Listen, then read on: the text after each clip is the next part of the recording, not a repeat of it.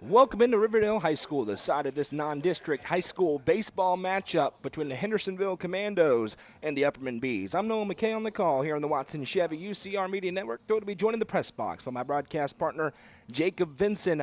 Moments away from first pitch between Hendersonville and the Bees. Tonight's game, or today's game, this morning's game, is presented by Gentry's Power Equipment. We've got a very busy day ahead of us in Rutherford County, but we're going to get it started with a really fun matchup. The Commandos at 8-4, the Bees at 4-5, but Upperman on a 3-game winning streak. They've started to play better baseball, taking care of business. They've got a big bat back in their lineup. That certainly helps, and they're looking to finally get a win in one of these non-district matchups against a 4A team. Yeah, and if you don't recognize the pitcher on the mound, that's because Hendersonville is out in the field right now. They're both wearing their kind of neon yellow jerseys today, so almost the same exact color jerseys, but Hendersonville in their white pants. So that'll be the difference in this one. But for the Bees, obviously playing some much better baseball. And it started in district play back on Monday or on Tuesday and Wednesday against Stowe Memorial. Alec Wilson was absolutely tremendous on the mound, and then so was Juju Yano in that second game. And the bats have started to come to life. I think the biggest thing for them is they really struggled with plays in the field, with errors early on this season. They have started to clean a lot of those up, but now they're testing themselves with better competition again today, first against Hendersonville, and then we'll get the hosting Riverdale Warriors coming up in game number 2. And Coach Hanks has talked about it. He said he scheduled easier this year, but the in-state competition has definitely not been easier. It's a really, really good in-state competition here early in the season. Cal Lax is on the mound for Hendersonville. He'll face an Upperman lineup that bats 1 through 9 like this. Juju Yano leads it off, followed by Braden Green. Chris Worsing starts on the mound. He's in the 3 spot. The cleanup hitter, the designated hitter today, Justin Fallon. Batting 5th, rookie Allison. Batting 6th, Alec Wilson. Batting 7th is Carson Shoup. Batting 8th, Carson Holroyd. And batting 9th is Chase Brown. Fallon is hitting for Braden Wolke. We expect it to be a normal designated hitting day for Justin Fallon, who's still working his way back into the everyday lineup. He'll be in center field shortly for the Bees and then on the mound after that. Cal Lax, he's only been in relief this year. His first pitch is sent way up into the air by Juju Yano. The shortstop ranges back and makes the catch. 1 pitch, 1 out. Gavin Miller on the grab. Yeah, and you mentioned Lax, more of a relief pitcher so far this season. He has gone 4 innings in one of those relief appearances, but getting his first start, and we kind of talked about it before he got on the air, when you get to these Saturday games, you're going to have some different pitchers thrown out there because now you're into district play, so you're saving your 1s and your 2s for Monday and Tuesday, obviously. Braden Green will climb in here. He's looking to get it rolling at up to 292 at the plate. He's bunted a lot this year with Juju Yano getting on base as the first pitch is across for strike 1. Again, the Bees in the black pants, the Commandos in the white pants. I mean, it's the same exact jersey almost. Trying to get back on that outside corner where the fastball just misses. It's 1-1 from Lax to Green, and Chris Worsing looming on deck. He's on the mound. The Bees very comfortable with that in game 1. As Green goes chasing that one with the 6-iron, comes up empty, and it's 1-2. How about the facility here at Riverdale as well? We're in the press box. The press box is great. This facility is tremendous. Appreciate the folks here at Riverdale for having us out as Green rolls this one over. Second baseman to it, fields it cleanly and throws to first in time. Turf infield, grass outfield. No funny bounces on that one, no problem. Yeah, you're going to have a true bounce every time, and the weather not going to be a factor today. It is absolutely perfect. About 50 degrees right now. It's going to get up to mid-60s this afternoon, but it's absolutely beautiful here in Murfreesboro this morning. Cal Lax would love to lead off the second with Justin Fallon. Chris Worsing climbs in, and he has been an on-base machine the past couple of weeks, batting .333 on the campaign. And the first pitch is across for strike 1. And has really risen that average just in those 2 games against Stowe Memorial. I think he had 5 or 6 singles in those 2 games. Here comes the 0-1, a breaking ball. This one foul tipped right back into Worsing, and it's quickly 0-2 for Lax. He's been all around the zone. The Bees have been aggressive at the plate, and they're in danger of going down 1-2-3 in short order. Been a quick worker as well, which we always enjoy. Absolutely. Here comes the 1-2 home to Worsing. That one misses outside, evens the count up. And Upperman doubleheader today. They've got Riverdale later. Expect Braden Wolke to get the ball in that game. As here comes the 1-2. That one set foul back. Really 4 guys available. You're not going to see Alec Wilson. You're not going to see Juju Yano. They're going to be the pitchers on Monday and Tuesday against White County. Wolke's available. Rookie Allison is available, and Carson Holroyd available for the Bees today.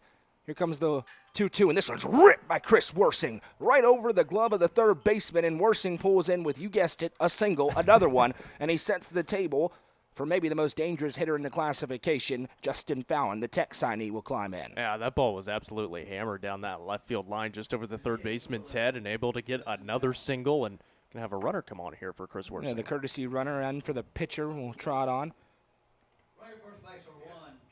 Cody Lowe going to come in and run. And Justin Fallon, he's, of course, easing his way back in. Just 8 official at-bats.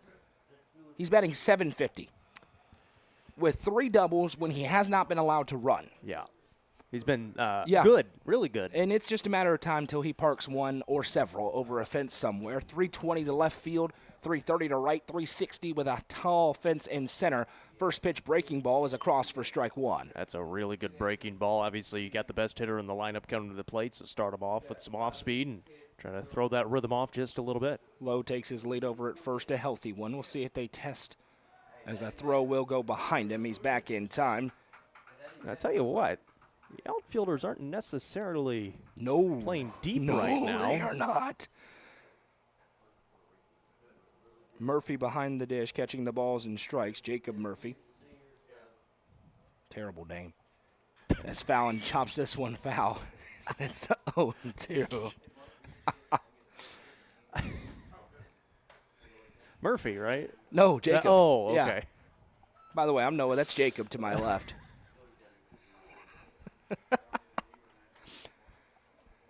Jacob will have the action in the Riverdale game. I got to head over to the Murphy Center. I don't know if you've heard. There's something going on over there, a state championship game or something, as Fallon has this one bounced into him, 1-2. And the Bees going to take on the Tullahoma Wildcats for the Class 3A state title. Tip off at 4 o'clock. We will have all the action for you, but I got to go and obviously get ready for that contest. So I'll take you through this one, and then I'll let this scrub handle game number 2. Noted terrible play-by-play man.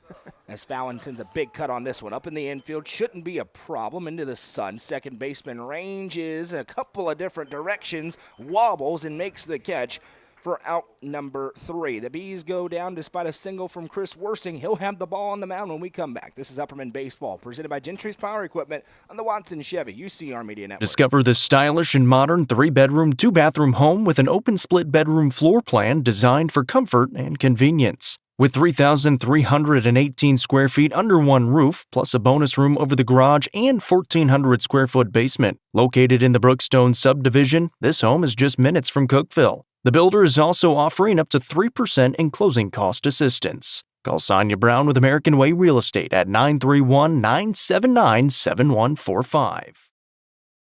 Gentry's Power Equipment is proud to be the presenting sponsor of Upperman Basketball on UCR. Located at 755 Buffalo Valley Road in Cookeville, Gentry's Power Equipment is your local steel dealer with a huge selection of outdoor power equipment including chainsaws, blowers, trimmers, mowers, pressure washers, and more. They are your local one-stop shop for high-quality equipment. Locally owned and operated, Gentry's Power Equipment is proud to support Upperman Athletics and UCR. Welcome back to big sophomore right-hander Chris Worsing on the mound for the Bees. A 1.68 ERA, a 1-1 record. This is his 3rd start of the campaign. He has 11 strikeouts, 6 walks. He's only allowed 2 earned runs. His defense has failed him a little bit. 6 total runs allowed on 8 hits. He needs a better defensive effort than he's had, but they have ticked up in that department here in the past week or so, have the Bees, but a bigger test today and against the Hendersonville lineup that is absolutely rolling into this game on a long winning streak. They'll bat 1 through 9 like this. Gavin Miller leads them off, followed by Trent Wood. Jacob Murphy bats 3rd, with Cade Pomeroy batting cleanup. Tyler McDonald's in the 5 spot with Joe Mosley behind him. Houston Boggle bats 7th, followed up by Tyler Harris, and Ford Proctor, will bat 9th. Not hitting is the pitcher, Cal Lax. He's being hit for by McDonald. And for Worsing, location. He'll run it up into the 80s. He wants to get into the 90s soon, but it's going to take him a minute. He's still building up the strength on the mound. And he'll look to answer a relatively quick top half that saw him get on base, but nobody else threatened for the Bees. And for Hendersonville, you mentioned it, on a win streak right now, 6 games. They're 8-4 on the season, so another team that started the season out a little bit slow, 2-4. Obviously, the Bees, almost the same exact record to start out the season, and now they're 4-5, 8-4 for this Commando squad, so should be a pretty good test here. And Interesting to watch for Worsing. After he ran down to first, seemed like he was hobbling a bit back to the dugout. First pitch swinging. This one rolled over. Yano cannot get there from short. It'll be a first pitch single. And the first pitches have not been friendly to Upperman No, they have for not. their opponents on the mound. Gavin Miller heads to first. That's better than the leadoff home run that Kyle Hinch hit on Tuesday. Which was the second leadoff home run they've allowed this season. Now Trent Wood will climb in, seeing if he can move over the speedy Miller. I'll tell you about the alignment in the field after the first pitch here for the Bees. Healthy lead, Worsing with a glance over. Of course, rookie Allison with a rocket. Good fastball, waved down and missed, 0-1. In the field today for Upperman, it is rookie Allison catching the balls into strikes. Alec Wilson's at first, Braden Wolke at second, Carson Shoup at third, Juju Yano at short. Here comes the 0-1 from Worsing. That one's a good pitch, missed maybe a little up, and it's 1-1. Left fielder Braden Green, Carson Holroyd in center, and Chase Brown is in right. And now Upperman does know for sure the baseball boys will be back next week. Finally. We imagine on Monday as the runner takes off, it misses inside and tips off of rookie Allison. It will be a stolen base for Gavin Miller, and the Commandos threatening early with the runner in scoring position and a 2-1 count. Wasn't the greatest jump in the world, but rookie Allison couldn't grab that inside fastball. Yeah, it was just kind of breaking in there, and like you said, he's trying to reach across his body, not able to snag it, and gets away. 2-1 from Worsing. Big swing and a miss on that one as Wood sees the count even up at 2. Jacob Murphy on deck behind. This is a Commandos offense that has put up double digits pretty routinely in this winning streak. Upperman's offense was absolutely cooking this week, but a different pitching battle today. As Worsing delivers, that one misses up and out, and we run full. 3 balls, 2 strikes. And the starts, there's been 2 problems for Upperman when they've lost.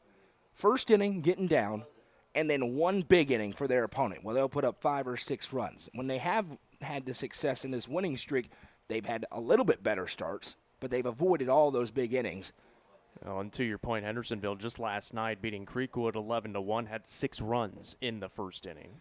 Upperman coming off of 26 hits in their 2 previous games. So both offenses have been good as Worsing sees that one miss upstairs with a fastball, ball 4. And Hendersonville in business early. Runners at first and second for Jacob Murphy. And you said it. You want to get off to a good start here, especially with Worsing on the mound. You're not going to have Alec Wilson or Juju Giano, so you're going to be using Carson Holroyd, rookie Allison, probably both of them at some point today. This is a big old boy who just climbed into the right-hand batter's box, and Jacob Murphy, the catcher, he shows bunt and will pull back. It's a called strike. Worsing gets it belt high, 0-1. Great name. Terrible name, as we talked about earlier. Don't steal my joke. It's unbecoming.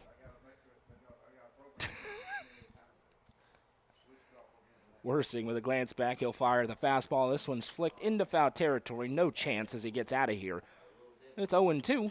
Looking for out number 1 or out number 1 and 2 with a tailor-made double play. Yeah, you'd take a ground ball. You'd love a strikeout as well. Just trying to get that first out of the inning, get a little bit of confidence going here in the first.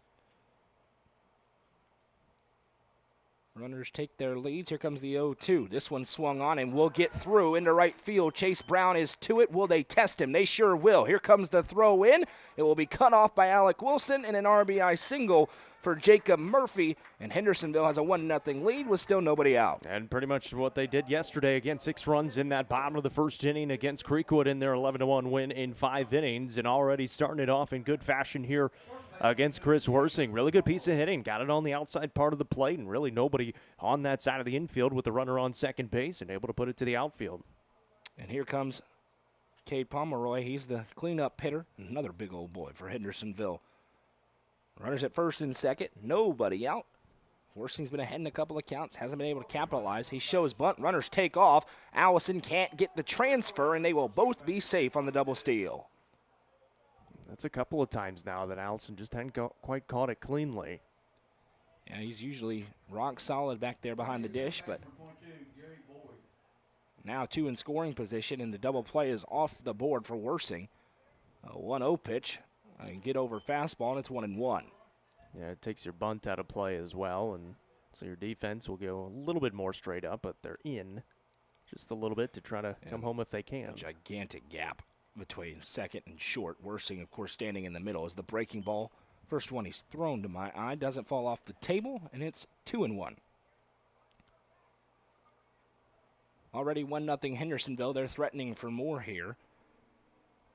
10 a.m. start time in Rutherford County. It's the commentator's favorite kind of start time, as that one's across for a strike at 2-2. It is today.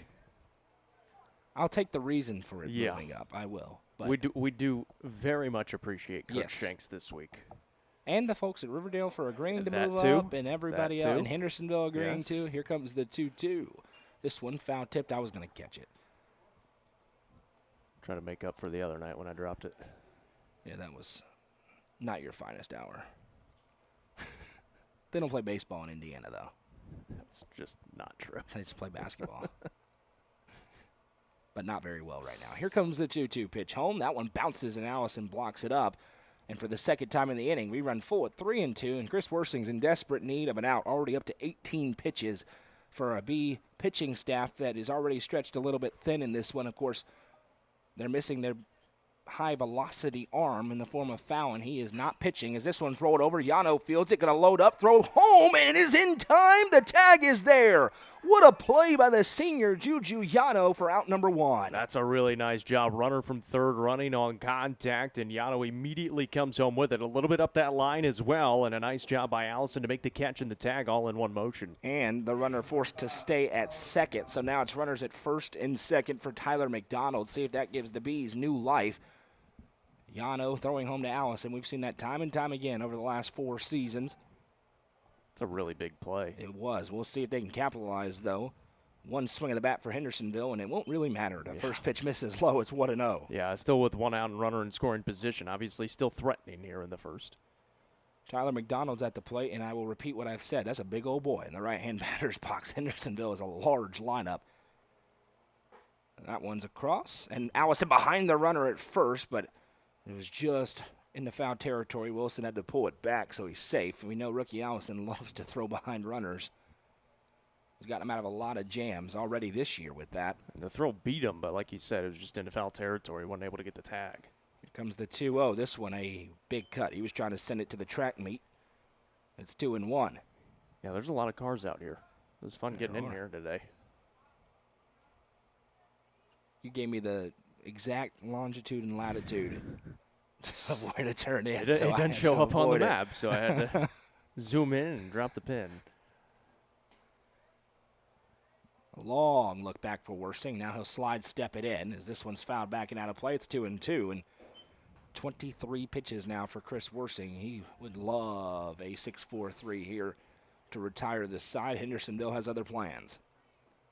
Joe Mosley on deck for the Commandos here, already to the 5 spot in the lineup. 2-2 coming. The sophomore delivers. Runners go. Slider misses. Throw for Allison. And he had him, and Shoot couldn't catch it. He would have been out by 5 steps. And instead, everybody's safe. Another double steal. Runners in scoring position. And obviously, Commandos aggressive early on the base path. Usually that's a good thing for the Bees because you do have rookie Allison behind the plate, but dropped the first 2. That one dropped by Shoop at third. Yeah, that was a perfect throw from rookie behind the dish. And it is another full count. Pitch coming home. This is a little excuse me swing. Should score a run. Wilson has it, and he's going to win the race over to first. So they'll trade the run for the out. It's 2-0. Other runner moves to third, and it'll bring up Joe Mosley. Well, they get the out, and like you said, just kind of poked it and almost works as a bunt to that right side of the infield. And so it gets the job done, brings another run home, and moves the runner from second to third. So Mosley will climb in here. Worsing certainly has settled in a little bit on the bump, but the early traffic presents problems. This one in the foul territory. Wilson gave a look, but it gets out of here. You mentioned it earlier, the Reservation, a fantastic facility for high school baseball. They host state tournaments here. Yep. We haven't had the luxury of coming out here, but wouldn't mind it if we got the opportunity this year to do it.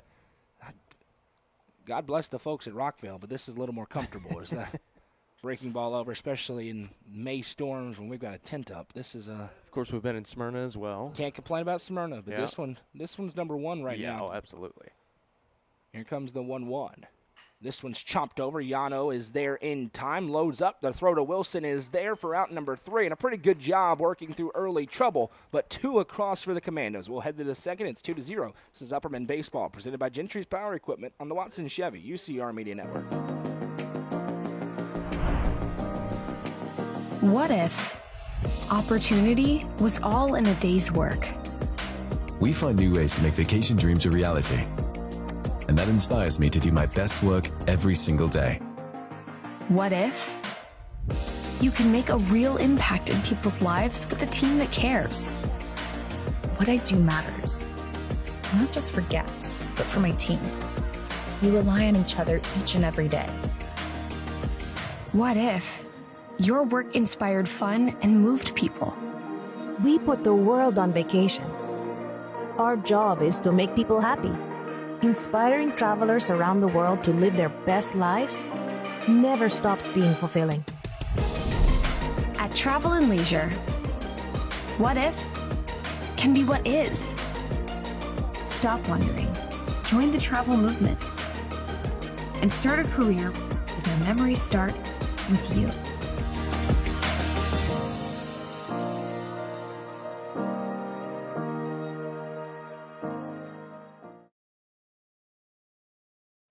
Gentry's Power Equipment is your hometown steel dealer. Lawnmowers, chainsaws, leaf blowers, service for any of those, and more. All there on Buffalo Valley Road in Cookeville. They're the presenting sponsor of Upperman Athletics all season long. And by all season, I mean all year long on UCR.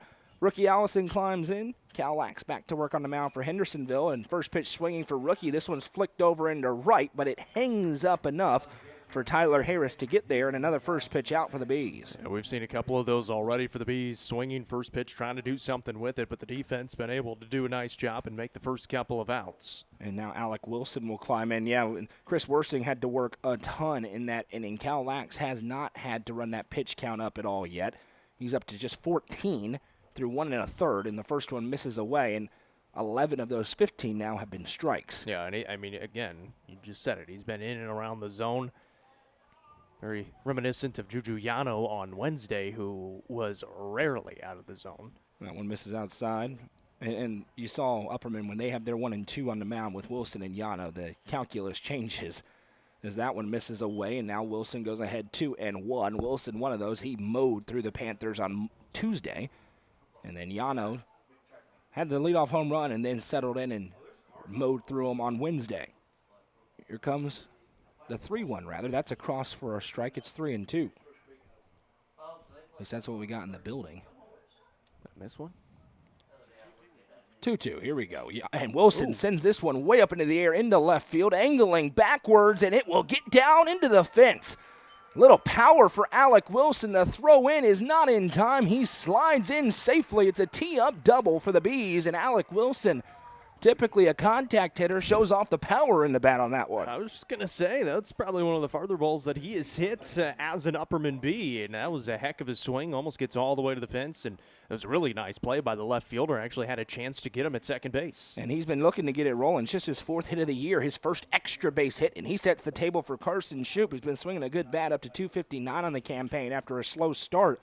Upperman would love to get one or both back with one swing. He certainly has the power in that right-hand batter's box, and he tried to on that one as he fouls it back and out of play.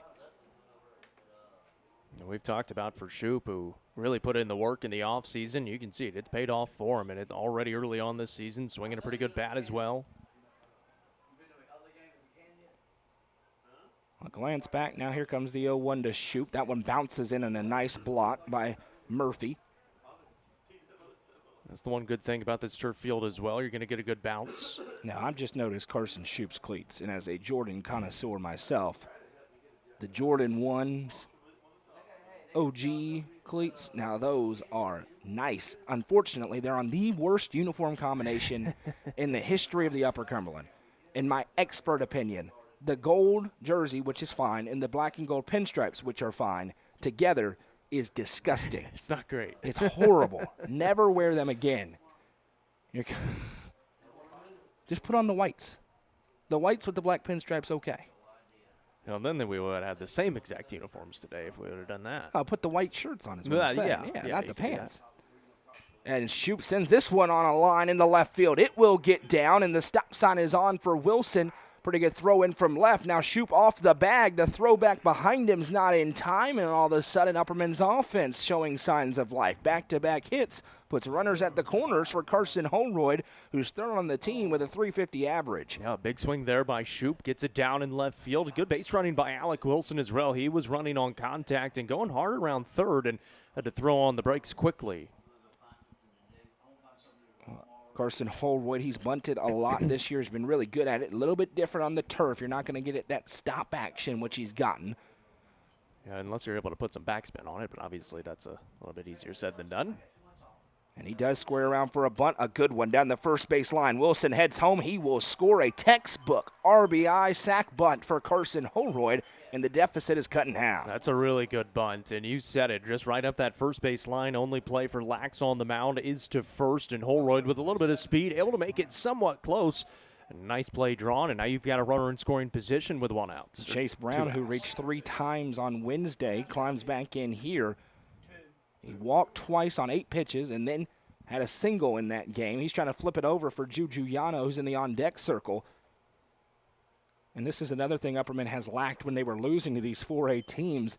When they went down, there was no quick answer, and it just compiles and compounds on itself. They get an answer here. The question is, how much more can they get, as Lax knows this is the out he has to have, the 0-1 coming. Fires in. Brown just flicks the bat at it, and it will get down for a base hit. Shoop rounds third, heading home. Now he will slam the brakes, and that's a very good job by Wes Shanks in that third base coaching box. He sent the go sign and then slammed the brakes. Chase Brown with another base hit. Third of the inning for the Bees, and he sets the table for maybe the most consistent hitter outside of Fallon in the Upper Cumberland. Juju Yano will climb in. And Juju usually number 2, wearing number 7 today, but he'll step in and try to drive in the game-tying run here in the top of the second inning. He was first pitch swinging, flew out to short in the first inning. Now he's back in here in the second, trying to tie the game with one swing or even take the lead. First pitch breaking ball, he waves at that one. That's a really nice pitch by Cal Lax. In his first start of the year, he goes ahead 0-1. Yeah, knowing that he swung at the first pitch in his last AB, go with the breaking ball that time and goes chasing at it. Brown at first, Shoop at third. Pitch into Yano, breaking ball again. Gets away, and Brown's going to take off and head down to second. It's 0-2, but now 2 in scoring position for the Bees. Yeah, so good opportunity here for Yano, possibly hit into the outfield, scores 2. And I bet he throws that breaking ball again. He's thrown both of them, and Juju hasn't come close to touching it. But he can also rev up the heater if he wants, wherever he wants to go with it here on the mound. Here comes the 0-2. He went with the breaking ball, and it misses everything. But a good block again, holds Shoop at third. Yeah, and you feel confident throwing that off-speed pitch because you have Murphy behind the plate, who has blocked up everything so far. Pretty big backstop here. It is a pad on it as well, so that'll soften up some of those ricochets. And certainly not as big as Baxter's is, though. Here comes the 1-2.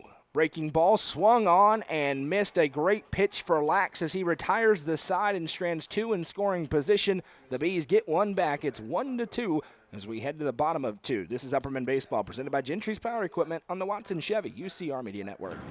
How many letters? 5 letters. Just think about, what am I doing right now? Smile. Smile? Uh-huh. This is so easy.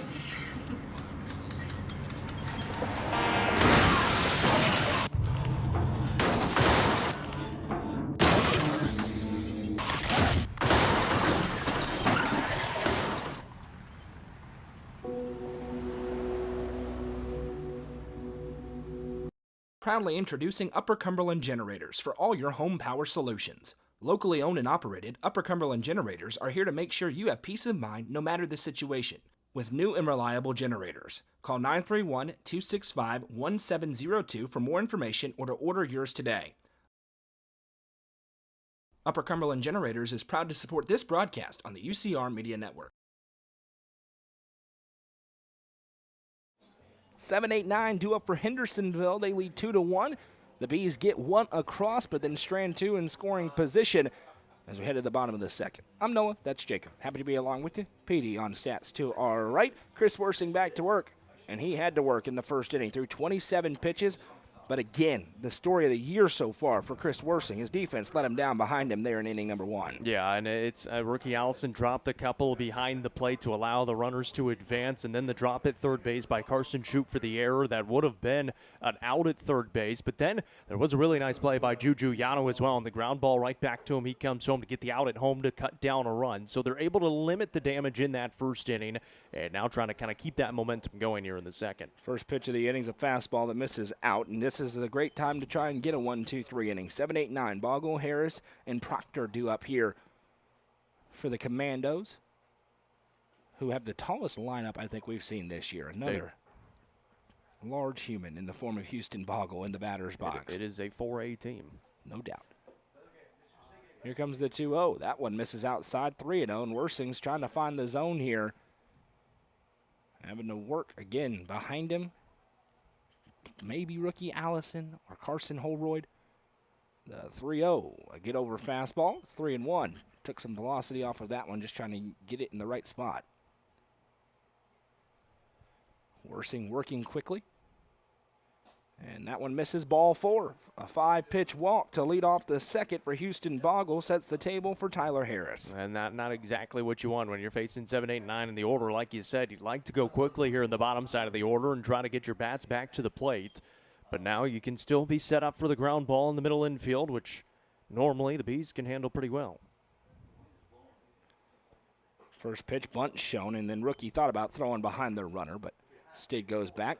That pitch was close. Didn't get the call, 1-0. Yeah, and over there at first, he was getting a pretty big lead, and I think it's because they were showing bunt at home. Boggle again takes his lead, stays put. The bunt is down that first base line. Alec Wilson has it. He's just going to tag the runner for out number 1. And that's one of those where when you're on the turf, it takes a big bounce on that first bounce and then a lot of topspin. And Wilson, that's all he can do, just make the tag. And so you get the out there, but a good bunt moves the runner into scoring position. Harris does the job of moving the runner over, takes the double play off the board. And Ford Proctor will climb in here, the center fielder, trying to regain the 2-run lead that was just surrendered.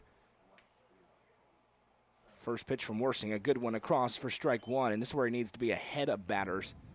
Got behind in the last 2. Top of the order looming here for the Commandos. A glance back, Worsing, and that hit nearly hit the batter. Then it nearly hit the bat. You know, it took a weird ricochet into Allison's glove. Well, it was the breaking ball, and it broke in a lot more than what he thought it was going to do at the plate. He's done a lot of fastballs as this one is sent on a ride. Carson Holroyd tracking it the whole way is under it. Will they test him? They will. Here comes the throw in from center. Pretty good throw, but diving in time is Boggle. 2 outs in the inning. Another runner 90 feet away for Gavin Miller, who led off the game with a first pitch single. Yeah, and we've seen from Hendersonville, they're going to be aggressive on the base paths. They've been that early on so far here and through 2 innings, and that was just a deep enough fly ball. Good throw by Holroyd, but really just didn't quite have a chance on the speedy runner. So a bunt moves the runner up once, then a sac fly moves him over again, and now Miller climbs in. First pitch from Worsing misses a little bit in for a ball, 1-0. Feels like this is a big at-bat. If Worsing can get the out, build some confidence, Upperman's bat's starting to come to life. They have their big ones coming up. If it goes the other way, you start to have that little bit of separation again as the pitch is across for strike 1. And you'd really like to see Worsing go pretty deep in this one, being game 1 of 2 today. 1-1. Best breaking ball he's thrown so far, but it misses, 2-1. And just starting a little bit too high right now on that breaking ball and missing above the zone. Obviously, we saw the last one missed inside. Here comes the 2-1 fastball. Maybe high, 3-1. Yeah, this might be the second shortest batter in the lineup for the Commandos. You can tell Chris Worsing's been working with Alec Wilson because he's throwing fast as that one's in there, 3-2. You can tell the senior leader pitchers are Yano and Wilson. They both work very quickly, and now some of the younger pitchers are working quicker than they did in years past. Here comes a big 3-2 payoff pitch. Swung on, sent up into the air. Holroyd has to go a long way to it, but he tracks it the whole way and makes the catch for out number 3. a goose egg on the scoreboard in the bottom half. 2-3-4 due up for the Bees when we come back. This is Upperman Baseball, presented by Gentry's Power Equipment on the Watson Chevy UCR Media The Network. Real Estate Collective is a team of experienced, licensed real estate agents serving the entire Upper Cumberland region. Whether you are looking to buy or sell, the RICO team is ready to serve you. With a focus on people over profits, you can rest assured the Real Estate Collective can help make your real estate dreams a reality. Call 931-559-9500 for more information or see their current listings at letsgorico.com. The Real Estate Collective is proud to support student athletes in our area and this broadcast on the UCR Media Network. Livingston Regional Hospital is Livingston's hometown hospital. Located at 315 Oak Street, Livingston Regional Hospital provides compassionate, quality care for all patients from local people you can trust, so you can count on them to treat you like family. Their excellent staff offers years of experience and training to meet the needs of all patients. They understand the importance of providing care in a professional and comforting manner. They're proud to partner with Livingston Academy Athletics through the LRH Sports Medicine Team. Livingston Regional Hospital is a proud sponsor of this broadcast on the UCR Media Network. Welcome back. Green, Worsing, Fallon due up here for the Bees. Cal Lax back to work. Upperman's offense roared to life there in the second after a relatively quick first. They had 3 hits in the second, now have 4 in the game, but found themselves down 2-1 because of a slow first inning. Braden Green grounded out to second in his first appearance. He climbs in here for attempt number 2. Pretty big day for the Bees. We aren't kidding. They play Riverdale immediately following this game on this field as the first pitch of the inning is across, and maybe a little bit low for ball 1. Then at 4 o'clock from the Murphy Center, the Class 3A State Championship game, Upperman in Tullahoma, set to face off. A 1-0, that one catches the inside part of the zone, 1-1, and we, of course, will have broadcast coverage of it, audio broadcast. Pre-game about 3:45, as that one misses outside, 2-1, and that outside spot really hasn't been there with the home plate umpire today. It's been a good zone. It has. Here comes the 2-1.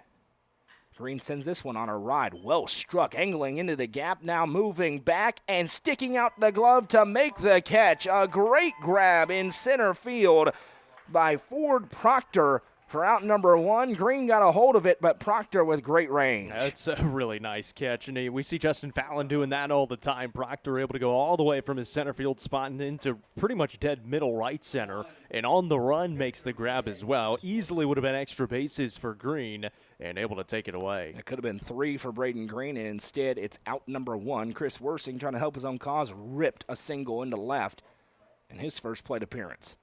The Bees are starting to time up Lax a little bit here.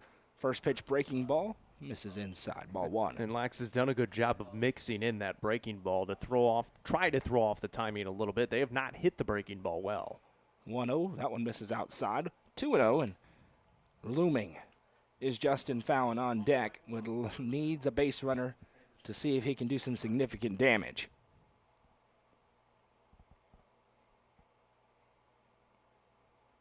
Long look in here from Lax. Now he has the pitch, the 2-0. Worsing slaps this one foul. The Bees winners of 3 in a row. Kingston sweeping the district series over Stone. That's what matters for them is the 2-1. Worsing again rips this one in the left, and again it's a hit, and again it's a single. Mr. Single, Chris Worsing does it again and does set the table for Justin Fallon. And that's exactly what you needed with Justin Fallon coming to the plate. He did run on Wednesday against Stone Memorial in this DH spot, still not playing out in center field. So they're, again, trying to work him more back in with that leg injury. So Lowe will come on to run as the courtesy for Chris Worsing, and Justin Fallon will be at the plate for the second time today, trying to move a runner over. Lowe's got plenty of speed there behind the dish. Jacob Murphy's been really solid defensively, hadn't had to throw yet. We'll see if they test him at all. Justin's got the Jordans on as well. He does. A throw back behind Lowe. Again, has to dive back in on the turf. Perfect day, 56 degrees, not a cloud in the sky, no real wind. Just a little bit of a breeze today. I think it's blowing out towards the right. Fallon awaits. Long look in, another throw behind Lowe. He's back in. He does have a lot of speed over there at first. He does. football player as well, Cody Lowe.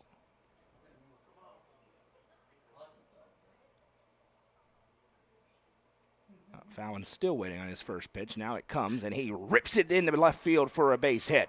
Back-to-back singles for the Bees. Here comes rookie Allison trying to tie the game or take the lead. And it's the first one he saw just over the inside part of the plate, able to put it through to the outfield and left. And now runners on first and second. First visit of the day to the mound for Hendersonville. And Fallon did not jog down to first. That's something we're watching. The question is, when will he return to center? And then from there, when will he go to the mound? And probably, they can start him, especially in these weekend series, but probably into the closing role. He has about 10-plus miles per hour on Yano and Wilson. He's the stereotypical flame-throwing lefty. He can come in and give you 91, 92 on the gun and then rip the slider off of it. So we'll see when those things happen. Certainly feels like we're pretty close to him at least returning into center. Yeah, and I think it helps, obviously, with the weather getting warmer as well. It's not going to get as stiff out there for Fallon and keeps his leg loose and warm, and so they get the visit to the mound. And again, Lax on the mound. He's been a relief pitcher all season long, so this is just his first start of the year, and now dealing with a little bit of trouble with a one out and runners on first and second, and in the meat of the lineup right now for the Bees. And we got no clue what Hendersonville has behind him today. They do have somebody warming up in the bullpen. Rookie Allison climbs in here. He lined out to right in his first appearance. It's kind of a floater out there. First pitch from Lax. He's leaning on that breaking ball, but it misses. 1-0. He was really in the zone in the first inning. That started to flee, and then Upperman's taking him on a ride. 6 hits already for the Bees offensively. They're still hitting the ball well. Plenty of speed on the base paths with Fallon and Lowe. Anything into the outfield scores 1 with ease as that one misses outside. And rookie Allison's ahead 2-0, and another really good hitter, Alec Wilson, waiting on deck. It's amazing how much better this Upperman lineup is when Justin Fallon is plugged in. Here comes the 2-0. Allison goes chopping at that one with the axe like a lumberjack. Comes up empty. It's 2-1. Everyone kind of falls into their more natural spot in the lineup. Obviously, Fallon, normally the leadoff guy, drops into the cleanup, not running as much, trying to drive in some more runs. Here comes the 2-1. That one bounces and gets away. Both runners will advance over 90 feet. And now a base hit would give the Bees the lead, and it's a hitter's count for rookie, 3-1. I think one of my favorite indicators of how good an inning is going, you look down at the first base coach, and he's decked out in all the players' gear. He's got Justin Fallon's leg guard and elbow guard on right now. Who's over there at first today? Is it Cade? It's Cade Painter over there. He's a good golfer. I saw him hit an unbelievable shot at Southern Hills in the woods. He got it out across a creek. Pretty impressive. Here comes the 3-1. This one rolled over. Lowe comes home. He's going to score. The throw to first is offline. It's an error, and there go the runners. Allison advances to second. Fallon will be held at third. We are tied at 2. And rookie Allison, he's a little bit hobbled as he went across that bag, and he's grabbing at his ankle. This is now something to watch. He's back on his feet.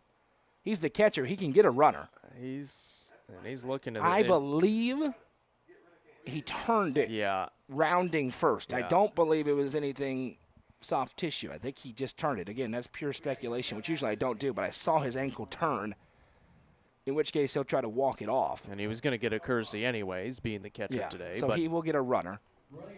The issue with that is Carson Holroyd is your backup. He's already in center, so you're going to have to burn somebody if he does come out. And it's time for a call to the bullpen for Hendersonville. The Bees coming to life with the bats. We are tied up. New pitcher when we return. Don't go anywhere. Tee Up is the Upper Cumberland's brand new indoor golfing experience. With 3 state-of-the-art simulators, you can work on some of the world's best courses, all in the comfort of their climate-controlled facility. You want to know how you can improve? See everything from club speed to spin rate in seconds. Conveniently located at 141 4th Street in Baxter. Stop in. Visit them online at teeupgolfclub.com or call them at 931-559-GOLF to reserve your simulator today. Tee Up is proud to support this broadcast on the UCR Media Network. Fire and Vine in Cookeville is the Upper Cumberland's home for delicious Chicago-style pizza, beef, chicken, fish, and more. Located in Cookeville's historic downtown district, Fire and Vine's food and atmosphere will keep you coming back for more. Take in stunning views with the UCR team on Tuesday nights at 7, live for the UCR Coaches Show from the rooftop. Fire and Vine is a proud sponsor of this broadcast on the UCR Media Network. Nelson Trophy and Screen Printing is proud to support student athletes and athletic departments throughout the Upper Cumberland. They're also proud to sponsor the Nelson Trophy and Screen Printing Player of the Game on this broadcast. From trophies to t-shirts, they can do it all. Stop by and see them at 120 Circle Drive in Allgood or give them a call at 931-537-9559. Nelson Trophy and Screen Printing is proud to sponsor this broadcast on the UCR Media Network. Let the bidding begin. It's time for the show, and you know it's gonna go high. There's a buzz in the air, and people come from everywhere to hear the auctioneer cry. The sound of the gavel never gets old when you hear an EJ say so. Live or online, we handle auctions of any kind. Call Amanette's Eagle Auction at 526-5335, where we soar higher. Welcome back. The Bees have tied up the game at 2, and with 1 out here in the third, they are in business. Runners at second and third, and it's a new pitcher in for Hendersonville. Grady Gulliman gets the ball. He's another tall right-hander. Surprise, surprise for this Hendersonville squad. Alec Wilson trying to send this one somewhere to score at least 1 and potentially 2. And as with most pitchers that we'll see today, primarily a relief pitcher. Last pitched on Wednesday, only was in for 1 out and was able to get the out. He did give up a hit, a run, and a walk in that outing. Jackson West to run here for the Bees. He's over at second for rookie Allison, who kind of twisted his ankle. It appears to be okay. We'll have to wait and see if he comes out. First pitch misses up. Looked like he may have rolled it a little bit. Here comes the 1-0 to Wilson. That one misses. No. First real bad call of the day behind the dish. 1-1. Yeah, getting the outside call. And there's a lot of movement on the pitches for Goldman. We watched him in his warm-up. Almost thought it was a cutter, but it may just be a two-seamer with a lot of action on it as Wilson rips this one over into right. Fallon is tagging, and he delays and then takes off home and will score. An RBI sac fly for Alec Wilson, and the Bees have their first lead. It's 3-2. Yeah, Alec Wilson doing the job, putting it into the outfield, and Justin Fallon able to take advantage, and that's one of those where you're kind of watching him just to make sure. And started out kind of weird. Yeah, and it was deep enough that he didn't have to give full effort on it. He kind of stuttered and then took off. 3 straight for the Bees now. After going down 2-0 in the first, and he went, uh-oh, is it a little deja vu? We got ourselves a game. Carson Shoup climbs in with still a runner at second, and that's one place. Upperman may have wished West advanced over to third as the throw was cut off. It's a tough balancing act, but he didn't. 0-1 coming to Shoup here, who singled, and this one's flicked over. First baseman lays out, but can't make the highlight reel catch. Instead, it's simply a foul ball in strike number 2. It's almost a tremendous catch over at first base. Yeah, that was a great effort by Cade Pomeroy. Threw it up, kind of dove like he was a wide receiver, and just couldn't quite get there. That's one you send into Sports Center Top 10, see if it gets considered. 0-2 coming to Carson Shoup. Gulliman fires in. Has to swing because it's close, able to stay alive with a foul tip. And the other scary thing about this facility is the parking lot pretty close to home plate. So fingers crossed. That one's fine. We don't want anything going over the Upperman dugout to the left. Here comes the 0-2. It bounces in, blocked up nicely, holds the runner, 1-2. It's been a really nice job by Upperman after giving up the first 2 runs of the game. Chris Worsing has settled in on the mound. The bats have started to come alive, and you're starting to see Upperman look like Upperman now in the baseball program. Yeah, here comes the 1-2. This one's sent over, and no matter what really happens today, because of what you said, knowing the reinforcements that are coming, I think if you're West Shanks, you feel pretty good because it was a little hairy with very few players playing well. Now you're finding your rhythm, and then you get a great on-base guy in Evan Huddleston. Yeah. You get a really quick runner in Collier Bush and a solid outfielder there as well. As the 1-2, Shoup rips this one. Center fielder comes up, now goes back, jumps up, and makes another tremendous catch. the second. Really nice play for Ford Proctor. Misread it a little bit, but a great adjustment gets out number 3, but the Bees do bring 2 across to take the lead. This is Upperman Baseball presented by Gentry's Power Equipment on the Watson Chevy UCR Media Network. Watson Chevrolet is proud to present the area's best selection of new and pre-owned cars, trucks, and SUVs. Watson Chevy's staff of experts are ready to get you into your next vehicle with unmatched service and knowledge. Stop in at 2350 Cookeville Highway and test drive the all-new Chevy Trax or Silverado today. And remember, don't buy till you see Jason Fye. Watson Chevy is proud to be the presenting sponsor of the UCR Media Network. The Crouch team with Highlands Elite Real Estate proudly presents this beautiful 3-bedroom, 2.5-bathroom home located just south of Cookeville. Boasting 2,700 square feet and a 2-car garage, this home features a very open floor plan with hardwood floors. You'll find great custom touches throughout, including a welcoming covered porch. For more information, visit chadandamycrouch.com or call 931-979-1191 for more information. The Bees have their first lead at 3-2 as we head to the bottom of the third. The Commandos will look to answer with the heart of their order. Wood, Murphy, and Pomeroy, 2, 3, 4, due up. Against Chris Worsing, worked much cleaner in the second than in the first. A familiar refrain for this Upperman team really all season long. The first inning has not been kind, but now they look to avoid what's plagued them against these 4A teams. One bad inning with a big crooked number on the board. Yeah, you look at the scoring by innings this season for Upperman. 15-9 they've been outscored in that first inning, but then every single other inning they either have a lead or it's tied, except for the 6th, and that big one was obviously MTCS last week. I think they put up 7 or 8 in that one inning. First pitch is waved at and missed by Trent Wood, and Worsing, he's throwing well. Even in the first inning, there was some mistakes behind him.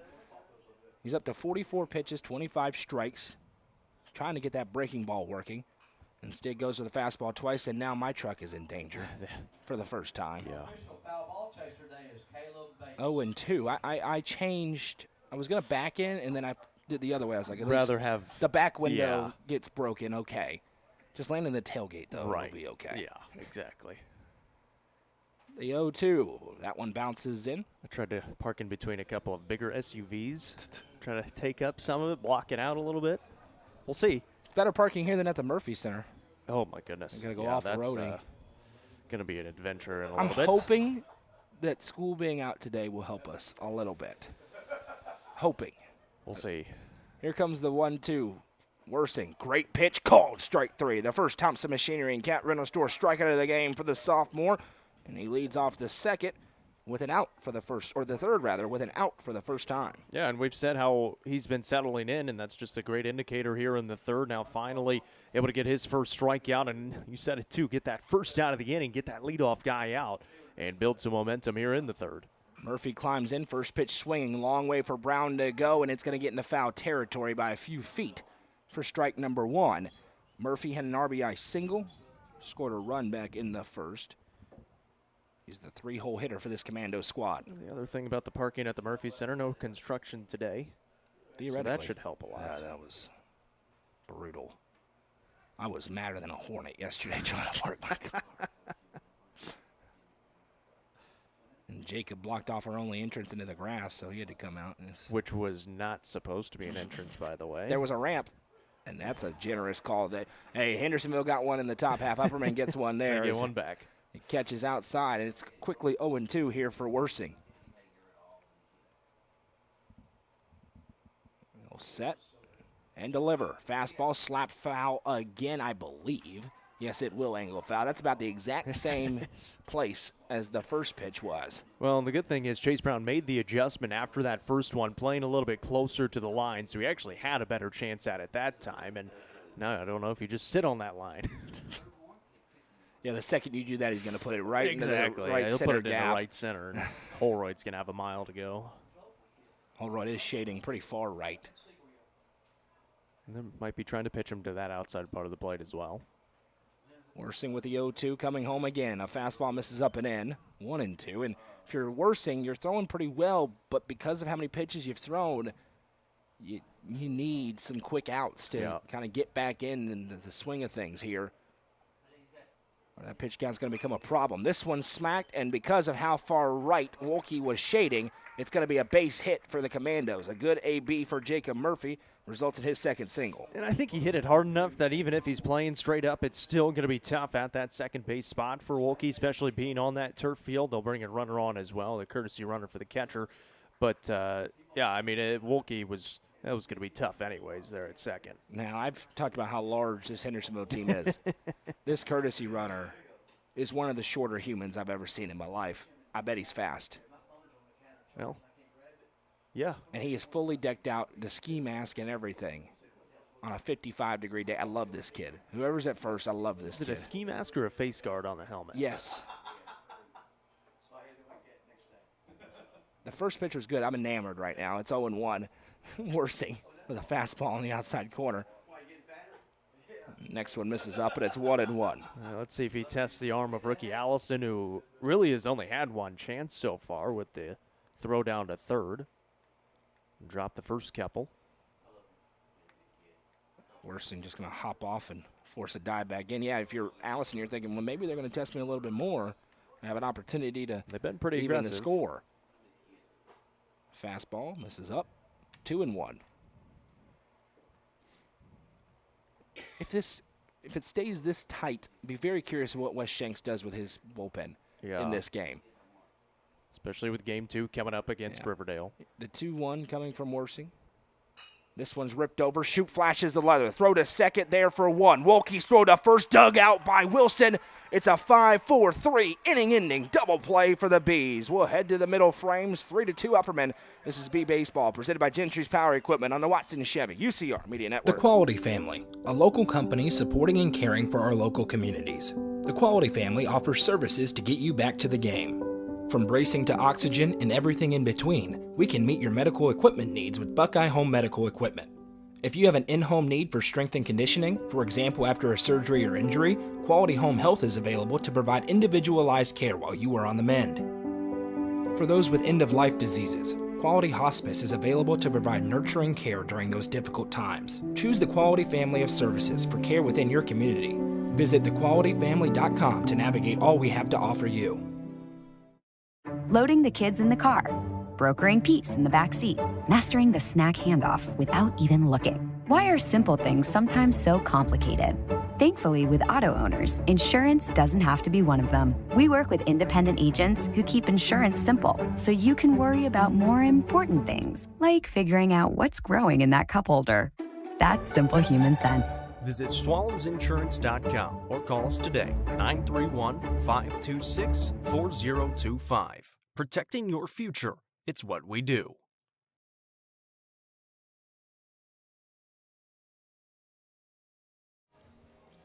8-9-1, 2 up for the Bees. Holroyd, Brown, and Yano as they're looking to build the momentum that they've continued to build through these middle innings. It's 3-2. They're looking for more. Holroyd had an RBI on a sacrifice bunt. Chase Brown got a single, and then Yano's looking to get it rolling 0 for 2. Back to work on the mound is Grady Gulliman. I'm Noah McKay. That's Jacob Vincent. PD on stats as always when we're with the Bees baseball program. We appreciate everybody joining us. The Bees will take on Riverdale next. Jacob will take you through that one. And then we will all head to the Murphy Center for the Class 3A state championship game. Final day of basketball as Holroyd rolls this one over. Third baseman has to adjust the throw to first. Bang, bang, play not in time. Carson Holroyd beats it. Tie goes to the runner, says the first base umpire. And as the Upperman broadcast booth, we say thank you because that was really close. It was extremely close. And Hendersonville's coach, they're coming out. Wanted to check on it as well, but it doesn't look like they're going to get a contest. I believe it's in good nature because the umpire is chuckling. Well, what he did is he threw the headset on like they wanted him to come look at the replay. So, well, I think if they looked at the replay, Hendersonville may win it. So Chase Brown going to climb in. He's all of a sudden become a menace at the plate. He's got a single in this game hits so far. Back-to-back hits in his last 2 appearances dating back to Wednesday. First pitch in. That's a really good fastball. It just catches the upper inside corner, 0-1. And this is where Upperman finds a lot of their success and where they have in the last few years is this bottom 3 in the lineup. If you can produce base runners, that's all you need. Get base runners out there, flip it back to the top, and give yourself some opportunities for runs. Brown shows bunt. Instead, the throw goes behind Holroyd, who dives back in safely. And what a job by Holroyd, running hard the whole way down to first. By the way, I didn't want to gloss over the double play. Was a great Oh, it was grab by huge, Shoup, yeah. and then a tremendous pick by Wilson Yeah. over at first. And a good turn by Wolke. That's not an easy double play to turn when you're getting the throw from third and you have to turn your body to make the throw rather than kind of on the run when you're getting it from short. For a defense that struggled at times, another throw behind Holroyd. Again, signs of life for them in the field. And that's one area where a lot of those players are going to stay the same, Right. even with the basketball team getting back in. Yep. Yeah, Worsing will go to second when Wolke's not out there. Yeah, Worsing kind of just bounces around depending on who's on the mound, Yep. from short to second to first. As Brown gets a bunt down to third base line, but it's going to have that side spin on it and darts foul. It'll be 0-2. Kind of a late decision, but a good bunt and just turn foul, like you said. Had that spin on it, and on this turf, and it grabs initially, and it's going to go that direction. Holroyd will take his time getting back to first. Yano on deck, top of the order looming. Again, trying to flip it over. And you look at this lineup right now, the way it is today, they're trying to get to the 4 spot. You can get to the 4 spot, you got a chance to have a significant inning if you're the Bees, and everybody, including the Commandos, knows it. 0-2 coming with nobody out here in the top of the 4th. He kicks and deals. Pretty good pitch, but it misses outside. Nice frame behind the dish, but it's 1-2.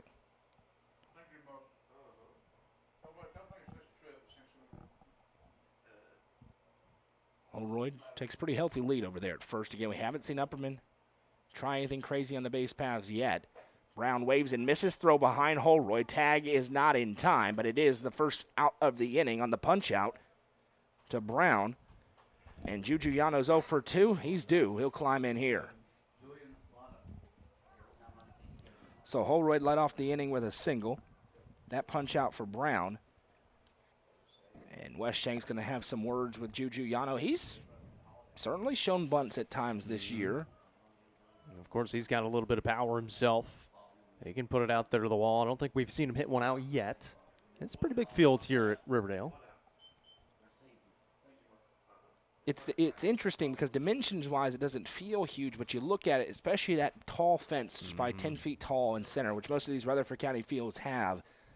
It just makes it feel like a big park. First pitch to Yano misses up and in, 1-0, and Gulliman trying to settle in, knowing this is the danger area with a runner on, only one out. And Hendersonville seeing 3 runs go against them consecutively here after going up 2-0, feeling like they may roll in this game in the middle of this long winning streak of 6 games. 1-0. Yano goes after that inside pitch and fouls it back. And of course, you never really know what you're going to get in a weekend series. Yep.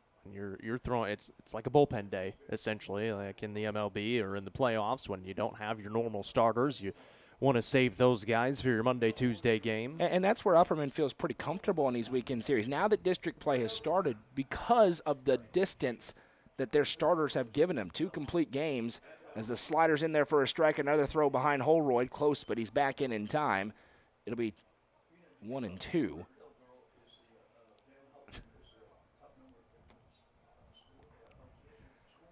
Yano trying not to go down, but they have, a Chris Worsing who's a starter, certainly a starting pitcher available in this game. They like Braden Wolke. He's had 1 bad inning. Other than that, he's been really good on the mound. He's a starter.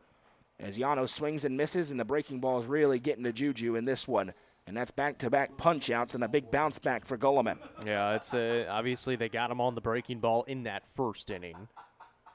Or in that last at-bat, I should say, and they're able to go with the breaking ball again that time. Swings at it on that outside part of the plate, and so now 2 away here in this top of the 4th, and see if Gulliman can try to strand the runner over at first after Holroyd beat it out on the ground ball. Green trying to extend the inning for Chris Worsing, who's on deck. First pitch in, he swings at this one, and it will get down for a base hit.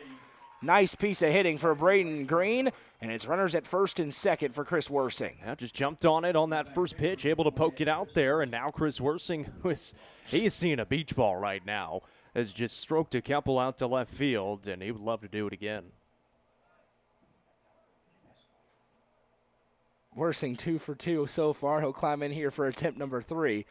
Green's at first, Holroyd's at second. The Bees up to 8 hits in the contest so far. Picking up right where they left off this week. hitting the baseball well.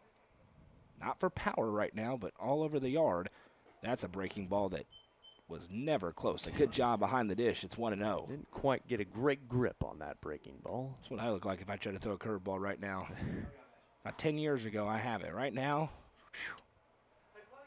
it may not go 10 feet. Like snap our elbow, too. I'm thinking Immediate Tommy John's. John. Yeah, immediate. Fastball ripped over by Worsing into center. It's another single runner heading for the plate. Here comes the throw in from center. It's a great one, and the tag is there. Not in time. Holroyd able to slide around safely. It's an RBI single for Chris Worsing. A great throw from Ford Proctor, and Holroyd somehow dodged the tag to score the run. They're kind of a confused look at home plate. Wow. And I think he may have gotten around it. Obviously, we don't have a great angle on it. Home plate umpire was right there. So a tremendous throw from center field. A feet first slide. It was kind of on the right side of the bag. Yeah. The catcher had to come from the right side of the plate. And the coach, who already feels like they got one earlier, Holroyd, safe at first. I don't think he was safe. Safe at home, I got no clue. Upperman will take it, and now here comes that man, Justin Fallon, going to climb in the runners at first and second. The Bees with 4 unanswered runs. Well, now a big opportunity, like you said, Justin Fallon stepping in and still runners in scoring position, runner in scoring position. This streak by Chris Worsing is insane. Yeah. Single, RBI single. We'll go back to their last couple of games. I think he's got 4 or 5 singles in those last 2. And Lowe back on to run for him at first. Fallon climbs in. He has a single and a run scored so far. He's also flown out once. First appearance against Gulliman. First pitch swinging, he tried to park it. Sends it way up into the air. Under it and right. Shouldn't be a problem, and it is not a problem. A healthy cut, but nothing doing there. The Bees do add one more to take a 2-run lead into the bottom half. This is Upperman Baseball, presented by Gentry's Power Equipment on the Watson Chevy UCR Media Network. Discover the stylish and modern 3-bedroom, 2-bathroom home with an open split bedroom floor plan designed for comfort and convenience. With 3,318 square feet under one roof, plus a bonus room over the garage and 1,400 square foot basement. Located in the Brookstone subdivision, this home is just minutes from Cookeville. The builder is also offering up to 3% in closing cost assistance. Call Sonia Brown with American Way Real Estate at 931-979-7145. Gentry's Power Equipment is proud to be the presenting sponsor of Upperman Basketball on UCR. Located at 755 Buffalo Valley Road in Cookeville, Gentry's Power Equipment is your local steel dealer with a huge selection of outdoor power equipment including chainsaws, blowers, trimmers, mowers, pressure washers, and more. They are your local one-stop shop for high-quality equipment. Locally owned and operated, Gentry's Power Equipment is proud to support Upperman Athletics and UCR. Upperman hunting their best win of the season, 4-2 as we head to the bottom of 4. Still a long way to go. Chris Worsing will watch the pitch count. He's at 57 through 3 innings of work. He'll face off against 5, 6, 7 in the lineup here. And Upperman's offense is absolutely rolling right now. 9 base hits today. They had double-digit hits against Stone Memorial on Wednesday. It got delayed. They had 10 hits in that game. They had 15 the day before. They're 1 hit away from double digits again. Their offense has come to life and still does not feature Evan Huddleston, Collier Bush, and Colton Johnson. The first pitch swinging here, rolled over. Yano going to field it cleanly, load up, long throw. It can't quite be picked by Wilson. It was a nice play by Yano, a long stretch for Wilson. And it's going to be an error. The first or second error of the game for Upperman defensively. I almost wondered if that may have caught the foot of McDonald going through, but I think he just, like he said, Wilson just couldn't quite snag it It's in. a tough stretch at first, and it's one that Alec Wilson has set a precedent that he will get. And now a runner at first into McDonald. Mosley climbs in. First pitch swinging here, being very aggressive. And Worsing, the curveball has not been there, so he's really relying on the fastball. Hendersonville trying to jump on top of it here. Chris Worsing, 3 for 3 on the other end with 3 more singles. He came into the game batting .333 and with 10 hits to lead the team. The 0-1, this one ripped over foul. And some records being watched for Justin Fallon. He's going to get it this year, barring anything crazy. Next in line, with how often he's hit as a freshman, and now this year, Worsing's got a chance to break some. I mean, he's easily the most consistent batter right now that the Bees have, and he was that way the last year as well. The 0-2 misses upstairs. Yeah, as a freshman, when they weren't hitting well at the end of the year, it was like you got to get it back to Worsing. He's got to find a way to get on base. He's going to put it into the outfield. Somebody's got to get on base before Chris Worsing gets to the plate, because then he's going to hit a single. He's got a 1-2 count here to Mosley. Slides and deals. This one ripped over. Could be tough to turn. Yano flips to Wolke, and it tips off his glove. Another error. Would have been a very nice 6-4-3, but it tipped right off the glove of Wolke. It's going to be an E4. Back-to-back errors. 2 on for Hendersonville, and Chris Worsing going to have a little PTSD on the mound right now with how this one started. And I was just going to say, for as well as they've been playing for the last few games, these are the errors that they haven't been committing. You miss it, obviously, over at first, and then you've got a double play opportunity and a good double play opportunity and dropped it at second. And so both base runners reaching by error. Now a bunt shown. This one goes foul as Worsing brought the pitch in. And for the Bees, 1 error in their district series against Stone. 3 already through 3 innings here at Riverdale. And now the go-ahead run is at the plate with nobody out for the Commandos. And Worsing's ahead in the count again. 0-1. Bunt shown, pulls back. 1-1. 64 pitches now for Chris Worsing.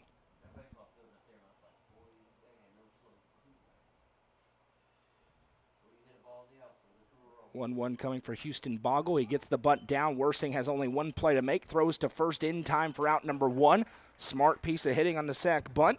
Moves the runners over, and Tyler Harris can tie the game with a hit into the outfield. Yeah, now they're trying to take advantage of those 2 errors. Like you said, move both runners now into scoring position. And we're going to have pinch hitter maybe? Potentially, as Harris is carrying both bats back into the dugout. So a pinch hitter going to come in here for Hendersonville, and I wonder if this is going to be a squeeze play potentially, and they want a little more speed, or if they're going to go a different direction. Just by appearances, I wouldn't think that this is the speed, but I may be wrong. Maybe a better bunter if you want to go that direction. Number 4, Cameron Creel going to stand in here to pinch hit for Tyler Harris. And we'll see if they re-enter Harris into the field or if Creel's going to get in here. Worsing has 2 runners in scoring position with 1 out. Creel's going to swing away as that one misses low and outside, 1-0. Infield in for the Bees on the corners.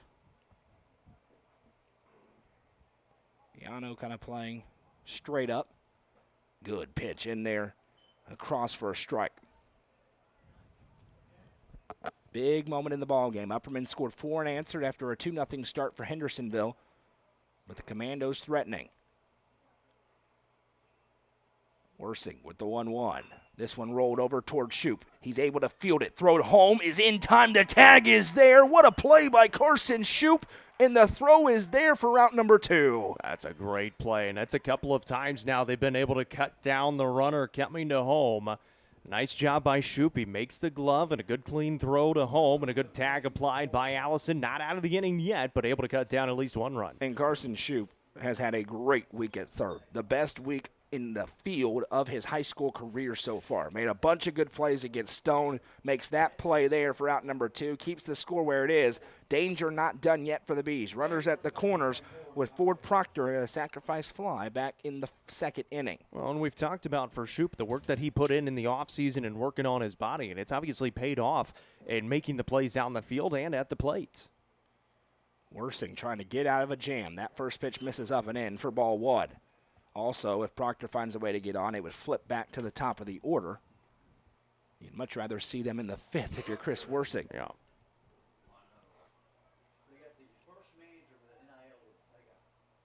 Runners at the corners. Worsing delivers in. Good pitch. Fastball across. 1-1. Also, really good play by Carson Shoup. A tough grab and a good throw and a tag down from rookie Allison. You got a couple of options here, first and second, too. 1-1. Fastball up, 2-1. Got to make a couple of pitches. Pitch count getting up there a little bit for Worsing. And again, you might see Holroyd or Allison coming on in relief. Looks like they got a couple of guys outside of the dugout, so they're trying to get It's that. the two coaches. Ah. Okay. Sure. 2-1. It is 11 a.m. on a Saturday. We're worried about that. Runner takes off. It's a hit and run, and it's a great one. Brown over to it. This is going to score one with ease. The throw comes in. It's an RBI single for Ford Proctor, and the Commandos are back within a run. Yeah, and we've said it. They've been aggressive on the base paths all day long, and a great hit and run that time. Hits it to right field. Easy for the run to come in, and advances another runner up to third. Yeah, so now right back where we were. Runners at the corners for Gavin Miller, who's 1 for 2 with a single, stolen base, and a flyout. Now Worsing trying to keep the lead intact. That was the 4th hit of the game. And again, all goes back to the error at the start of the inning. 2 of them. Exactly right. 1 run's come across because of it. First pitch from Worsing. Now they were able to cut down the 1, and so that is an unearned run that does come across to make it a 1-run game. Next pitch is number 74 for Chris Worsing, so that would send him past a magic number for an extra day. The one after this is Miller sends this one up into the air. Holroyd has to give chase. Angling back, cannot get there. 1 run will score. 2 runs will score. Miller pulls into second with a 2 RBI double, and the Commandos have regained the lead. It's 5-4. Yeah, that's a big hit right there, and Holroyd, nothing he can do there. He tried to turn on the Jets, but it was hit to the deepest part of the park in dead center field at 360 there in center. Takes a couple of bounces to the wall, and the 2 RBI double puts the Commandos right back on top. And here's Trent Wood looking for more. He's still got a runner in scoring position. We got a good baseball game developing here. And first, Coach Jonebarger is going to come out and have a word with his pitcher, Chris Worsing. He's looking for 1 out here. Yeah, and you said it at 75 pitches now as well, so they're not worried about that being a Saturday game. But obviously something to pay attention to, at least for him, and how fresh you want him maybe on a Tuesday or next week afterwards in the midweek games. And depending on who you have in the bullpen today as well. Well, also that's the real calculus where it comes in, all these moving pieces. You really want Worsing to give you 7 innings in this game. That's going to be tough at this point, but that's what you're looking for if you're the Bees, because you have to play another game later, and then you don't want your bullpen to be decimated. Yeah. Against White County. Right. Sure, Alec Wilson and Juju Yano may give you back-to-back complete game victories or complete games. Very possible, but if they don't, now you will not have Chris Worsing, and you're assuming you will not have Braden Wolke later. You start to run out of arms unless Justin Fallon becomes available to pitch at some point here soon. Rookie Allison as well. He's going to pitch at some point. Right, and you've pretty much got all your pitchers. None of the basketball guys that are coming are really going to be thrown into it. First pitch, breaking ball, misses outside. First curveball he's thrown in a while. It's 1-0.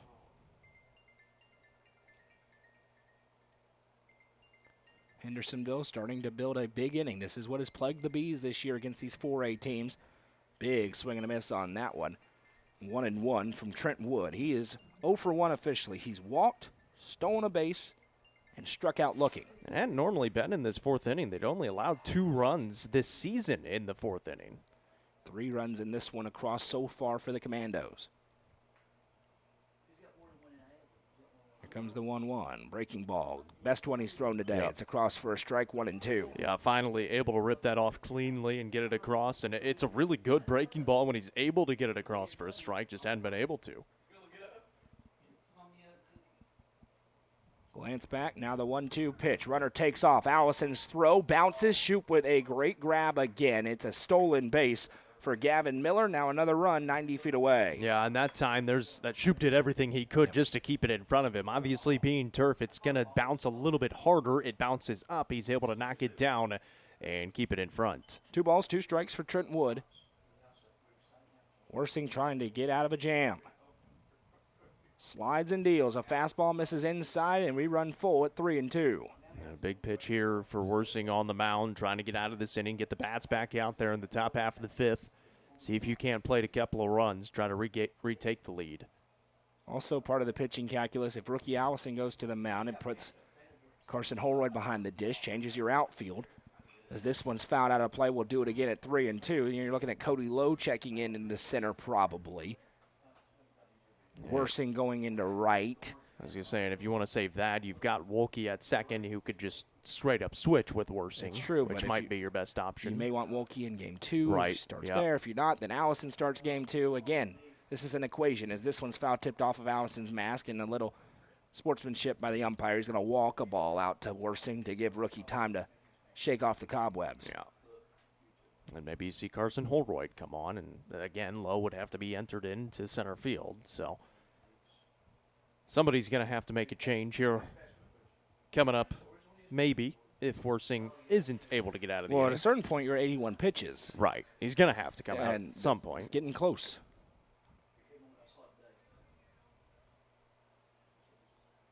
Worsing needing a payoff pitch, delivers home a fastball, swung and popped up into the air. Braden Green trying to find it against the sun. He does and makes the catch for out number 3, but not before the Commandos strike for 3 and regain the lead. We'll head to the 5th. It's 5-4. This is Upperman Baseball, presented by Gentry's Power Equipment on the Watson Chevy UCR Media Network. What if opportunity was all in a day's work? We find new ways to make vacation dreams a reality. And that inspires me to do my best work every single day. What if you can make a real impact in people's lives with a team that cares?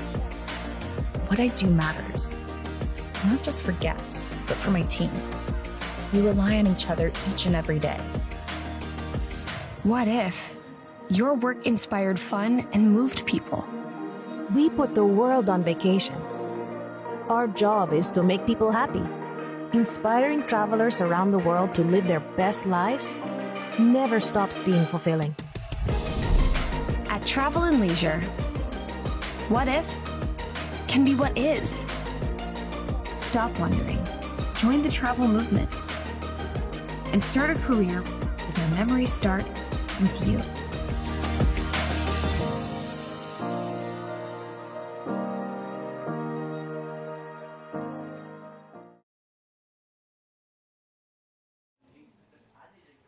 Welcome back. Back to work is Grady Gulliman on the mound. He's going to face 5, 6, 7 in the Upperman lineup.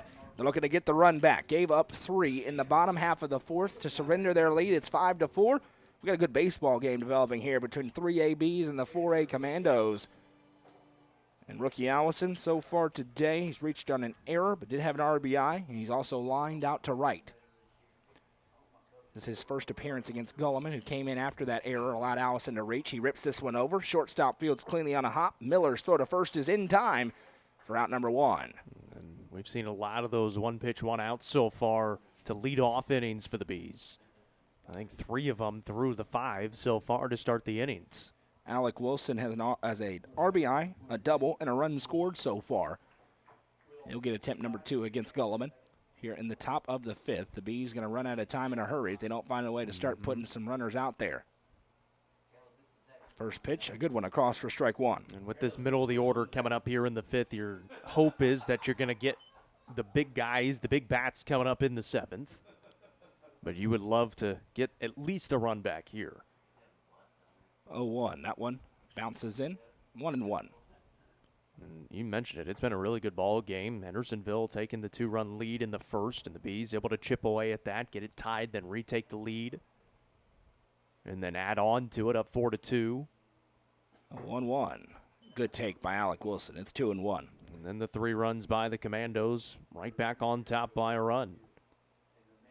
Wilson, the signee to Carson Newman. Awaiting the 2-1 from Gulliman.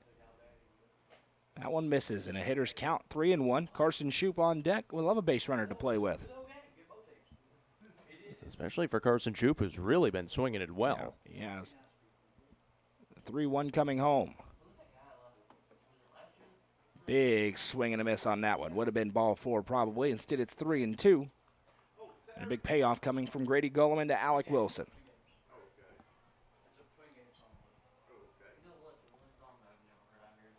Here comes the 3-2. Called strike 3, right across the outside corner, and a big punch out for Grady Gullivan as he bounces back from a 3-1 count. Really big payoff pitch there for Gullivan to get that second out. And now for Hendersonville, you've got the momentum on your side, trying to use it out here in the field as well. And we're quickly through the fifth. Carson Shoup 1 for 2 with a single and a flyout. The flyout was a great catch in center. He hit it very hard. First pitch swinging here, comes up empty. It's 0-1. Don't forget, another game for the Bees coming up here against Riverdale after the conclusion of this one. It'll be in a new stream. And then at 4 o'clock, tip-off in the Class 3A state championship game between the Bees and Tullahoma. It is Upperman Day here at UCR, what some people claim every day is, but it certainly is today's. It's 1-1. I don't know who else you want us to cover playing basketball today, but what's going to be Upperman? The 1-2 pitch, or 1-1 pitch, I should say. Shoup chops this one over. Miller able to snowball it. Throw to first is low, but picked out of the ground nicely over there at first by Cade Pomeroy. Now 1-2-3 inning for Hendersonville. They're starting to build some momentum, looking for insurance when we come back. This is Upperman Baseball, presented by Gentry's Power Equipment on the Watson Chevy UCR Media Network. How many letters? 5 letters. Just think about, what am I doing right now? Smile. Smile? Uh-huh. This is so easy.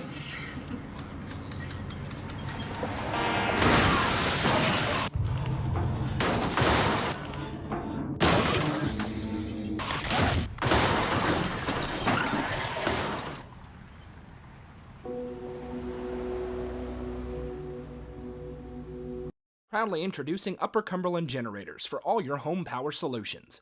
Locally owned and operated, Upper Cumberland Generators are here to make sure you have peace of mind no matter the situation. With new and reliable generators. Call 931-265-1702 for more information or to order yours today. Upper Cumberland Generators is proud to support this broadcast on the UCR Media Network.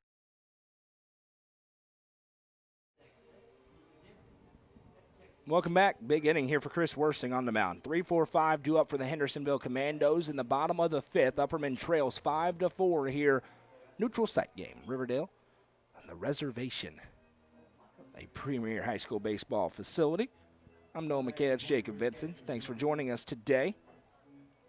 Let us know in the comments who you are, where you're watching from, who you're cheering for. Mentioned Upperman playing Riverdale coming up in the second game, a 7-7 Riverdale team, but of course still up in classification in that 4A level.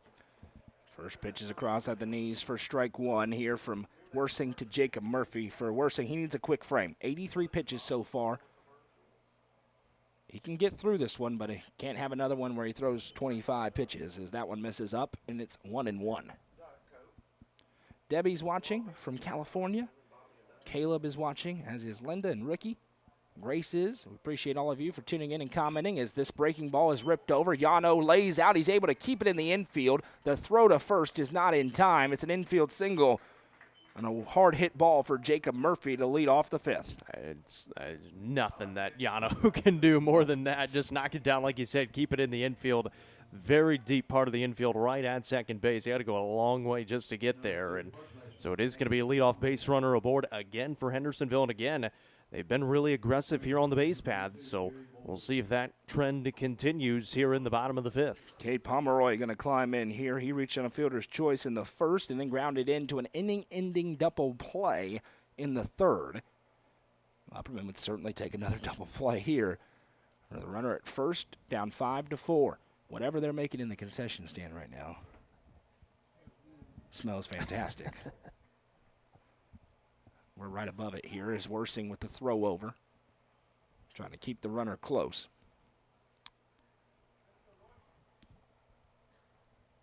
So the courtesy runner again for the catcher Murphy. Pomeroy shows bunt. He'll pull back. It's a strike. I'm a little surprised Rookie Allison didn't throw behind the runner that time. It was well off the bag. It's 0-1. When you have 3 errors on the board, though, sometimes that can it'll help change up your mindset a little bit. Get some outs at the plate, outs in the field. Comes the 0-1. That one misses in. 1-1.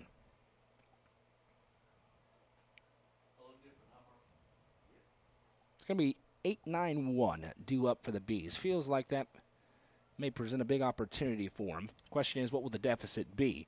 As this one is a healthy cut, set foul, 1-2. And we've talked about how big that bottom third of the lineup has been for the Bees when they've had success. This is when that bottom third has success. So it's going to be 8-9 and see if they can flip it back over to Yano at the top. Worsing awaits as Pomeroy climbs back in. Tyler McDonald on deck behind him. Runner takes off, breaking ball there. Allison's throwdown's a good one, but it's a great jump, and just in safely is the runner that was in for Murphy. That's a nice stolen base for Hendersonville to add a runner into scoring position. Yeah, good throw, but it was on a breaking ball, so a little bit slower. And like you said, great jump and a lot of speed there on the courtesy runner, and able to slide in safely. Yeah, that was really a solid play all the way around. That was good baseball being played by both teams. Here comes the 2-2 from Worsing home. A fastball sent way up into the air. I mean, a mile up. Green trying to shield the sun, and he didn't read it right at all. It's down. Now the throw into third. Shoop with the tag in time.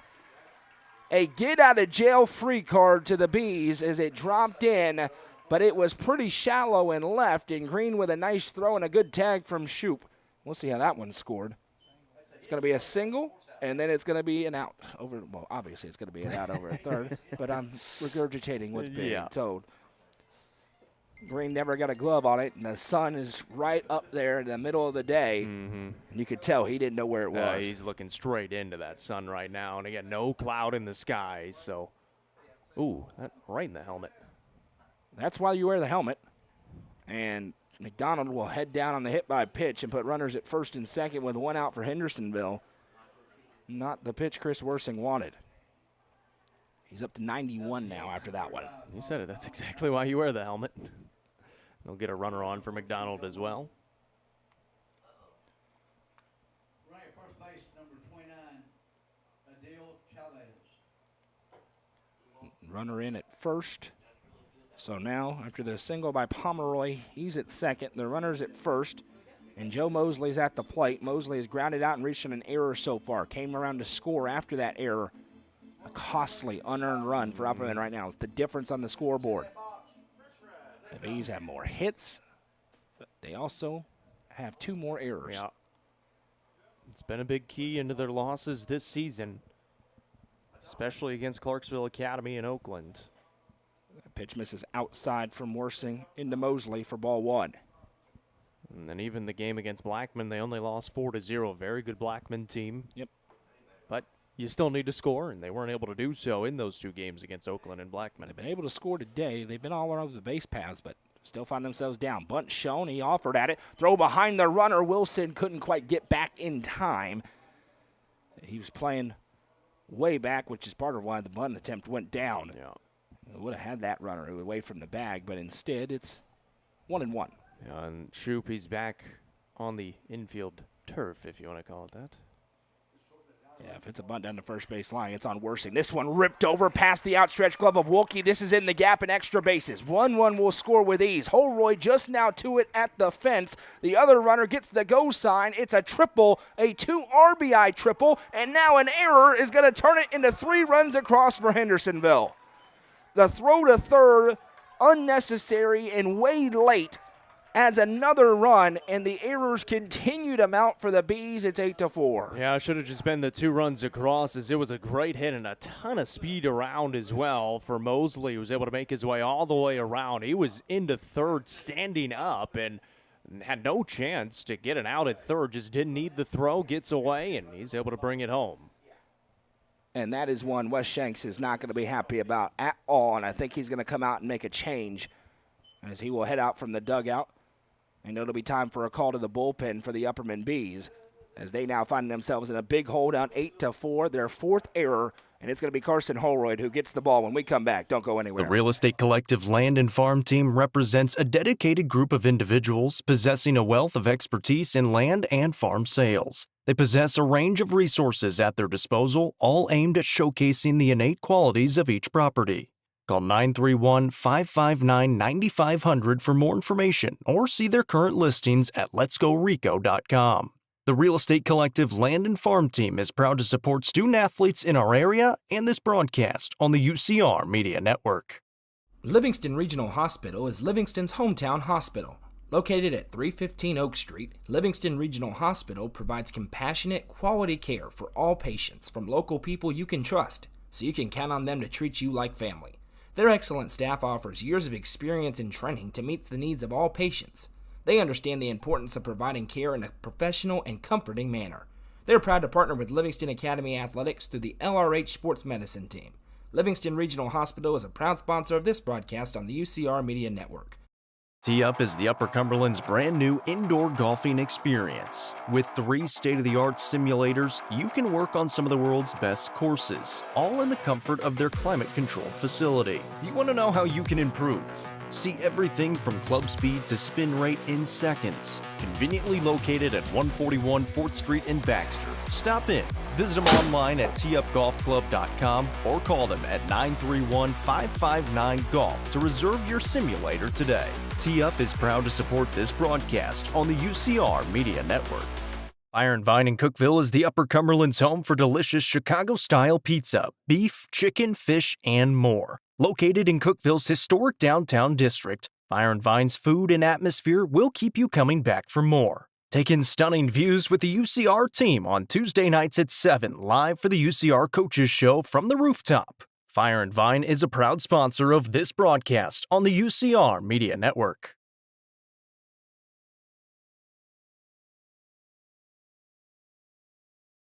Changes all over the place for Upperman in the field. Onto the mound, Carson Holroyd, the right-hander, gets the ball. Into left field, checking in is Aiden Wyatt. Braden Green moves from left to center. Chris Worsing goes to second. Braden Wolke's day is done in this game.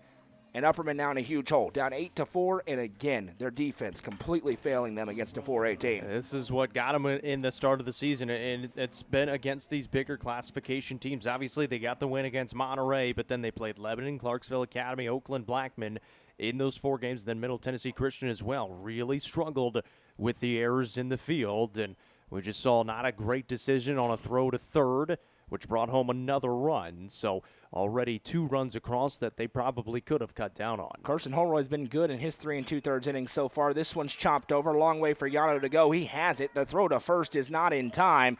Again, a good pick by Wilson over at first, as Boggle will reach safely on the single. Holroyd, though, so far this season, 1.91 ERA in 2 appearances. He's got 5 strikeouts, 2 walks. He's allowed 1 run. It was earned on 3 hits. Now 4 hits as Boggle reaches. And the big key for Holroyd, he's going to be in the zone, but the defense has to make plays behind him. Not a huge strikeout guy, but he's going to give opportunities for this defense. First pitch is in for strike 1. Tyler Harris got pinch hit for his last time up. Now he's back in. 1 out here. Bottom of the 5th, a 4-run lead for the Commandos as they have scored 6 unanswered in the last 2 frames. Runner takes off, the 0-1, hit and run. This one up into the air. Braden Green ranges up. Runner slips up. Green can't get there. It drops again. And at this point, we'll see how it's scored. It looked like it tipped off the glove to me.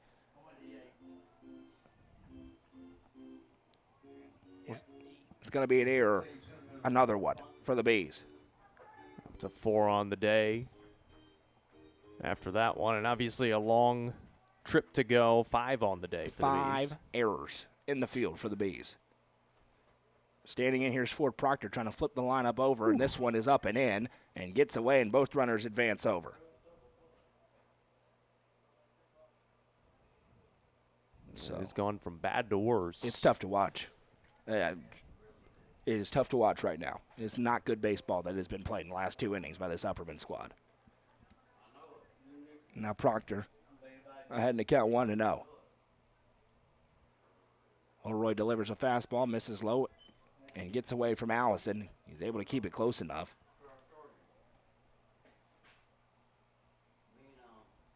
You're just looking to get outs right now if you're the Bees in the field. Well, you're looking to catch a baseball if you're Upperman right now. It is that simple. The 2-0 bounces in 3-0.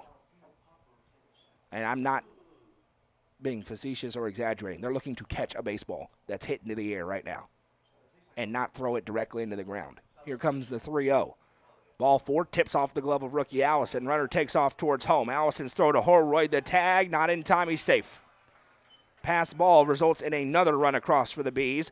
Proctor reaches on a walk, and now Upperman's got to be careful. The run rule is about to be coming into play with runners at the corners and still only one out. It's now a 5-run game. And Coach Shanks trying to plead his case. Obviously, the ball got there in time, but the tag never applied and able to get underneath the tag on the slide. So it does score the run.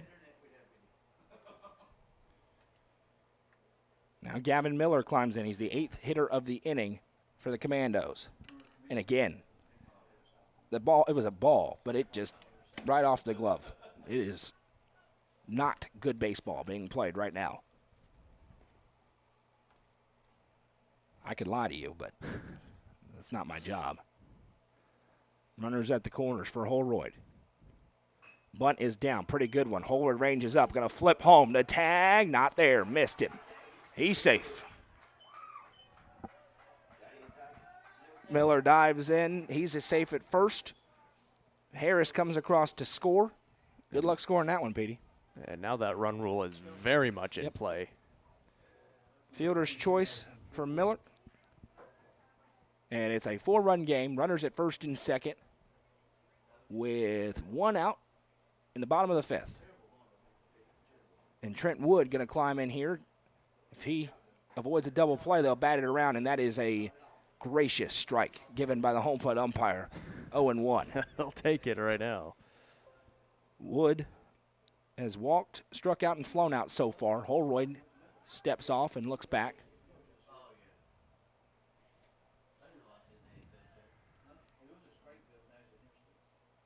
Five errors, I should say, for the Bees. 2 in this inning already.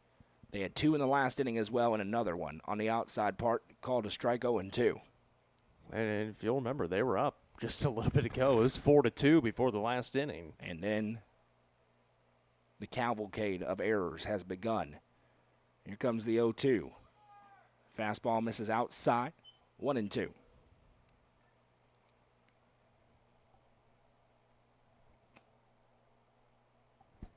Ty Cobb's going to play basketball later. That'll be fun to watch. That'll be a lot of fun. Yeah, that'll be more fun to watch than this. Rematch of the region title game a few weeks ago. 1-2. Yeah, revenge game. Holroyd with a good move over the tag. Got him. What a move from Holroyd. Yano with the tag to get the lead runner for out number 2. That's a great play and a great spin by Holroyd, and finally able to get it out there at second. And now you still have the double play. Obviously, you don't need the double play, but you've got force out at first and second. I mean, that was a wicked quick move from Holroyd. These pitchers just need their defense to help them. Yeah. It has not been a pitching You problem. just got to make the simple plays. Game probably should be about tied based on what the offenses have done. Runner takes off. Allison with a throw down. It's a little bit offline. And safe with a stolen base for Gavin Miller. That'll be a ball as well. So now the count evens up with 2 outs and Deuce is wild. This last 2 innings coupled with the start time of this game was not a good idea for me. I told Coach Shanks yesterday that could be a possibility as Holroyd gets that one pass swung on and missed for strike 3. It's a Thompson Machinery and Cat Rental Store punch out for Carson Holroyd. Does a pretty good job checking in, but significant damage is done. A crooked number of 5 on the scoreboard. The Bees down 6, looking for an answer when we come back. Don't go anywhere. Nelson Trophy and Screen Printing is proud to support student athletes and athletic departments throughout the Upper Cumberland. They're also proud to sponsor the Nelson Trophy and Screen Printing Player of the Game on this broadcast. From trophies to t-shirts, they can do it all. Stop by and see them at 120 Circle Drive in Allgood or give them a call at 931-537-9559. Nelson Trophy and Screen Printing is proud to sponsor this broadcast on the UCR Media Network. Let the bidding begin. It's time for the show, and you know it's gonna go high. There's a buzz in the air, and people come from everywhere to hear the auctioneer cry. The sound of the gavel never gets old when you hear an EJ say so. Live or online, we handle auctions of any kind. Call Aminette's Eagle Auction at 526-5335, where we soar higher.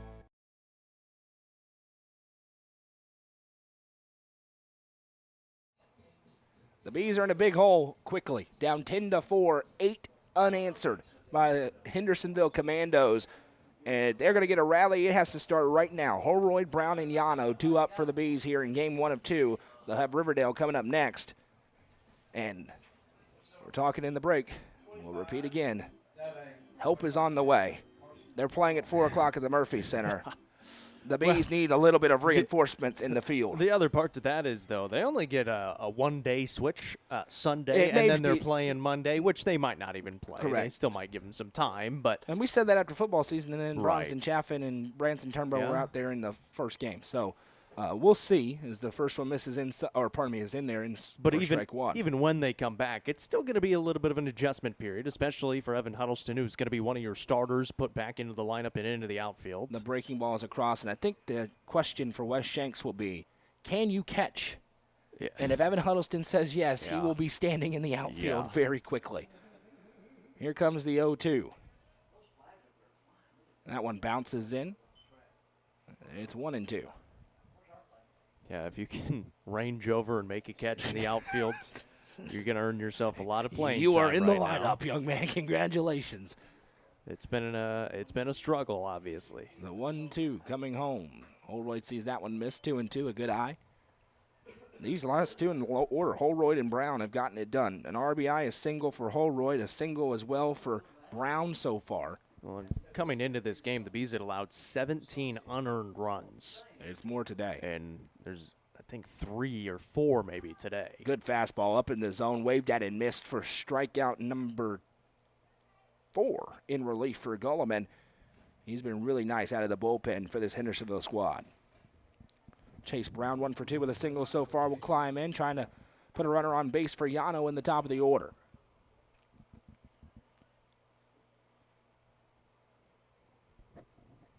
First pitch, Brown able to lay off that one as it dipped away from him, 1-0. And this is another spot in the lineup where you could have an Evan Huddleston, you could have a Collier Bush.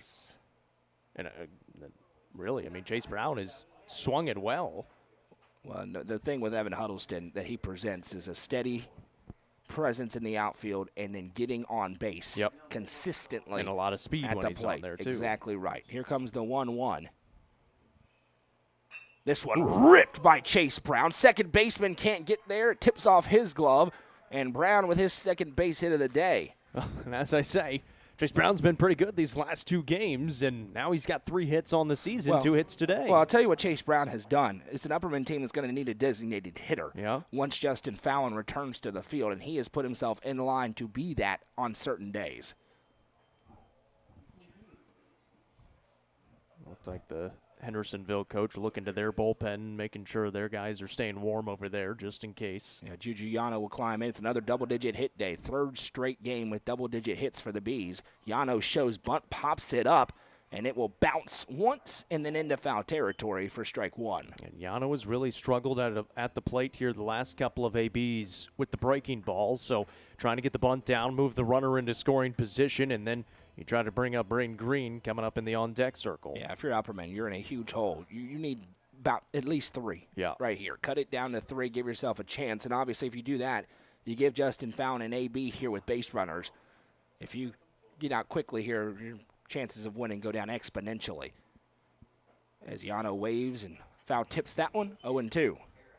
And if you're Goldman, you're going right back to that breaking ball. You've had a lot of success with it, and even before that, Lax did as well. Yano struggled today a little bit. He's trying to change that with 1 swing. 0 for 3 so far. Here comes the 0-2 to Juju. Breaking ball, and he rips it, and there it is. The slump buster rips it into left field for the single. And now Braden Green will climb in. He had a hard hit ball in his last appearance. 1 for 3 with that single. And the Bees have 2 on with 1 out, looking to get some back. It's a great job by Juju Yano. You struck out on your last 2 plate appearances with that breaking ball. That time you're able to sit back on it, and it was left over the middle of the plate, so he took advantage of it and rips it down the line. And now you've got the base runners coming out and coach coming out as well. See if this is a change or just a discussion here for Hendersonville. Braden Green, he's mixed it up. He's swung it a lot. He's bunted a lot. What will he do here with 1 out? They do have guys warming up in that bullpen over there to down the right field line. No point yet, so I think this is just going to be a discussion, but he could change his mind before the umpire goes out to get him.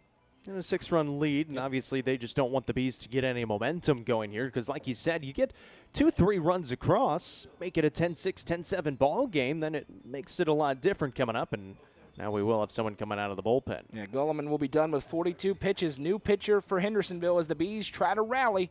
We'll let you know who it is when we come back. Watson Chevrolet is proud to present the area's best selection of new and pre-owned cars, trucks, and SUVs. Watson Chevy's staff of experts are ready to get you into your next vehicle with unmatched service and knowledge. Stop in at 2350 Cookeville Highway and test drive the all-new Chevy Trax or Silverado today. And remember, don't buy till you see Jason Fye. Watson Chevy is proud to be the presenting sponsor of the UCR Media Network. The Crouch team with Highlands Elite Real Estate proudly presents this beautiful 3-bedroom, 2.5-bathroom home located just south of Cookeville. Boasting 2,700 square feet and a 2-car garage, this home features a very open floor plan with hardwood floors. You'll find great custom touches throughout, including a welcoming covered porch. For more information, visit chadandamycrouch.com or call 931-979-1191 for more information. The Quality Family, a local company supporting and caring for our local communities. The Quality Family offers services to get you back to the game. From bracing to oxygen and everything in between, we can meet your medical equipment needs with Buckeye Home Medical Equipment. If you have an in-home need for strength and conditioning, for example after a surgery or injury, Quality Home Health is available to provide individualized care while you are on the mend. For those with end-of-life diseases, Quality Hospice is available to provide nurturing care during those difficult times. Choose the Quality family of services for care within your community. Visit thequalityfamily.com to navigate all we have to offer you.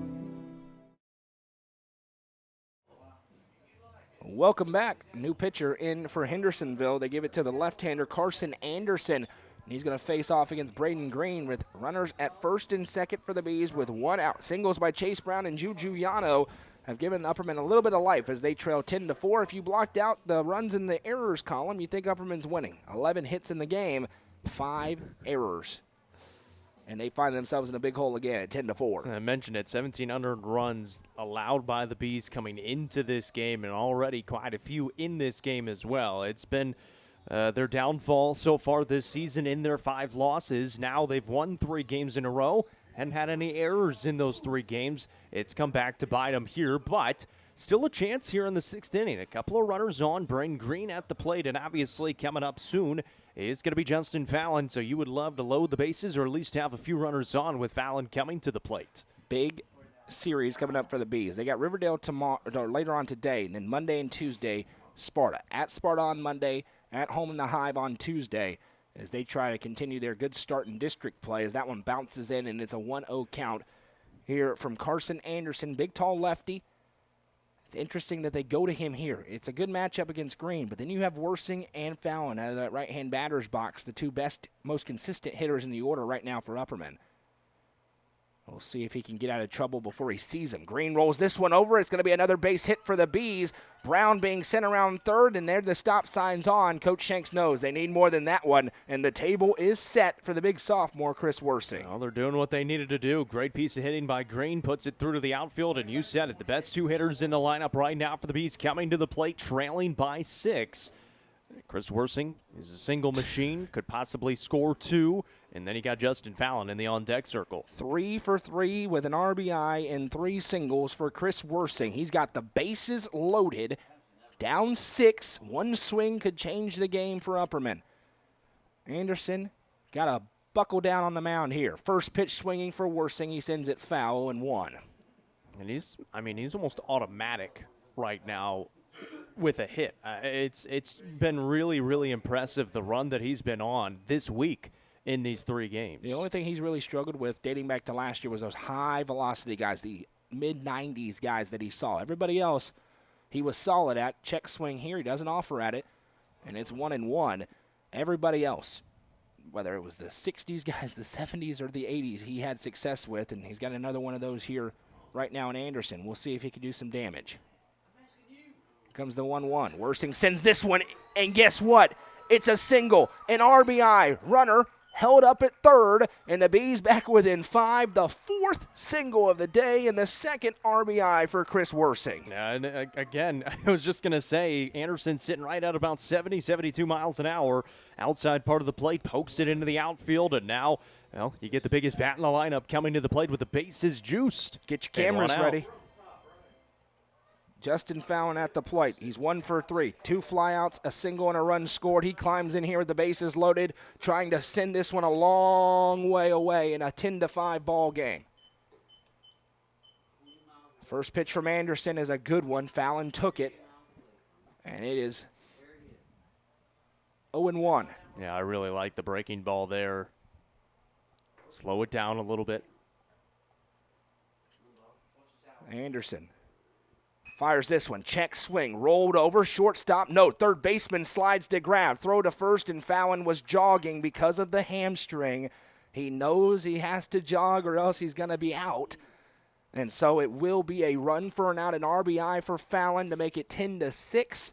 And rookie Allison will climb in, needing a base hit here with 2 in scoring position. Yeah, and Fallon was upset with himself because he does have to be pretty choosy with what he hits so that he can not have to sprint like he would have had to do there to be safe. He could have made it close with the speed that he has, but obviously you don't want to. It's not a district game. It doesn't matter. But it does bring home a run, and you still have some runners out there in scoring position for rookie Allison. You mentioned it'd be close. 2 weeks from now, Justin Fallon is safe right there, and it's still bases loaded. Yeah. But this is not a district game. 10-6 the score. Jackson West in to run, and rookie Allison, who reached on an error, has lined out and grounded out so far, does have 1 RBI, trying to extend the rally here for the Bees, who are back within 4. And again, for the Bees, it just goes back to the errors, because if you don't have those errors, it's probably a 1-run game. Anderson, first pitch into Allison, little check swing, and they say he offered at it. 0-1.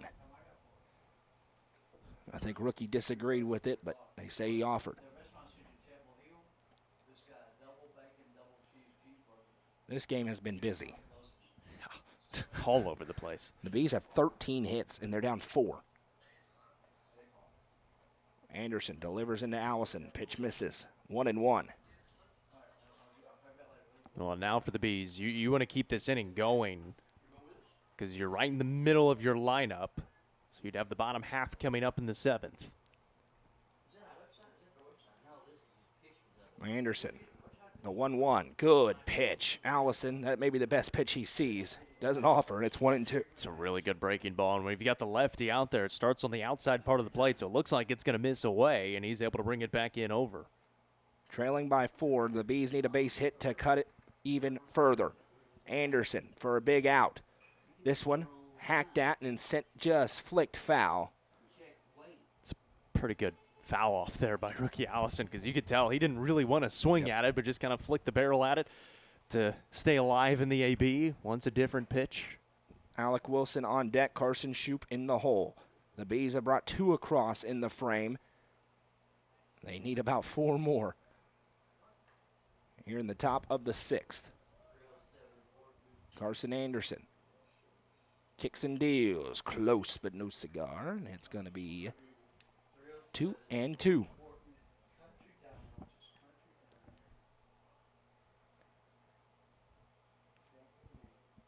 West takes his lead at second. Green over there at third. Here comes the 2-2. Swung on and missed a big punch out for Carson Anderson to kill the rally. The Bees get 2 back, but still trail 10-6. Hendersonville looking for insurance. When we come back, coverage presented by Gentry's Power Equipment on the Watson Chevy UCR Media Network. Getting the kids to practice on time. Remembering if it's your day to bring snacks. Making it to the game with a clean jersey. Why are simple things sometimes so complicated? Thankfully, with Auto Owners, insurance doesn't have to be one of them. Auto Owners works with independent agents who answer when you call, so you can worry about more important things, like whether your kid is going to run toward first or third base. That's simple human sense. Visit swallowsinsurance.com or call us today, 931-526-4025. Protecting your future, it's what we do. Discover this stylish and modern 3-bedroom, 2-bathroom home with an open split bedroom floor plan designed for comfort and convenience. With 3,318 square feet under one roof, plus a bonus room over the garage and 1,400 square foot basement. Located in the Brookstone subdivision, this home is just minutes from Cookeville. The builder is also offering up to 3% in closing cost assistance. Call Sonia Brown with American Way Real Estate at 931-979-7145.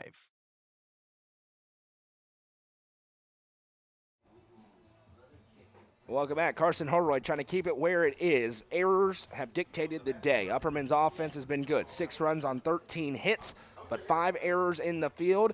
9 hits by the Commandos. They lead 10-6 here as they try to run their winning streak up to 7 consecutive wins. Well, and the thing here, you got to be quick out there and trying to have a quick inning. Haven't had a quick inning really all ball game long. And for Holroyd, who is normally around the zone, a little bit sporadic there when he came on in relief, was able to get out of the inning. But now you got to have a quick inning, try to get the bats back to the plate and try to keep this momentum going. Able to get a couple of runs there back on the board to cut the lead to 4 for Hendersonville. And obviously they've been very good today. Aggressive on the base path, aggressive swinging the bat and swinging early in these counts as well. They haven't made the mistakes. That's Right. been the difference. They have not made the mistakes in this game. It's not over. Upperman their offense has been good today. They'll have Wilson, Shoup, and Holroyd due up in the 7th. And if they find a way to get on, then you're talking about Yano and company with an at-bat. Hendersonville will try and get some runs here and then slam the door in short order in the 7th. And of course, Upperman will get 2 games today. Riverdale coming up next. They'll probably put about 30 minutes in between to allow Riverdale to get ready and the Bees to kind of relax a little bit. Jacob will have the action for you. I'm going to head over to the Murphy Center. Get ready for the Class 3A state championship game as that one bounces in, and it's 1-0. The 1A championship game going on right now between Chat Prep and Hillcrest. If Hillcrest gets a lead, they're going to stall. I know that. They did yesterday, put the ball on their hip. They did it against Pickett County. Here comes the 1-0. That one's ripped over into right, angling backwards for it and sticking up the glove to make the catch. Chase Brown. It's a nice play.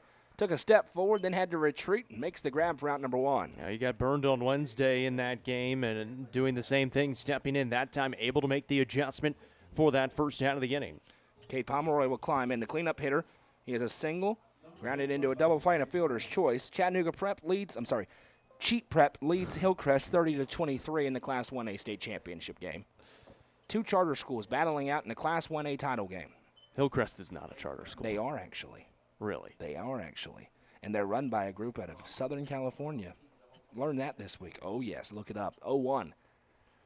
Pitch comes in. This one's popped up. They did not used to be, and they are now. 0-2. And by the way, both have the enrollment numbers of 2A schools. Playing in the 1A state championship game. Nice. That's not a joke at all. Love that. Love that for Pickett County and Wayne County. Yeah, the Class 1A state championship game is a farce, and I really don't care who hears me say it. Here comes the 0-2. This one's chopped over. Grabbed by Shoup. Wow. Another great play by Carson Shoup. On a day where the defense has not been there, Carson Shoup has another nice play. Yeah, and he had to get it on that short hop there, especially on the turf. Takes that one big bounce. He's able to scoop it up, and a good throw on to first. He's been really good over there with the exception of just the one drop early on. Has made some really nice plays. And just to prove my point, I said the same thing to the executive director of the TSSAA yesterday, so I don't care who hears me say that game's a farce. Tyler McDonald will climb in with 2 outs. The other championship games will be really good. Yes, they will. Especially that 3A game. Loretto and Alcoa in 2A. Obviously, Alcoa, 2-time defending champions. Loretto undefeated, 34-0. Upperman in Tullahoma, a rematch of the region title game. And then 4A will be a fun one as well with Hillsboro and Oak Ridge. Oak Ridge knocking off Whitehaven last night in the semifinals. First pitch into McDonald misses low here from Carson Holroyd. He's trying to work quickly here. That fastball is a good one across, 1-1. McNeese is not faring too well against Purdue, though. No, they're getting rolled. Well, and as we were talking about, I had Clemson beating High Point in that game. So a 1-1 from Holroyd. Dips across. Holroyd does a 180. Clemson looked like they just didn't want to be there for the first 75% of that game. And then made it a little bit interesting. The 2-1 from Holroyd to Thompson. What happened? Is that a strike or a ball? That was kind of a half-hearted motion. What was the call? 2-2. I guess it was a strike. Strike. All right. Carson Holroyd going to line up.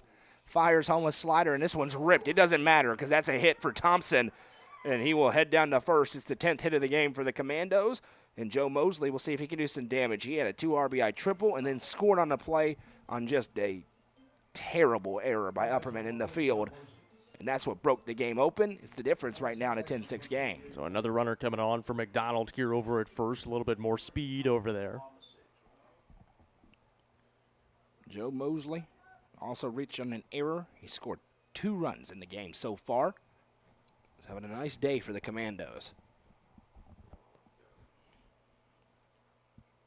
First pitch, this one's chopped over towards Yano. Reads it nicely. Throw to first is in time for out number 3, and that's a good inning of work for Carson Holroyd. Last chance for the Bees when we come back. Coverage presented by Gentry's Power Equipment on the Watson Chevy UCR Media Network. Gentry's Power Equipment is proud to be the presenting sponsor of Upperman Baseball on UCR. Located at 755 Buffalo Valley Road in Cookeville, Gentry's Power Equipment is your local steel dealer. With a huge selection of outdoor power equipment, including chainsaws, blowers, trimmers, mowers, pressure washers, and more. They are your local one-stop shop for high-quality equipment. Locally owned and operated, Gentry's Power Equipment is proud to support Upperman Athletics and UCR.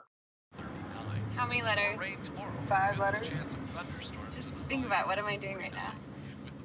Smile. Smile? Uh-huh. This is so easy.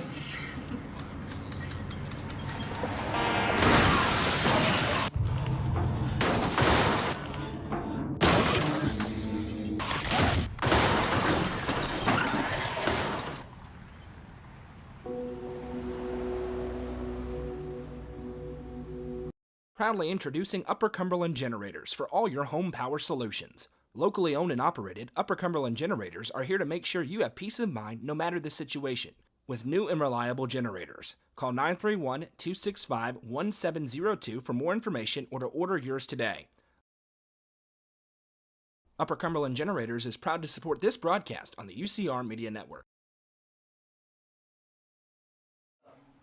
Fourth pitcher of the game for Hendersonville on the mound. Joe Mosley takes the ball, the right-hander, throwing a little bit harder in the upper 70s. That one just touched 80 in a very different arm slot. The Bees looking for 4 to tie, 5 to take the lead in the top of the 7th. Alec Wilson, Carson Shoup, and Carson Holroyd due up.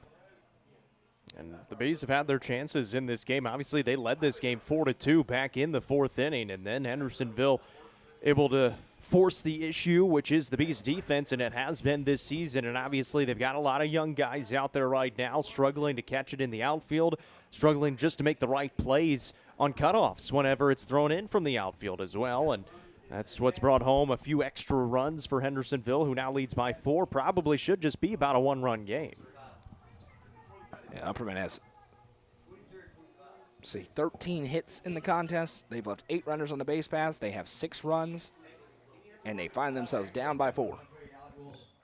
What's the reason for that? 5 errors. Yep. Just 1 for Hendersonville so far. First pitch for Mosley into Wilson. Misses low for ball 1. Alec Wilson today, he ripped a double back in the 2nd, came around to score a run, had an RBI in the 3rd and a sac fly, and then struck out looking in the 5th. This one for Mosley, chopped over. Third baseman jumps in front, makes the catch, throws off line, but the tag will be applied to Wilson.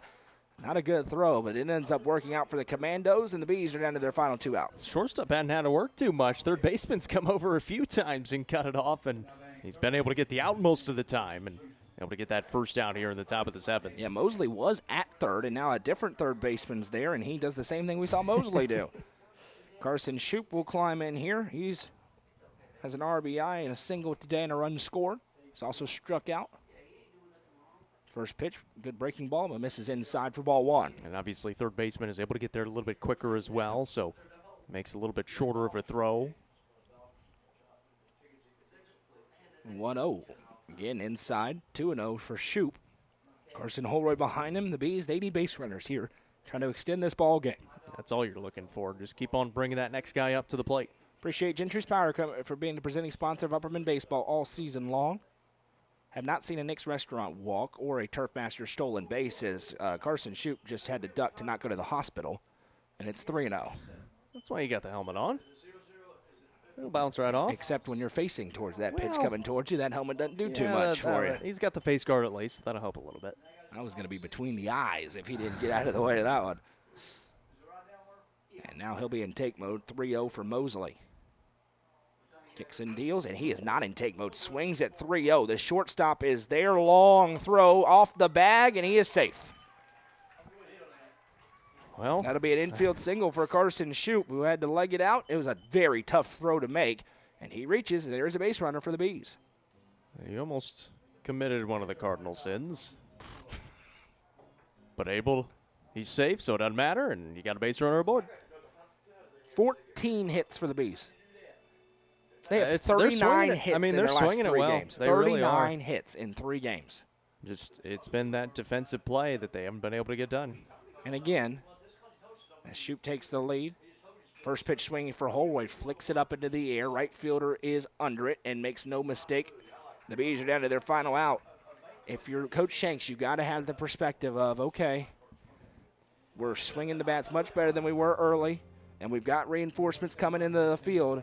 You're okay, but it stinks to lose. Yeah. And they're in line to lose again here today as Chase Brown will try to flip this lineup over and extend the game. Well, and I think that was kind of what they dealt with last year. Obviously, they played an incredibly difficult schedule last year, but they went 19-17. And kind of talking with Coach Shanks after the season, said, we probably scheduled maybe a little bit too hard because at some point you do want wins because, like he said, it stinks to lose. First pitch from Mosley to Brown is across for strike one, 0-1. And it's kind of that you got a balance between, obviously, you want to test yourselves, get ready for the postseason, which this Bees team always does, but you also want to build up your confidence and get some W's. Shoup takes his lead. Mosley fires a wicked slider, but doesn't quite find the zone. It's 1-1. Now, give it credit to Chase Brown. He's been really good today, both in the outfield and at the plate. 2 for 3 with 2 singles and a strikeout. He scored a run. Mosley with the 1-1. This one swung on, and the Bees are down to their final strike in game number 1 today. We'll get Riverdale coming up again, a 7-7 Riverdale team, but in that 4A classification, they got a win last night. They've been playing in that Wilson County Invitational, which the Bees were supposed to be playing in. And obviously, fortunately for us, have been pushed to just today. The 1-2 slider. Mosley tried to walk it off, but it missed. 2-2. It didn't miss by much. No, it didn't. It ripped pretty across. close. He wanted that walk-off shot with a little swagger, but he may have to wait an extra pitch. Brown trying to stay alive. And he'll step off. Reset. And they were holding on at first. Now they're not going to hold on Shoup. They'll just stand behind him. 2-2 coming here to Chase Brown. Kicks and deals. Slider called, strike 3. He brought it inside that time, and there's the dagger. Final score, Hendersonville 10, Upperman 6. The Bees work offensively for 14 hits, but the errors come back to bite them, and they fall again to another 4A opponent. Yeah, and that was the biggest thing today was the errors in this one. Offensively were pretty solid. Pitching was pretty good, but just couldn't quite make the right plays in the field. And they fall in another one because of those errors and the unearned runs. And may have fallen anyways, even if they don't have the errors, but obviously didn't even give themselves a chance late in this game. Nelson Trophy and screen printing player of the game, Jacob Vinson. We're going to go Joe Mosley with it. Obviously got the job done at the plate. He comes on to close it out as well in the end. And good win for Hendersonville. 7 in a row now for the Commandos, and another good chance here coming up for the Bees. The Bees will look to bounce back against Riverdale. Coming up about 30 minutes in a news stream. Jacob Vinson will have all the action for you. Don't forget, how could you? Join us at 4 o'clock, 3:45 pregame show, audio broadcast from the Murphy Center as Upperman takes on Tullahoma in the Class 3A state championship game. I'll be there. Jacob will be there. Coverage coming to the website as well, as Rutherford County is being taken over by Bees today. Hendersonville capitalizes on 5 Upperman errors despite 14 base hits for the Bees. Your final score, Hendersonville 10, Upperman 6. Much more to come from Riverdale in a brand new stream in about 30 minutes. Until then, I'm Noah McKay for Jacob Vincent and my left, PD on stats, and everybody at UCR. Have a great Saturday, everybody.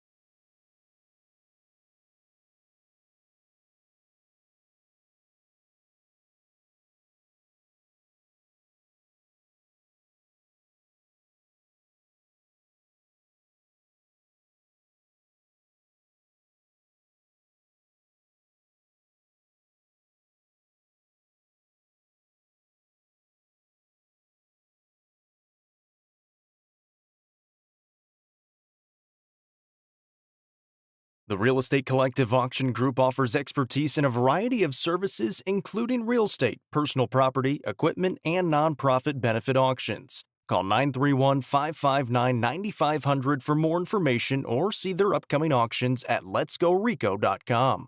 The Real Estate Collective Auction Group is proud to support student athletes in our area and this broadcast on the UCR Media Network.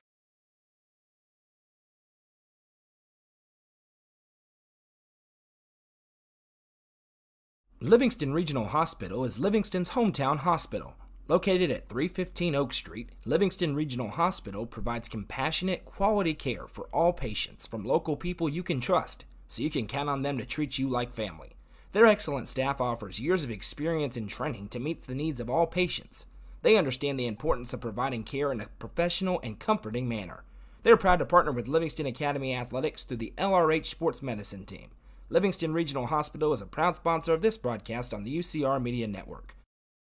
Tee Up is the Upper Cumberland's brand new indoor golfing experience. With 3 state-of-the-art simulators, you can work on some of the world's best courses, all in the comfort of their climate-controlled facility. You want to know how you can improve?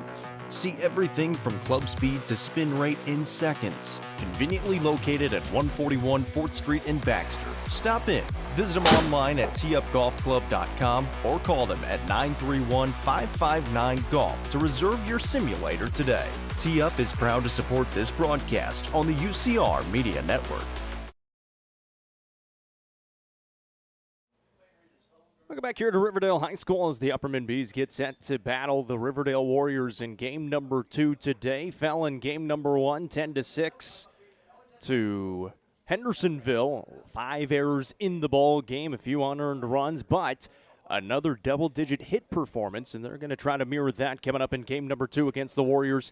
We're 7-7 on the season. Let's bring you through the lineup for the Bees. It's going to be the same lineup as game number 1 today. They'll just change a few positions in the field. Juju Yano leads it off. Braden Green bats second. Chris Worsing batting third. Justin Fallon will clean it up. Rookie Allison in that 5th spot. Alec Wilson bats 6th. Batting 7th is Carson Shoup with Carson Holroyd batting 8th and Chase Brown batting 9th. Braden Wolke will be on the mound. He will be being hit for by Justin Fallon. On the other side for Riverdale, they've got Grant Smotherman on the mound. Behind the plate will be Gunnar Waldrop. At third base will be Davis Wilson. Shortstop today will be Noah George. Over at second base is Bryce Messer. At first base is Liam Goodhart, and in the outfield, Jay Insani in left. In center field is going to be James Jones, and in right is Jesus Gonzalez. Juju Yano steps in for the first time here in game number 2. He got a hit in his last AB in his final AB of that first game. He'll try to start off well against Smotherman on the mound. First pitch in is a called strike on the outside corner.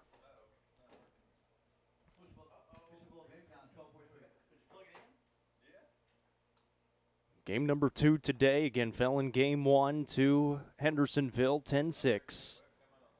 Now 4-6 on the season are the Bees. The breaking ball swung on, hit out towards right center field. Couple of outfielders giving chase. The right fielder out there will make the grab for out number 1. Nice catch by Jesus Gonzalez, who made his way over and able to make the catch. So 1 gone in the inning, and it'll be Braden Green to the plate for the Bees. He'll be on left field again coming up here in game number 2. The changes in the field for the Bees, we'll get to those coming up in the bottom half of the inning. Not too many changes with Wolke going to the mound. Here's the pitch from Smotherman, and that is behind Green as that one slips out a little bit. And it will be ball 1.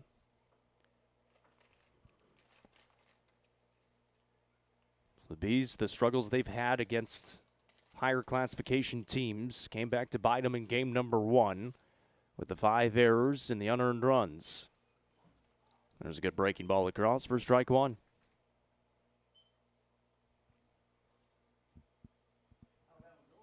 Another beautiful day for baseball, though. About 60 degrees. This one swung on out towards center field and playable.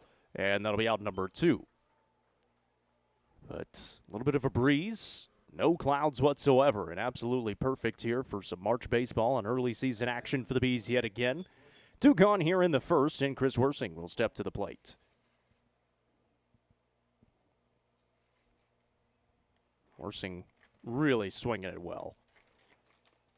Was able to get aboard 4 times in game number 1. And all of them singles.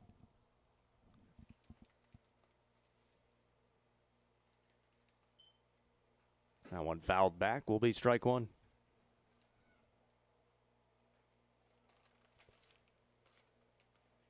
Worsing will go back to second base to start today. He was on the mound in game one. Went those first 4 or 5 innings. Relieved by Carson Holroyd. That pitch just misses outside. 2-1 count to Worsing at the plate.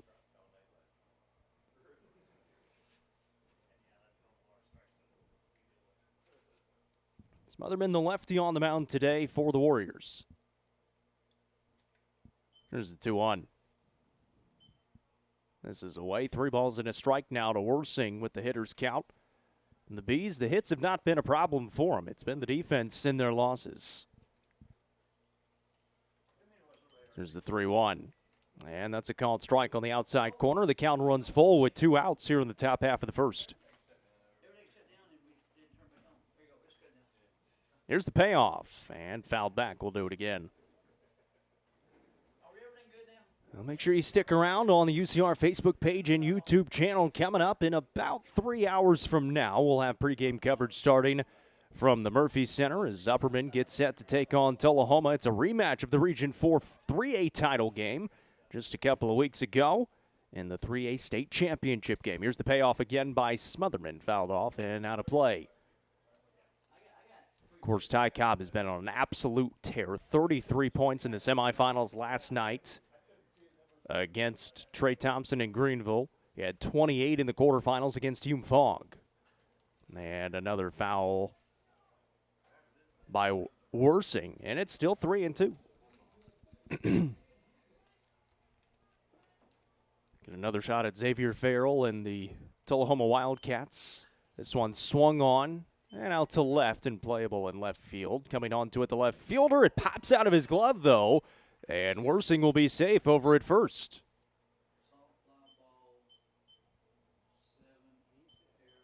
So it's going to be an E7 as Worsing makes his way down to first base. And Worsing now on base 5 straight times today. He had 4 singles in game number 1. It'll bring Justin Fallon to the plate for the first time, the cleanup batter here in game number 2 for the Bees.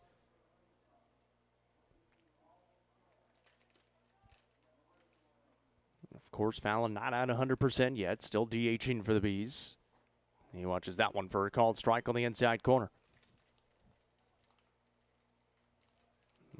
Be a welcome sight when he's back out in center field along with the rest of the basketball guys that will return coming up on Monday. Here's the 0-1. Check swing, misses low. 1 ball, 1 strike, 2 outs here in the top of the first. Bees taking on Riverdale here in Murfreesboro. The 1-1. Misses high and away. 2 balls and 1 strike.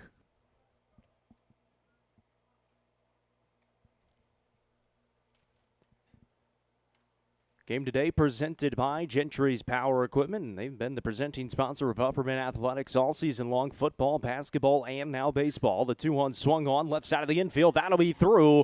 Justin Fallon finds his way aboard, and it's runners on first and second here in the top of the first. So Justin Fallon able to make mosey his way on down to first. And rookie Allison, who's going to be in center field today, will step to the plate for the first time. Allison, of course, normally the catcher, but Carson Holroyd will switch with him and come back behind the plate here in game number 2. First pitch to Allison. Swung on. Left side of the infield. Shortstop there makes the easy play and the out at second base. So 2 base runners left stranded in the top of the first. No score. We head to the bottom of 1. You're watching Upperman Baseball presented by Gentry's Power Equipment on the Watson Chevy UCR Media Network. Gentry's Power Equipment is proud to be the presenting sponsor of Upperman Basketball on UCR. Located at 755 Buffalo Valley Road in Cookeville, Gentry's Power Equipment is your local steel dealer. With a huge selection of outdoor power equipment, including chainsaws, blowers, trimmers, mowers, pressure washers, and more. They are your local one-stop shop for high-quality equipment. Locally owned and operated, Gentry's Power Equipment is proud to support Upperman Athletics and UCR. How many letters? 5 letters. Just think about, what am I doing right now? Smile. Smile? Uh-huh. This is so easy.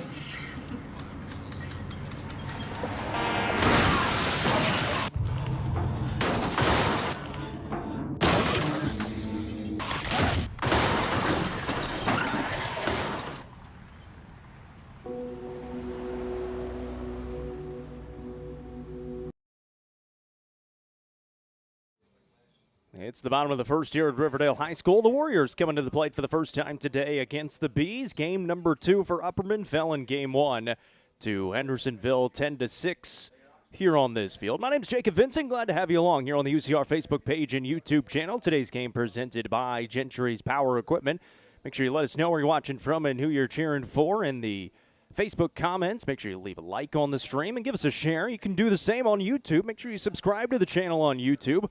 Like the stream, leave us a comment, let us know where you're watching from. It helps us out more than you know. Braden Wolke takes the mound here in game number 2 for the Bees.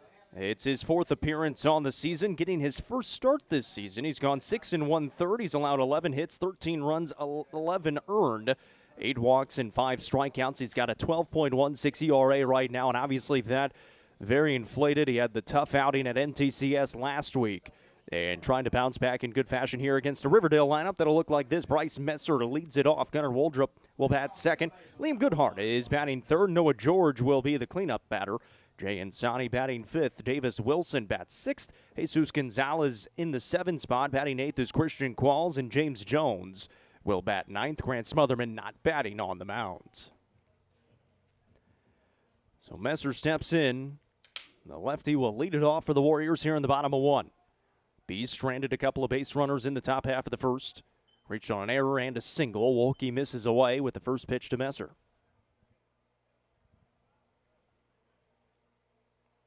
For Wolke, another guy that not a high strikeout guy, so he's going to trust the defense behind him.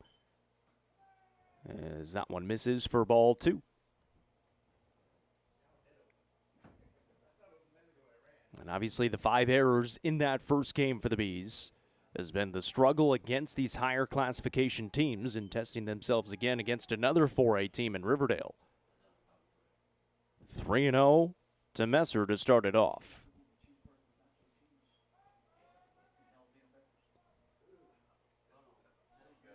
Wolke working out of the windup, brings it home. And the 3-0, it's a 4-pitch walk issued to Messer, and the first base runner aboard for the Warriors here in the bottom of 1. So Gunnar Waldrop will step to the plate. He is the catcher for this Warriors squad. And a runner on first base in Messer with a good amount of speed.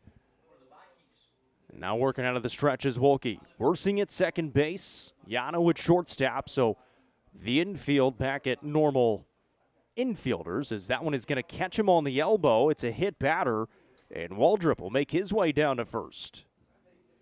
So now runners on first and second in the bottom of the first.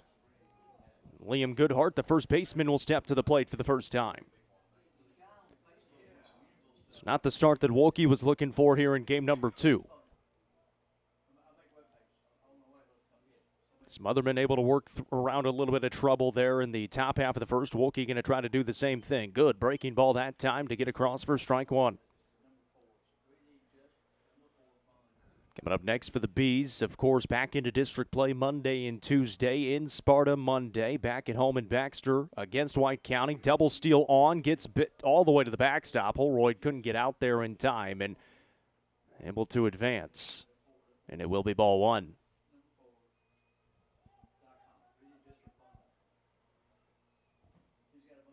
And now Carson Holroyd will head out to the mound and try to calm down Braden Wolke, the newest Bee, of course, to the program, coming in from Chicago. Trying to settle in here with the runners on second and third and nobody out in a 1-1 count. Liam Goodhart, the first baseman, at the plate for the Warriors. Wolke back out of the windup, brings it home. Little miss low, 2 balls and a strike. In relief today for Wolke, you could bring rookie Allison in from center field. You could maybe think about bringing Holroyd back on, but he pitched to finish out game number 1, so that would be tough for him. As that one misses for ball 3, it's 3-1. And then outside of that, the bullpen is slim for the Bees here in game number 2. Comes the 3-1. Breaking ball misses high, and it's going to load the bases here in the bottom of the first. So second walk issued of this first inning. The bases are juiced for the Warriors, and the shortstop, Noah George, stepping to the plate, the cleanup batter.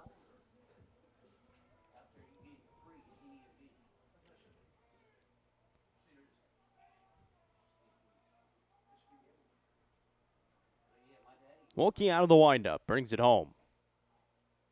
That one's a strike across, and ahead in the count 0-1.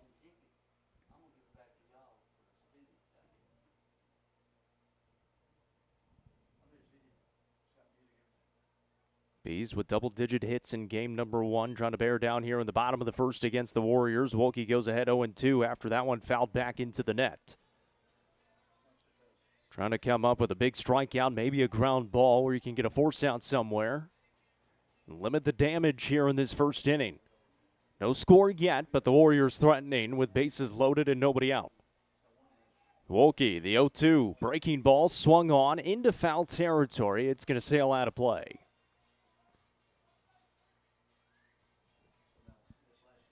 So still 0-2 to George at the plate.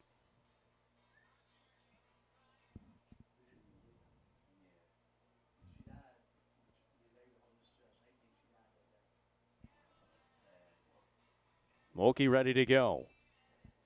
Fires it in. The breaking ball popped up. Wilson underneath. Makes the catch in foul territory. Everybody's going to stay put, and that will be out number 1. So an important out in the inning. Bases still loaded, though, with one gone. Jay Insani, the left fielder, will step to the plate with the bases loaded and one gone. We'll see if Wilkie can bear down and get a couple of really big outs here to build the confidence for him going into inning number 2. Love a long outing from Wilkie today. The breaking ball is across for strike 1.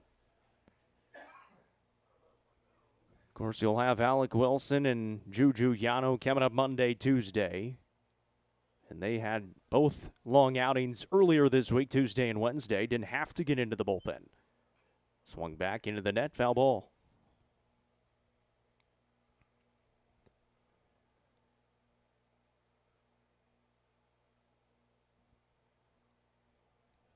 No 2 count here to Jay Insani at the plate with the bases loaded for the Warriors. The pop out was the first out of the inning. Wilkie's going to step off and reset.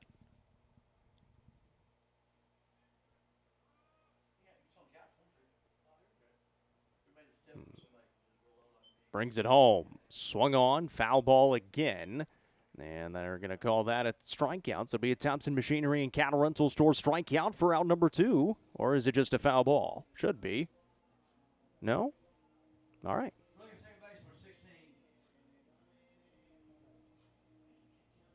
So the first strikeout of the day for Braden Wilkie. And Davis Wilson will come on with bases loaded and 2 outs.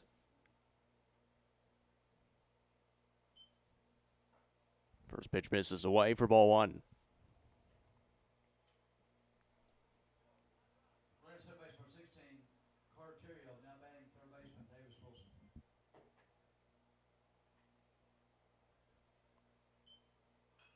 Swung on, drifting towards foul territory. And Shoop made an effort diving at it, just couldn't quite get it over the outstretched glove. It will be strike 1 and a 1-1 count to Wilson at the plate. How big of an inning this would be for Braden Wilkie on the mound, loading the bases with a hit batter and a couple of walks. Has gotten a pop out, a Thompson Machinery and Cattle Rental Store strikeout. 2 outs in the inning and a 1-1 count to Wilson at the plate. Still bases loaded for the Warriors. We're threatening early on. Wilkie brings it home. This one hit right side of the infield. Worsing catches it on one bounce over to first and gets out of the inning. A nice job by Braden Wilkie and the Upperman Bees to strand 3 runners. And we head to 2. Still scoreless here in Murfreesboro. You're watching Upperman Baseball presented by Gentry's Power Equipment on the Watson Chevy UCR Media Network. What if opportunity was all in a day's work? We find new ways to make vacation dreams a reality. And that inspires me to do my best work every single day. What if you can make a real impact in people's lives with a team that cares? What I do matters, not just for guests, but for my team. You rely on each other each and every day. What if your work inspired fun and moved people? We put the world on vacation. Our job is to make people happy. Inspiring travelers around the world to live their best lives never stops being fulfilling. At Travel and Leisure, what if can be what is. Stop wondering. Join the travel movement and start a career where memories start with you.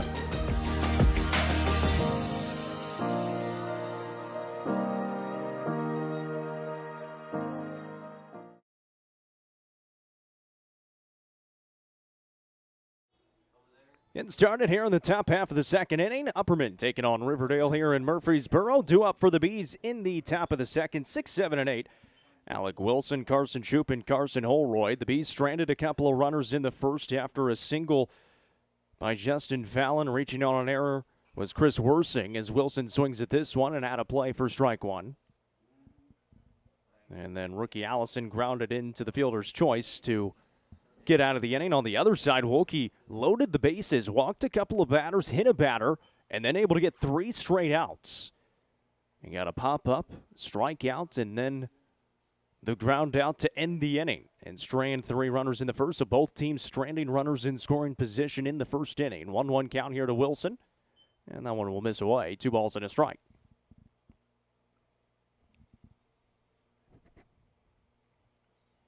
Smotherman on the mound for the Warriors here, getting the start today on a Saturday. That one's across, and it's a 2-2 count now to Wilson. Mentioned the Warriors 7-7 on the season, a win last night, taking part in the Wilson County Invitational, which the Bees were supposed to be playing in, but obviously they had their 2 games pushed back or actually canceled because of basketball team moving on to the championship game. Here's the payoff. And that'll be out of play for a foul ball.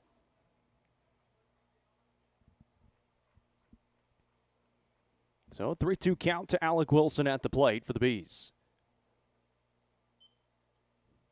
Swings at it, and it's a strikeout to start the inning for Grant Smotherman after a battle with Alec Wilson. So first strikeout of the day for Smotherman, and 1 gone here in the top of the second. Carson Shoup, the third baseman for Upperman, will step to the plate. And swinging a good bat coming into this one. And watch that one miss outside.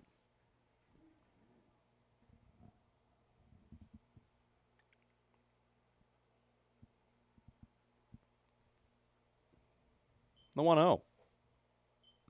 And Smotherman took an awkward fall off the mound there. And he looks to be all right. Just be 2-0 here to Shoup at the plate.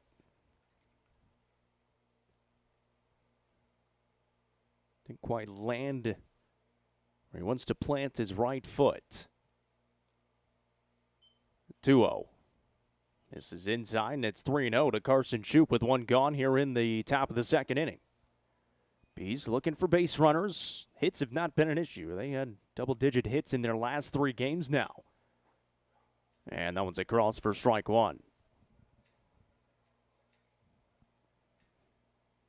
Shoup came into today batting .259, the 3-1. And that'll be a Nick's Restaurant walk issued, and Carson Shoup will make his way down to first.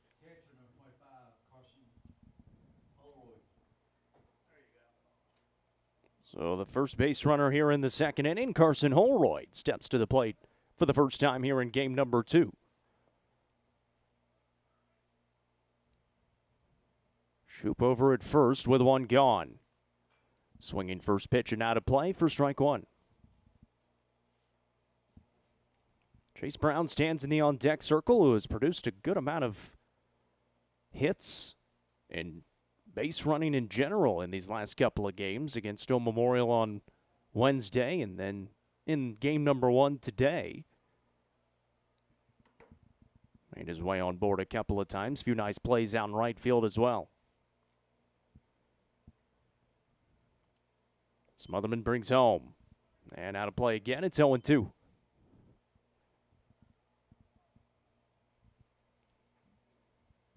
Holroyd getting the catching duties here in game number 2. Giving a reprieve to rookie Allison, who goes out to center field. The 0-2 misses away. 1 ball and 2 strikes to Holroyd.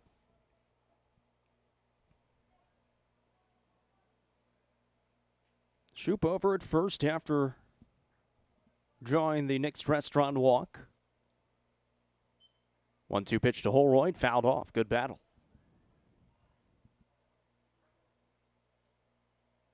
Bees seeing if they can't get a few base runners on. Flip it back to the top for Juju Yano, who came into today batting .400. Smotherman delivers, misses for ball 2, and it looked like Waldrop wanted to make a check behind the runner, and Shoop over at first didn't quite have the handle on it. 2-2, Holroyd at the plate. That one misses away, and the count runs full now.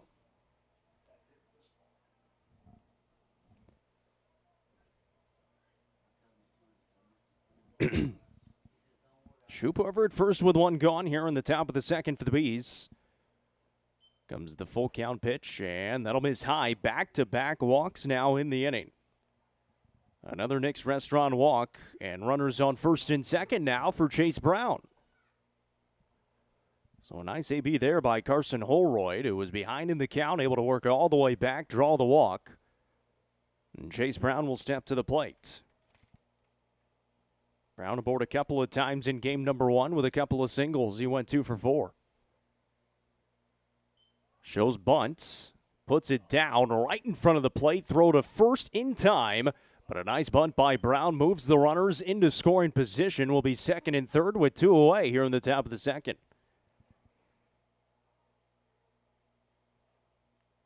So a nice job by Brown to get the bunt down and right in front of home plate. The only play over to first, and it will flip the lineup back over to Yano with 2 runners in scoring position now here in the top half of the second. He flew out to right field his first time up. Pitch from Smotherman, breaking ball, blocked up well by Waldrop. Shoop stands over at third. On second is Holroyd. Both of them drawing Nick's Restaurant walks here in the inning. The 1-0.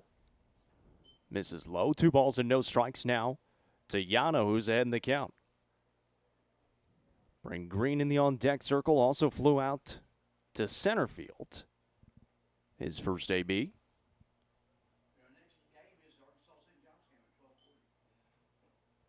And another one misses low, and bases open with 2 outs. Wouldn't be the worst thing in the world for Smotherman.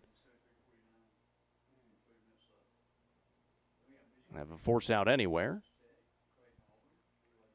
Here comes the 3-0. And it will be a 4-pitch walk issued to Juju Yano. So the third walk in the inning. It's a Nick's Restaurant walk. And Braden Green will come on here with the bases loaded and 2 outs. So both teams having an opportunity with bases loaded already early on in this contest.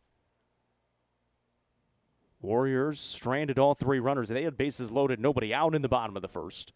And now the Bees have bases loaded and 2 outs with Green at the plate. Smotherman delivers. And Waldrop able to dive out there in time to keep it in front. Bees looking to break the scoreless tie here in the top half of the second.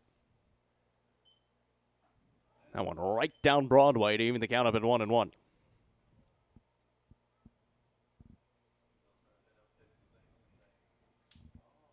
Smotherman out of the stretch. Gets another one across. It's 1 ball and 2 strikes. Green trying to shorten up here with the bases loaded and 2 gone. The 1-2. Misses away, gets away from Waldrop. Shoop will come home. He will score, and the Bees on top 1-0 here in the second. So it's a 2-2 count to Green. Shoop scores from third, and the Bees take the lead here in the top of the second.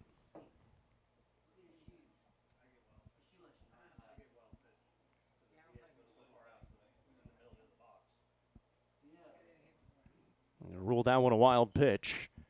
This one hit back up the middle infield. That one gloved by the shortstop. A bouncer on the throw to first, not there. And 2 more runs come home to score. Brain Green does the job, and it's a 3-0 lead for the Bees here in the second. There's a ground ball to the shortstop in George. He tried to make a bouncing throw to first. That was off mark.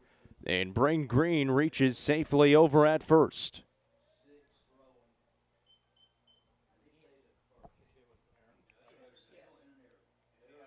So they're going to give him a hit for Braden Green as he's over at first base now. And Chris Worsing back at the plate. He reached on an error his first time up. This one swung on, drifting out to shallow right. And that one will be the final out of the inning. But the Bees strike first, 3 runs across in the top of the second. Warriors coming back to the plate in the bottom half. You're watching Upperman Baseball presented by Gentry's Power Equipment on the Watson Chevy UCR Media Network. How many letters? 5 letters. Just think about what am I doing right now? Smile. Smile? Uh-huh. This is so easy.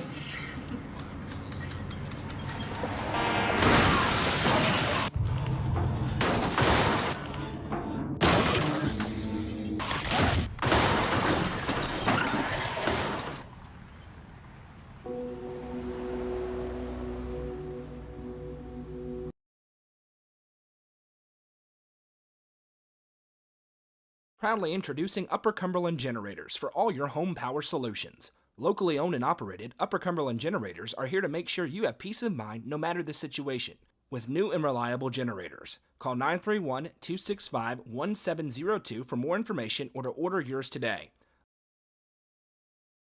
Upper Cumberland Generators is proud to support this broadcast on the UCR Media Network.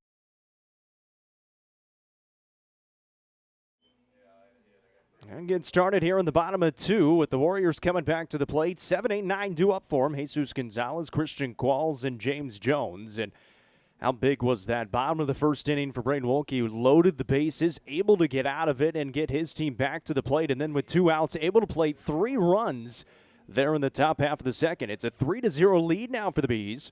Braden Green able to get that RBI single, and then scoring on the air afterwards as well was Juju Yano. So 3 runs across in the second inning so far for the Bees, and now Wolke working with a lead. As Gonzalez will step in for the first time, the right fielder for the Warriors. Swinging first pitch, it's a foul ball. Wolke issued a couple of walks in that first inning. He hit a batter as well, and then he was able to settle in. Got a pop out, a strikeout, and a ground out to get out of the inning.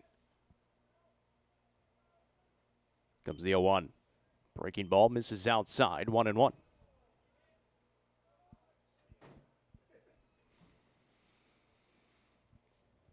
Another beautiful day for baseball here in Murfreesboro. We'll have basketball coming up in just a little bit. As that one bounces. And a 2-1 count. Upperman taking on Tullahoma in the 3A state title game. Starting at 4 o'clock. We'll have pregame coverage starting right around 3:45. Noah's already making his way over there, getting set up. We'll finish this one out and make the trip over there as well. This one swung on left side, and that'll be a foul ball as well.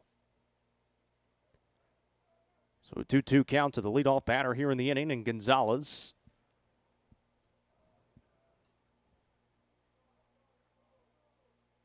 Wolke already with the 1 Thompson Machinery and Cattle Rental Store strikeout. The 2-2.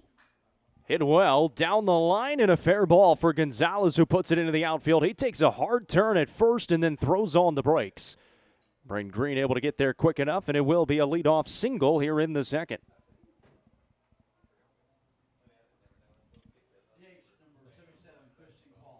So the DH, Christian Qualls, stepping to the plate for the first time here in the bottom of 2. And the Warriors 7-7 on the season, a win last night. The Bees 4-6 on the year, and had won 3 games in a row before falling to Hendersonville in game number 1 today, 10-6. Trying to bounce back with a victory in game number 2. This one swung on, hit well out into right center. That's going to be down in the gap, and this is going to be extra bases for Qualls. Gonzalez speeding around third. Qualls throws on the brakes at second, and it's an RBI double, and the Warriors get on the board. So a 3-1 lead for the Bees now after the double by Qualls to plate Gonzalez all the way from first. That one got all the way to the wall in right center and really no chance for rookie Allison or Chase Brown out there. And that'll bring the center fielder James Jones to the plate with a runner in scoring position and nobody out here in the bottom of 2. Milwaukee working out of the stretch, showing bunt, and it's a foul ball for strike 1.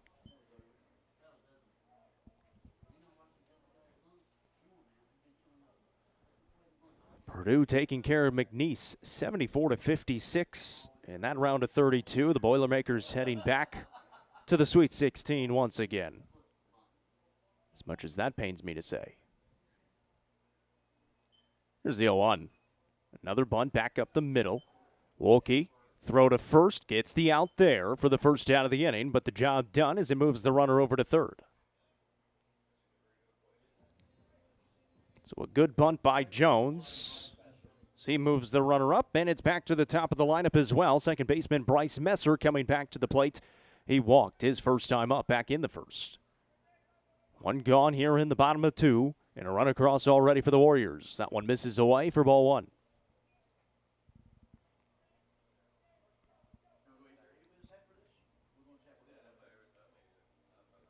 Wilkie has been working out of the windup when he's got a runner over at third. This one hit well. That one is going to be close to the gap. Allison not able to get there. Plates another run. Messer turning the corner will throw on the brakes, and he's back into first with an RBI single. So now the Warriors putting together a few hits and a couple of runs already across, and the lead now down to just 1 for the Bees. It's 3-2.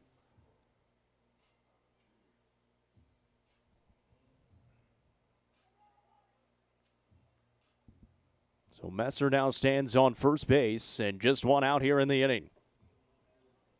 That'll be Gunnar Waldrop, the catcher for Riverdale, stepping to the plate.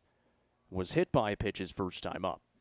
Shows bunt. Runner goes. Holroyd, pretty good throw down to second. Gets into center field, though, as it wasn't backed up, and Messer is going to be moving up all the way to third.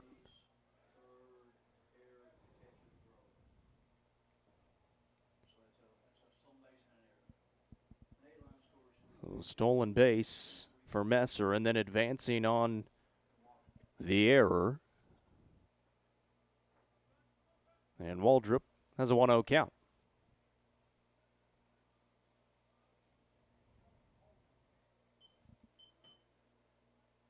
Wilkie back out of the windup now. Breaking ball popped up and out of play. It's 1-1. Wilkie bared down and was able to get 3 straight outs in the first after loading the bases, but already 2 runs across. Single and a double, and then the sac bunt to move the runner over. Another single, 3 hits in the inning so far. The 1-1.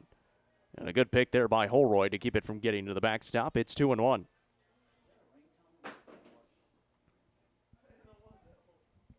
Bees got 3 across in the top of the second. And the Warriors have already gotten 2 of those back. Here's the 2-1. Breaking ball misses away. 3 balls and a strike to Waldrop at the plate.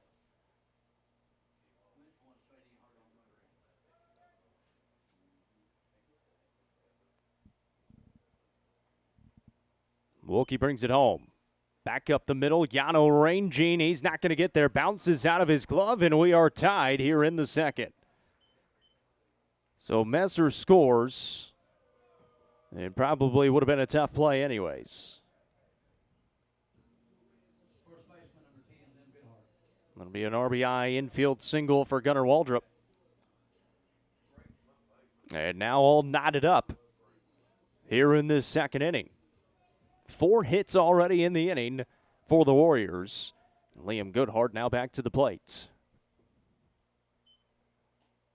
There's a good called strike across for Wilkie to get ahead. He needed that one.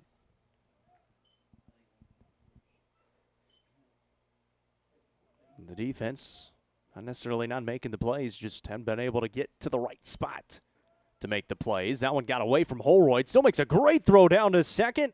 And he is safe at second base, says the infield umpire.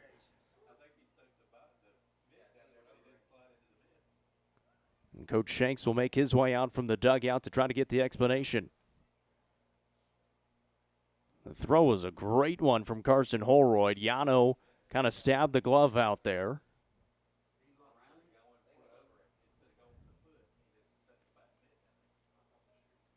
And the infield umpire was right on top of it.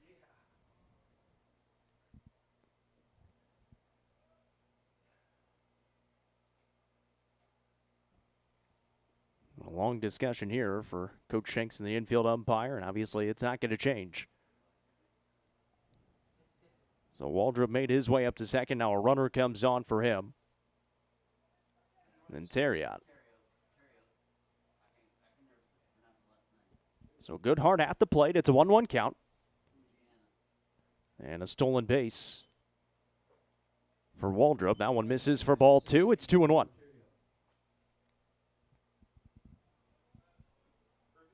And again, a really good throw by Holroyd, and Yano just apparently couldn't make the tag at second base. 2-1 from Wolke. High in the air out to center. Allison has a beat on it, trying to find it in the sun, and he never saw it. Brown's going to pick it up, and he makes the throw in. And it's going to be runners on second and third. Rookie Allison just lost it when he looked up in the sky. It'll be a hit. Never really hit the glove of anybody. And Goodhart makes his way to second base. So again, the sun has already been an issue. We've seen Braden Green struggle with it in game number 1, and now obviously a little bit later getting into the afternoon. And it's going to be tough out in the outfield for everybody. Rookie Allison couldn't find it. It's second and third, and Noah George is at the plate. That one's going to be down for a hit right in front of Chase Brown. 1 run scores. Brown's throw comes home. Not going to be in time. And it's a 2 RBI single for Noah George. And it's a hit parade here in the second inning for the Warriors as 2 more runs come across, and it's 5-3. And that'll spark a visit to the mound for Braden Wolke and the Upperman Bees, who now trail by 2 runs. They led starting this inning 3-0. And 5 runs across for the Warriors in the inning. And they're on top by 2, and still just the 1 out on the sac bunt. Hadn't been able to get anything going here defensively for the Bees. And it's been all hits. Now 6 hits in the inning against the 7 batters that Wolke has faced. Jay Insani, the left fielder, will step to the plate.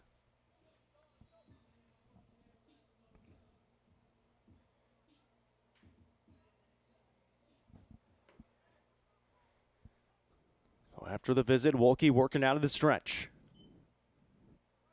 That one bounces in front of Holroyd. He'll make the throw down to second again. That time, not going to get there. And able to advance up to second is George. So another runner in scoring position now after that one bounced in to Insani.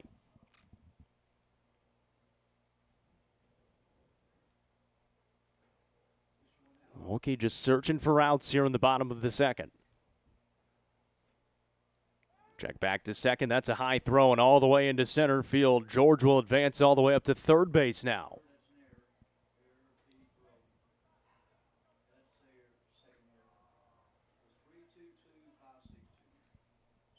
And already the second error in the ball game for the Bees, who committed 5 of them in game number 1. And it's been the story of this season for this young team early on. Here's the 1-0. That one misses high. 2 balls and no strikes to Insani at the plate. It's the 8th batter of the inning for the Warriors, and still just 1 out. 5 runs across here in the inning. That'll miss for ball 3.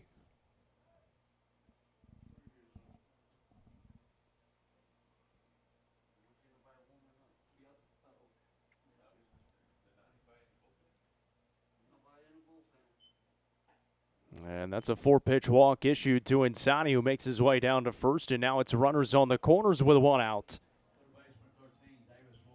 And for Coach Shanks, again, it's difficult today because you don't have a whole lot outside of rookie Allison, who could come on to pitch. And he's out in center field, obviously caught game one.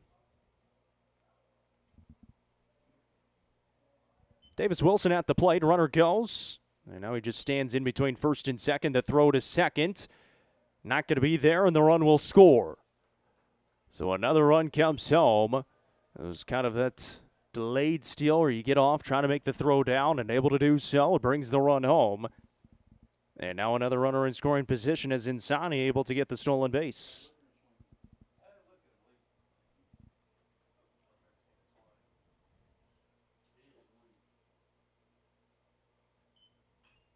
This one popped up, foul territory. And not going to be able to be caught by Green.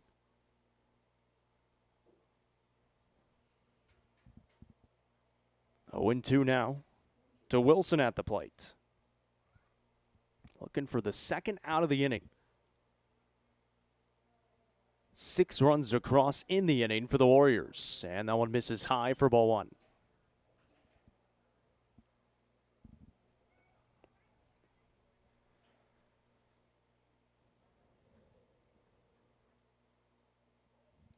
Still just one away in the bottom of 2. And a 2-2 count to Wilson at the plate. He grounded out to end the first inning when they had bases loaded and 2 outs. And it was a good job by Wolke to get out of the first inning, but it's been a hit parade here in inning number 2 for the Warriors. 2-2. Misses away, 3 balls and 2 strikes.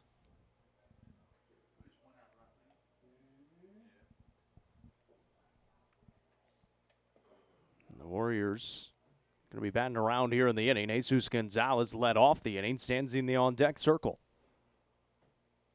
Pitch from Wolke. Misses inside. It's another walk. The 4th one issued by Braden Wolke. And now runners on first and second with 1 out here in the bottom of 2. And Jesus Gonzalez will step to the plate for the second time here in inning number 2 as he led it off with a single and came around to score. Wolke still working out of the stretch with 1 gone and runners on first and second. Swinging at that one and out of play. It's strike 1 against Gonzalez. Sani stands on second base. Reached on a walk and then stole second. Wilson reached on a walk. It's been back-to-back walks here in the inning after 6 hits allowed in the inning as well by Wolke. That one swung back into the net for strike 2. And Wolke in desperate search of an out. And the count here 0-2 to Jesus Gonzalez.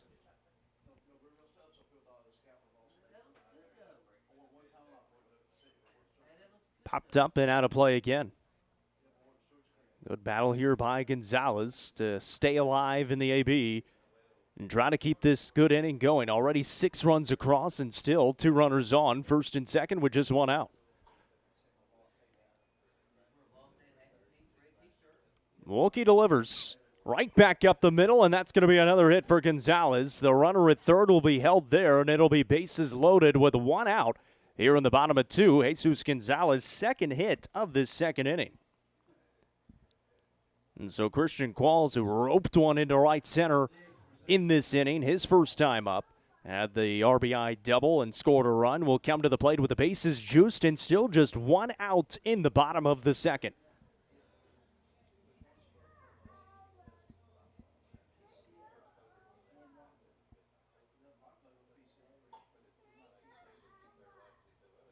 Wolke delivers. Qualls, third base line, gets past Shoop, and it's going to score 1. Here comes the second run. Green just now to it. They'll hold the runner at third. Throw comes into second, and 2 more runs across. It's an 8-3 lead for the Warriors.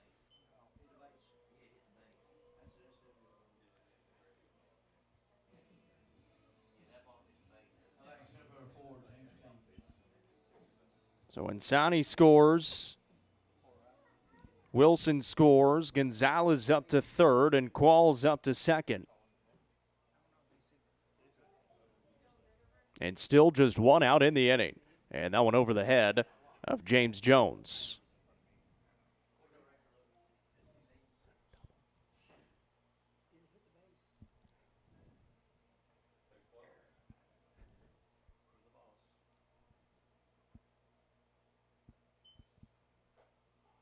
going to go E5 on the official score. Then weren't quite sure if it hit the bag or not. But still just one out in the inning. And a 1-1 count to the batter.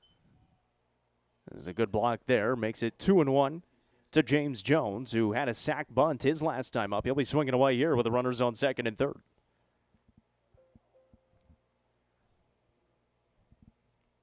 And that's the only out of the inning so far. Everybody else has scored.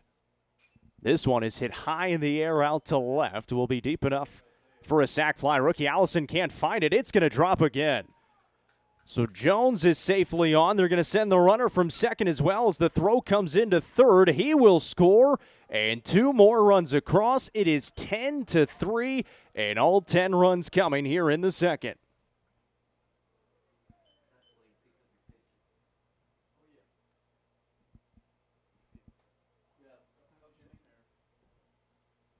And now Coach Shanks will make his way out of the dugout, as Braden Wolke cannot buy an out right now. And they're going to go to rookie Allison. So we'll step aside for a call to the bullpen. 10-3 lead for the Warriors. You're watching Upperman Baseball, presented by Gentry's Power Equipment on the Watson Chevy UCR Media Network. The Real Estate Collective is a team of experienced, licensed real estate agents serving the entire Upper Cumberland region. Whether you are looking to buy or sell, the RICO team is ready to serve you. With a focus on people over profits, you can rest assured the Real Estate Collective can help make your real estate dreams a reality. Call 931-559-9500 for more information or see their current listings at letsgorico.com. The Real Estate Collective is proud to support student athletes in our area and this broadcast on the UCR Media Network.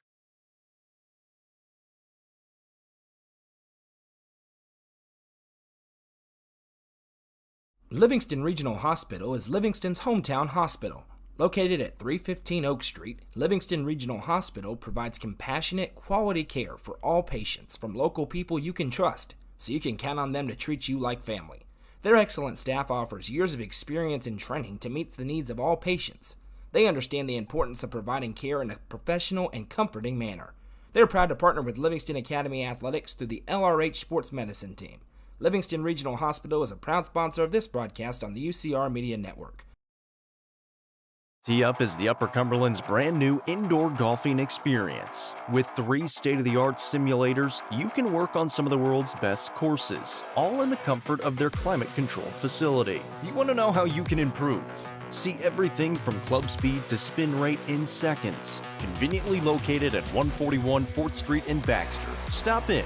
Visit them online at teeupgolfclub.com or call them at 931-559-GOLF to reserve your simulator today. Tee Up is proud to support this broadcast on the UCR Media Network. Fire and Vine in Cookeville is the Upper Cumberland's home for delicious Chicago-style pizza, beef, chicken, fish, and more. Located in Cookeville's historic downtown district, Fire and Vine's food and atmosphere will keep you coming back for more. Take in stunning views with the UCR team on Tuesday nights at 7, live for the UCR Coaches Show from the rooftop. Fire and Vine is a proud sponsor of this broadcast on the UCR Media Network.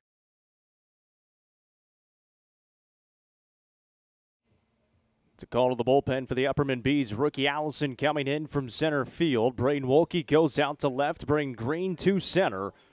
And rookie Allison on the mound. It's a 10-3 lead, and still just 1 out here in the bottom of 2. It was a 3-0 lead starting this inning. 10 runs across for Riverdale so far on 8 hits in the inning. And Braden Wolke is out. Rookie Allison in. And it's back to the top of the lineup. Bryce Messer for the 3rd time in this game at the plate in the bottom of the second. First pitch swinging. It's a foul ball for strike 1.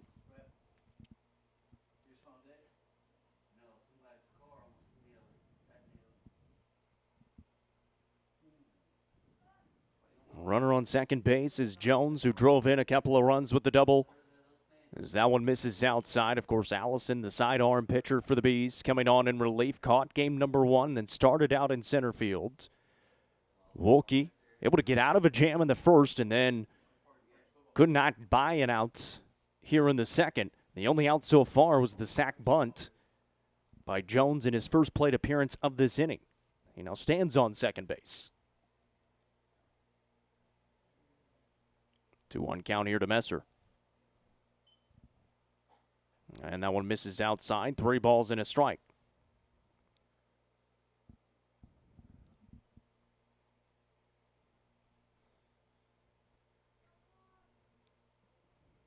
Ten runs across for the Warriors, and that'll be another walk issued. So rookie Allison comes on and issues his first walk of the ball game. Messer stands at first. It's runners on first and second with 1 out. Gunnar Waldrop back at the plate. Hit by a pitch in the first. Singled here in the second and drove in a run. He's also scored already here in the second. First pitch from Allison, and that one misses away. Now the Bees in a real tough hole, as they really don't have anybody else available pitching-wise after rookie Allison. You could maybe go back to Carson Holroyd, who pitched in Game 1. This one is hammered high in the air, but we'll stay in the park. We'll see if Wolke can find it. He cannot. It's been an absolute adventure in the outfield today as another run comes home. That's already the 3rd time a fly ball has been lost in the sun for the Bees in the outfield. And so it brings home another run, and will just be an RBI single. As Jones scores, Messer to second. And Waldrop stands on first. Liam Goodhart back at the plate. Still 1 out in the inning and 11 runs across here in the second inning. And everybody for the Warriors has now scored here in this second inning. That one misses away for ball 1. It was a 3-0 lead by the Bees as they plated 3 runs in the top half of the second, but already 11 across by the Warriors here in the bottom of 2. And the breaking ball swung on for strike 1, a foul ball.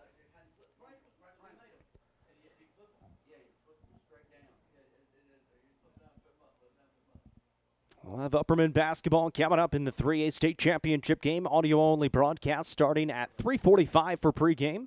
The Crouch team with Highlands Lily Real Estate pregame show. Runners go, swing and a miss. Good throw down to third. Cannot get the swipe tag, though. And it will be a couple of stolen bases for the Warriors. And a 1-2 count to the batter. And Goodhart. So now 2 runners in scoring position for the 3-hole hitter. Pitch from Allison. Breaking ball. As Allison hits the deck, that one's out of play. Yeah, we saw Smotherman fell down. And Allison slipped up that time. And we saw him. He actually turned his ankle running the bases in game number 1. But obviously he is pushing off with that ankle here in game number 2. 1-2. Right side of the infield. That one's through. Another run will come home for the Warriors. They're going to send it again. Brown the throw home. Not going to be there. And it's a 2 RBI single for Liam Goodhart.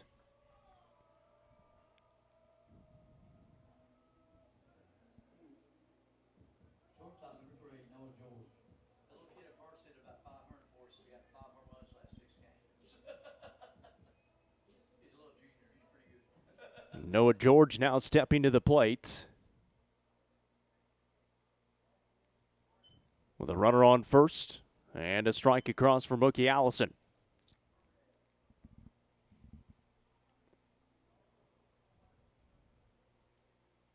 (13-3) Riverdale leads.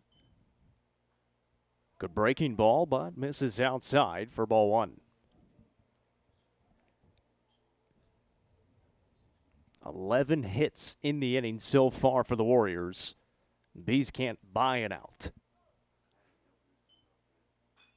Ground ball, right side of the infield. Worsing, flip to second. Throw by Yano. Can't be scooped at first. They get the out at second. And then the throw caroms off back to Wilson, so the runner safe at first. On the throw will be George.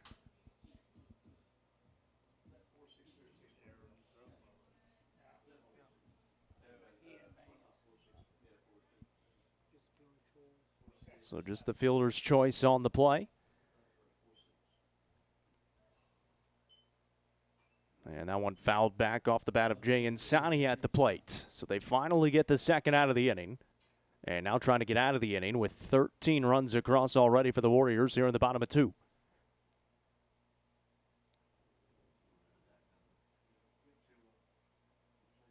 The 0-1 popped up, and this has been an adventure so far. Worsing from his second base spot. Brown has it, and he will make the grab. 13 runs across, 11 hits in the inning for the Warriors, and they're now on top by 10. It is 13-3 as you watch Upperman Baseball, presented by Gentry's Power Equipment on the Watson Chevy UCR Media Network. Let the bidding begin.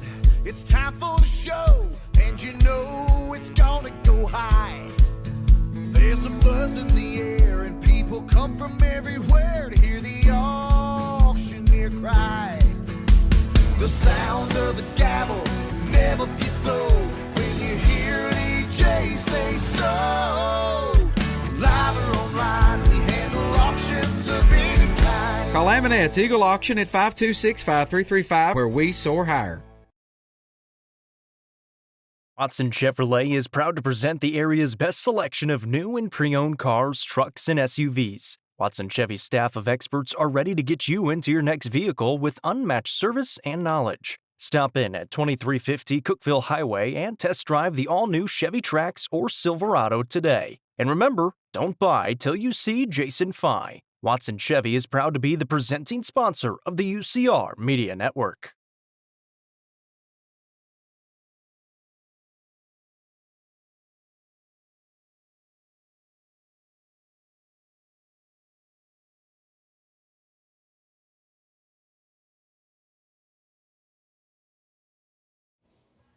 Well, a long inning finally comes to an end. We get started in the top of the third, and the Bees back at the plate. 4, 5, and 6 due up for Upperman, now trailing 13-3. 13 runs across there in the bottom of 2 as they batted around once and almost batted around twice in that second inning. The first pitch in from Smotherman, who had a very long break in between, is a little bit high for ball 1 to Justin Fallon at the plate.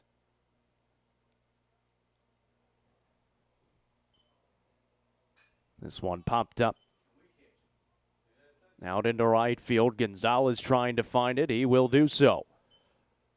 So the Bees struggled with that 3 times in that last half inning, unable to find it in the sun. Gonzalez able to do so for out number 1. Rookie Allison will step to the plate. 11 hits in that last half inning for the Warriors. 13 runs, couple of walks. And the Bees just couldn't buy it out. Had 3 fly balls that they lost in the sky, as that one's fouled off for strike 1. Braden Wilkie was run off. Rookie Allison came in. They were still able to score a couple of runs on Rookie. Here's the 0-1 from Smotherman. This one popped up. Second baseman, shortstop back there trying to find it. Second baseman's got it for out number 2. Bryce Messer doing a nice job of finding that one in the sun, and there's 2 gone.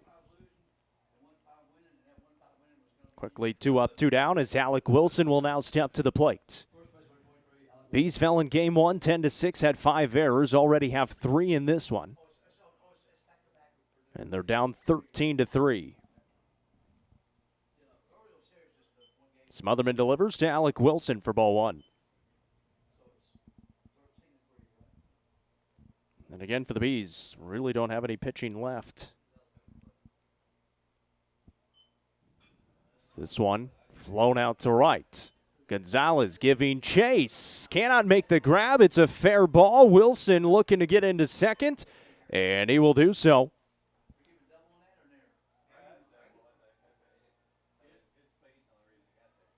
We'll wait for the official ruling. We're going to give him a double.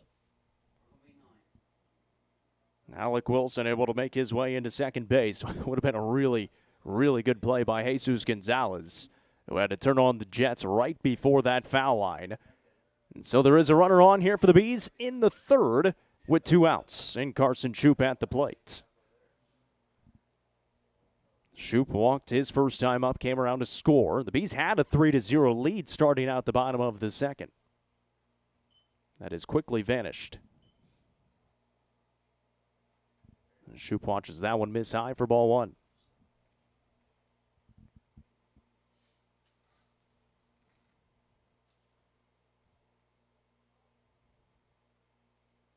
Smotherman a pick back to second, brings it home, misses high again. 2 balls and no strikes to Carson Shoop at the plate.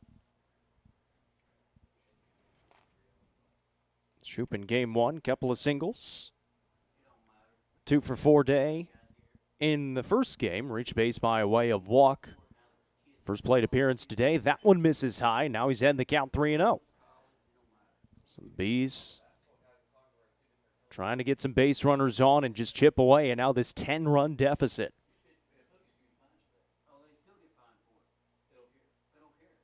3-0 from Smotherman. It's a called strike.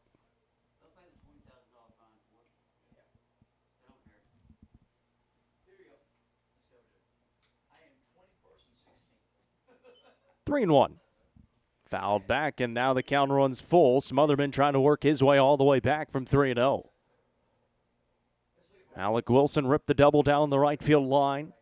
Gonzalez made a great effort for it, just unable to haul it in. Here's the payoff. That'll be right back up the middle. Carson Shoop puts it through. Alec Wilson will be held up over at third, but Carson Shoop has a single. And runners on the corners now with 2 gone here in the top of 3.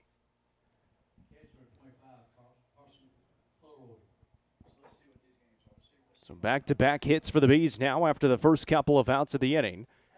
And Carson Holroyd will step to the plate for the second time. He also drew a walk his last time up and then came around to score. And again, for the Bees, obviously you're not going to get it all back in one try, so you just got to keep chipping away. And it starts with getting a few runs here in this inning, down by 10. That one misses high again from Smotherman. That's been his miss today. A lot of high balls that have missed. 80 on the gun that time. Lefty looks over at first, brings home the 1-0. It misses high again, 2-0.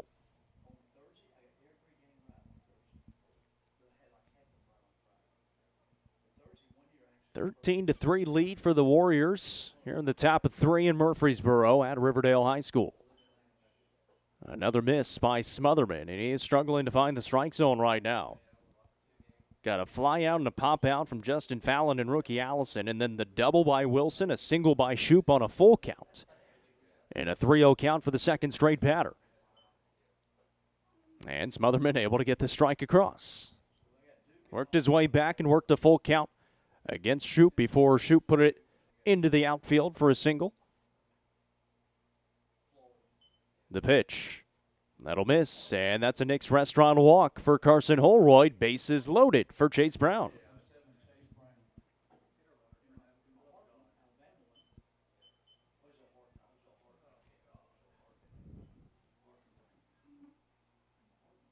And Carson Holroyd will stay on to run. Chase Brown at the plate. The bases loaded and 2 outs.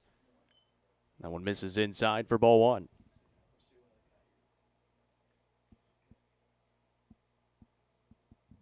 Brown had the sac bunt his first time up to move the runners over.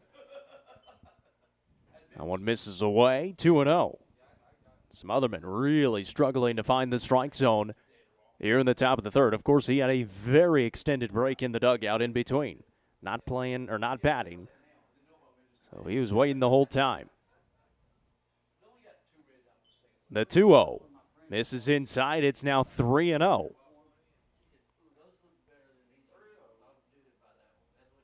Doesn't look like anybody in the bullpen right now. Obviously, it's a 10-run lead.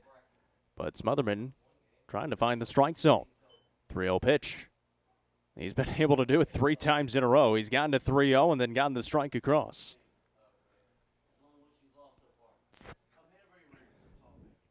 Bases loaded for the Bees. The 3-1 pitch.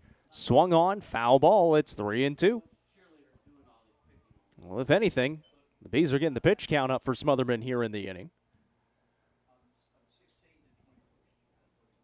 Payoff. Runners go.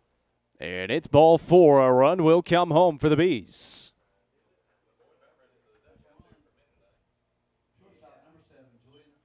So second straight walk issued, and it's now 5 issued by Smotherman. Chase Brown gets the RBI as well. As Wilson comes home to score, the base is still loaded, and Juju Yano will come to the plate now with the bases loaded and 2 outs. They'll take a visit to the mound. So the Warriors able to get 13 across in the bottom of 2. Had 11 hits in the inning, a couple of walks by Bees pitching. And now Smotherman struggling to find the strike zone. He got 2 outs, a fly out, a pop out. Wilson doubled and had Carson Shoup 3-2, had Holroyd 3-1, and Chase Brown 3-2. Back-to-back walks. And the coaching staff for the Warriors trying to calm him down and say, hey, you just got to focus on the batter now and get out of the inning. Already 1 run across after the walk, the bases loaded walk issued to Chase Brown. But for the Bees, this is exactly what they're looking for. They were down by 10 runs to start the inning, so you get 1 across, trying to chip away at it. Of course, the run rule in effect at 5 innings, 10 after 5. And so that out of play, at least for now.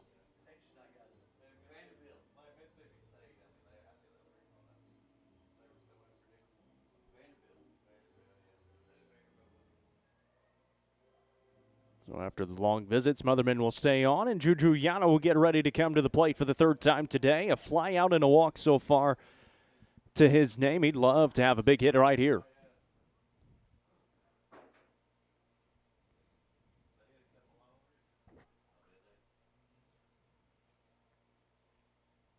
Yano steps in for the 3rd time today. That one misses outside for ball 1.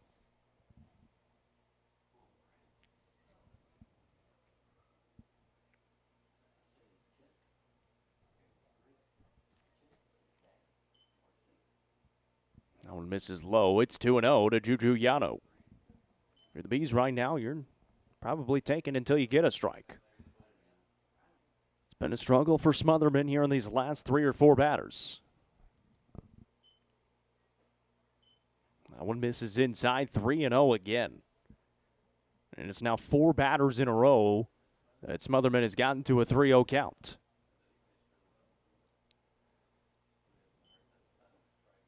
Another walk issued and another run home for Upperman. So it's a Nick's Restaurant walk, back-to-back batters now. And another run home for the Bees makes it 13-5. The bases remain loaded with 2 outs. With Braden Green coming to the plate, he had an RBI single back in the 2nd. Another run came home on an error.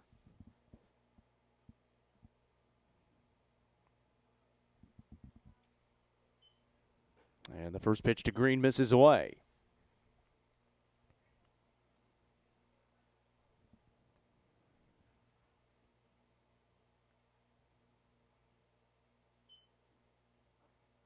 There's a called strike and a big one for Smotherman. He needed to see that one across. 2 gone in the inning. Bases loaded for the Bees. They've gotten 2 runs across. The 1-1.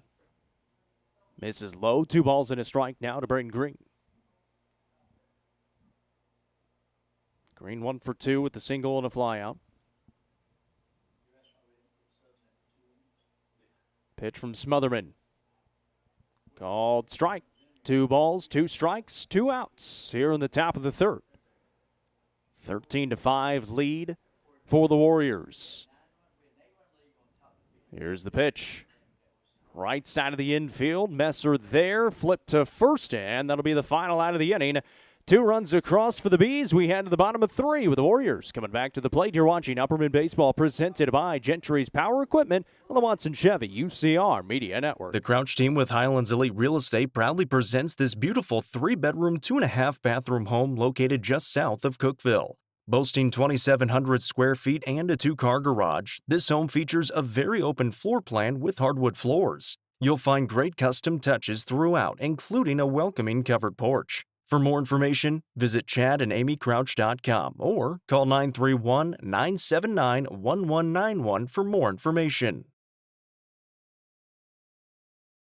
The Quality Family, a local company supporting and caring for our local communities. The Quality Family offers services to get you back to the game. From bracing to oxygen and everything in between, we can meet your medical equipment needs with Buckeye Home Medical Equipment.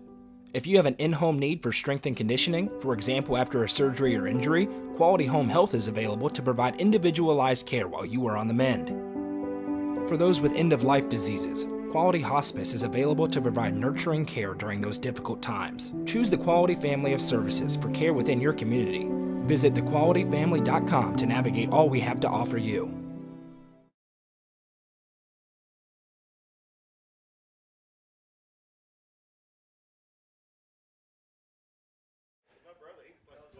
Back here at Riverdale High School, the Riverdale Warriors on top of the Upperman Bees, getting started in the bottom of the third. It's 13-5.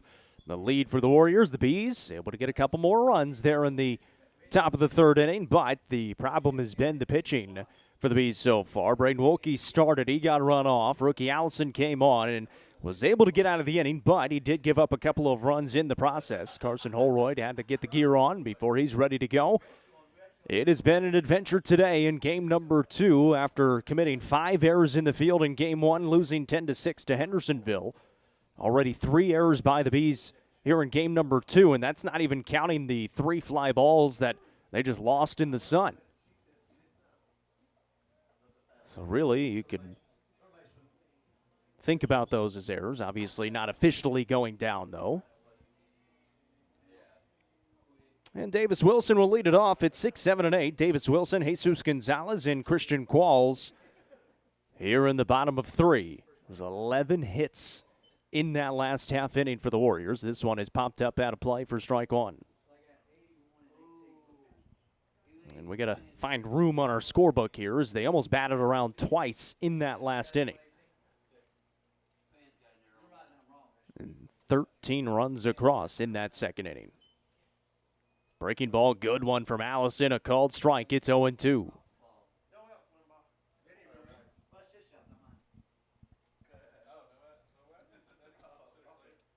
There comes the 0-2. And it's a called strike 3. A Thompson Machinery and Cat Rental Store strikeout for rookie Allison for the first out of the inning. That's the first strikeout for rookie Allison. And the first out of the inning here in the bottom of 3. And the Bees, you're just trying to find a little bit of a rhythm defensively right now. Jesus Gonzalez coming to the plate for the third time today. And that is a great breaking ball, and it catches the inside corner for strike 1. Gonzalez to the plate twice in that second inning. A couple of singles and a couple of runs scored. That one misses away, and the count goes to 1-1.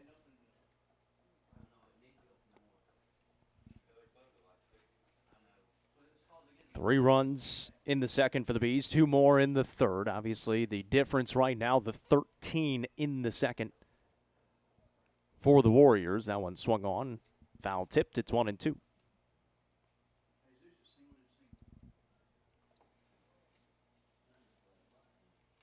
Allison, the 1-2. Breaking ball, high in the air, out to center. Trying to find it is Green, and he's able to find it in the sky that time for out number 2. That was one of the issues there in that second inning. And able to get the fly out that time. And 2 gone. Christian Qualls, the designated hitter today, will step to the plate. Has had a productive day. Double and a run batted in, a couple of runs scored. Another breaking ball by Allison across for strike 1.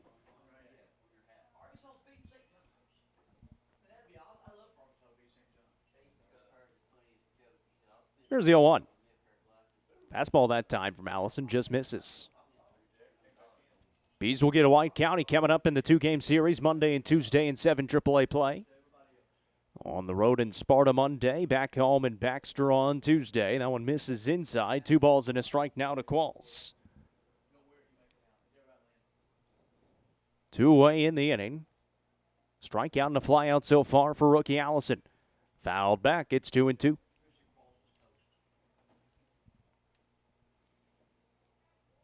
And Allison trying to become the first pitcher to have a clean inning. 2-2. Ripped down the line, but foul by Qualls. Will do it again.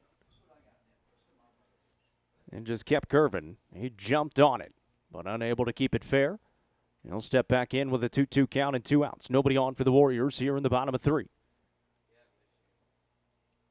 The pitch from Allison. Misses just outside. It's a full count. 3 balls, 2 strikes, 2 outs. Qualls at the plate. Allison on the mound. The payoff. Fastball misses away. It's a walk issued. So Qualls draws the walk.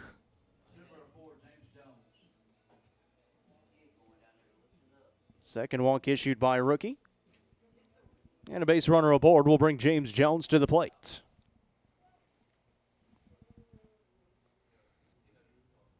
First pitch swinging, that caught him in the box for a foul ball.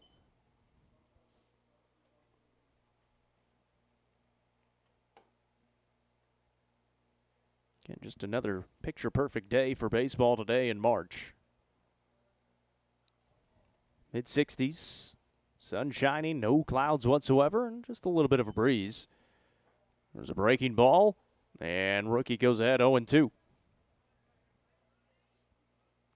Runner over at first, and 2 gone here in the bottom of the 3rd. Bees down by 8 after they got a couple of runs back. It's a called strike 3 and another Thompson Machinery and Cattle Rental Store strikeout for rookie Allison, his second of his outing, and we are through 3. You're watching Upperman Baseball presented by Gentry's Power Equipment on the Watson Chevy UCR Media Network.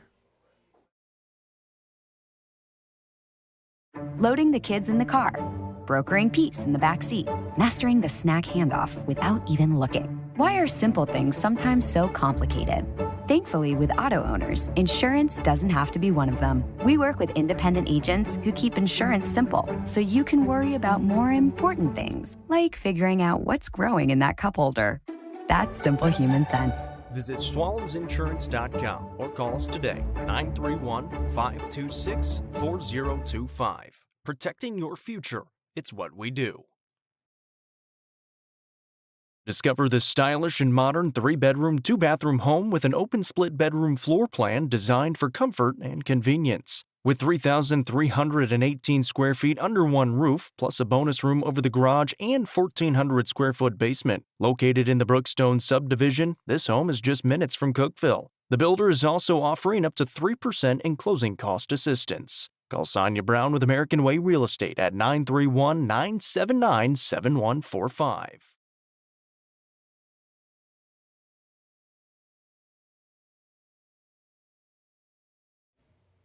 A new pitcher on the mound for the Riverdale Warriors as they go to the bullpen as well. Smotherman's day is done through 3 innings. He allowed the 5 runs that the Bees have on the board as they got 3 in the second, 2 more in the third, and then Smotherman really struggled to find the strike zone. So he comes out. Coming on for him will be Brennan Matthews to the mound. Big, tall righty will step up and try to sort these Bees out, but he's got to face 3, 4, and 5. Chris Worsing, Justin Fallon, and rookie Allison due up here in the 4th. Bees got a couple of those runs back. They allowed 13 back in the second. 2 more for the Bees, though, in the third. And seeing if they can add on some more here in this one. That's a called strike across to Chris Worsing. Reached back in the first on an error. Flew out to right his second time up, after going 4 for 4 with 4 singles in game number 1 today. That's ball 1. It's a 1-1 count.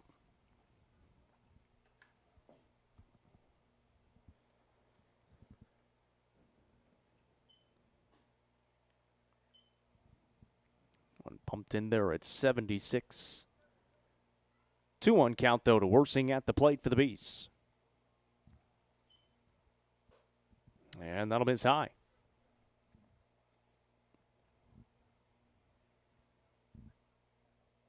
So Matthews has come on mid-60s or mid-70s to upper 70s with the fastball. Goes with the off-speed that time, and it's going to be a walk issued to Chris Worsing. The Nick's Restaurant walk for the leadoff batter here in the 4th for the Bees. And Justin Fallon stepping to the plate for the 3rd time today.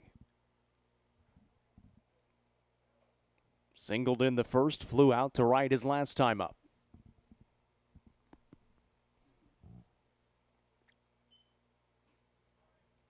There's a called strike across to Fallon.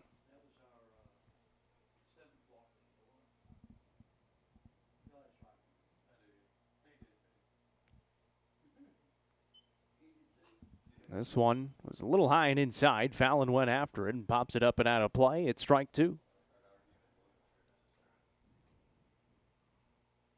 Worsing stands over at first, and he's still trying to kind of stretch out his left leg. We've seen him kind of messing with that throughout the game today.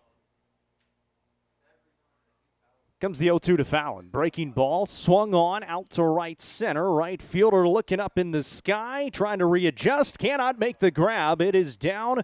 Worsing turns the corner at second, trying to get into third. He will slide in, and he is safe.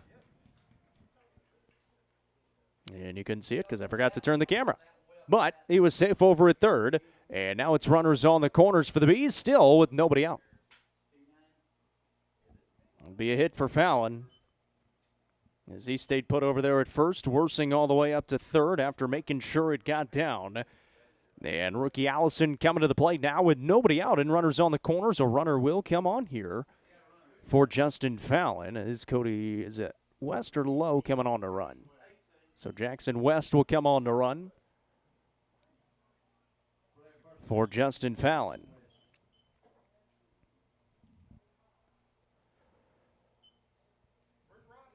And rookie Allison comes to the plate for the third time today. Reached on the fielder's choice. Well, grounded out to end the inning, I should say. Back in the first. Popped out in the third. First pitch swinging. Swings right through.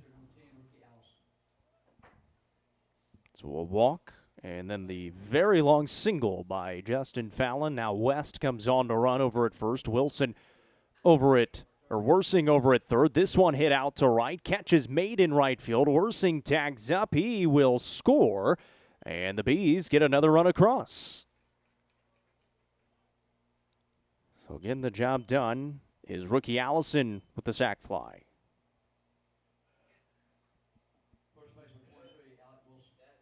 So Chris Worsing scores, and West stays put over there at first base. Another run across, and it's a 7-run game. Alec Wilson at the plate, doubled his last time up, came around to score back in the third. And that one will miss high from Matthews.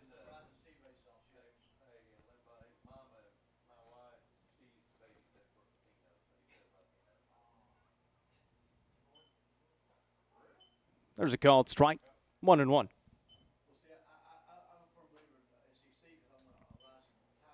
Nobody out here in the top of the fourth. The Bees all ready to run across.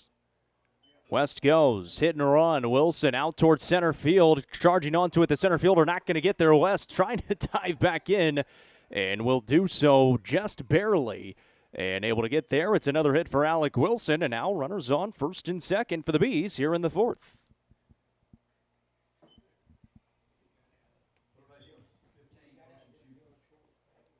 So Carson Shoup coming to the plate now with the runners on first and second. Shoup has been aboard a couple of times. Walked in the second, singled in the third. He has scored twice in the ball game for the Bees. 13-6 lead right now for the Warriors. All 13 runs came in the second inning. And that fastball across from Matthews for strike one.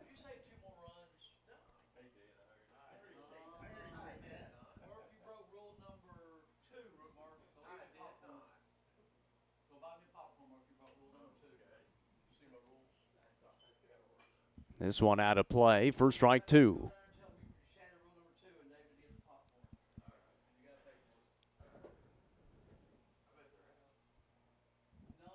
Oh, 2 count to Carson Shoup at the plate with the runners on first and second for the Bees, and already a run across. And one gone. That one misses inside.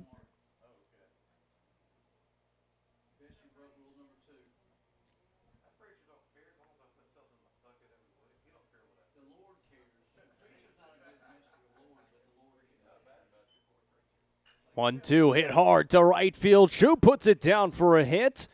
And they're going to hold the runner from third. West stops right there at third base, and the base is loaded once more for the Bees here in the fourth. So again, the Bees hitting the baseball well. It's another single. And the base is loaded once more here against Riverdale, now trailing 13-6.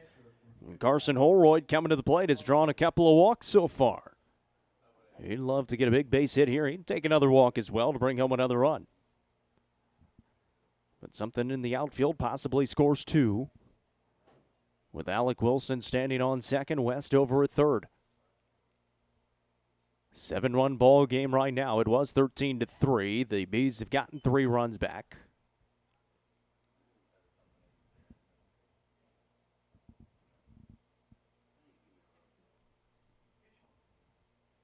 Working out of the stretch, Matthews brings it home. Bouncer left side of the infield. It is going to roll foul. The third baseman over there for the Warriors, and Wilson thought about grabbing it, but he wants to be able to grab it, step on the bag, and bring it home. So he just lets it go, and it'll be strike one. Trying to not allow any more runs come across for the Bees here in the fourth. They've already got one.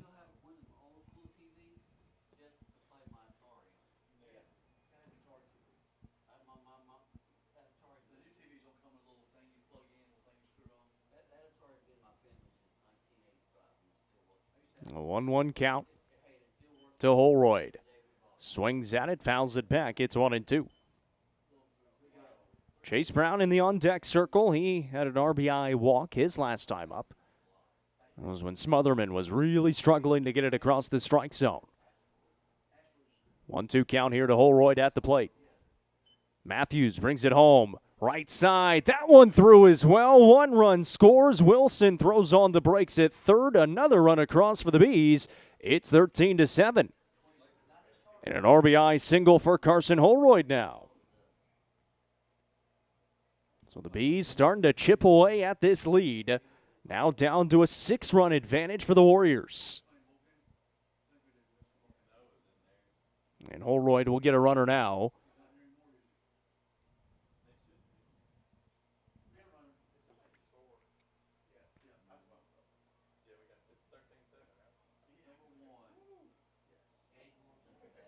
Cody Lowe will come on to run for Carson Holroyd. So West scored for Fallon. Wilson up to third. Shoop at second, and Chase Brown now at the plate. And that one's a called strike across to Brown. Still just 1 out in the inning. A couple of runs across, and the bases loaded. And again, the Bees been able to get the hits today. Hitting the ball very well this week. Double-digit hits against Stowe Memorial in each of those games. 14 hits in game number 1 today and a loss.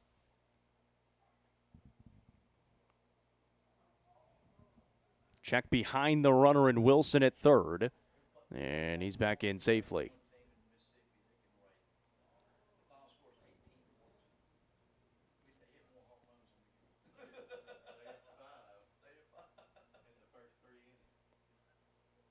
Matthews brings it home. Brown back into the net. And a 1-2 count now.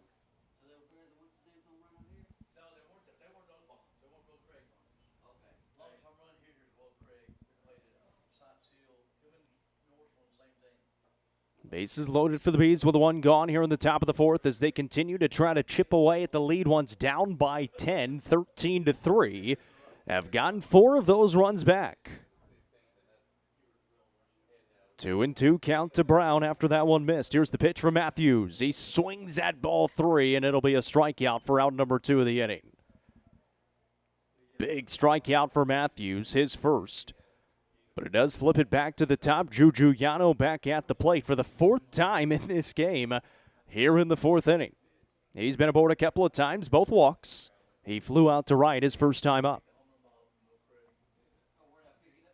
Matthews trying to get out of it, just allowing the 2 runs. Misses outside for ball 1.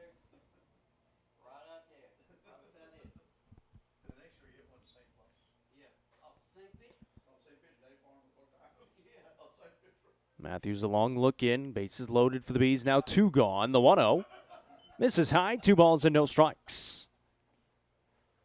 Well, Goose and Noah, they've made their way over to the Murphy Center. They'll be getting set up for the Class 3A State Championship game, getting started here in about an hour and 45 minutes. I'll make my way over there after the conclusion of this one. That one's fouled up and out of play. 2-1 now to Juju Yano. Noah will have play-by-play. I'll be on color commentary. And then Goose will be on pictures and video, and what a video he got yesterday in the semifinals for the Bees. That one swung on, back into the wall. It's 2-2. If you want to get hyped up for the championship game, go to our Facebook page right now. Just scroll through and you'll see a video, the cinematic highlight video that Goose posted early this morning. He was working on it all night long. 2-2 count to Yano at the plate. Bees trying to continue their rally. Pitch from Matthews. Misses high, and the count runs full. 8th batter of the inning for the Bees here in the 4th. 3-2 count with 2 outs. Runners will be going with the bases loaded. The pitch from Matthews. Swung on and missed. A big strikeout for Brennan Matthews and the Warriors.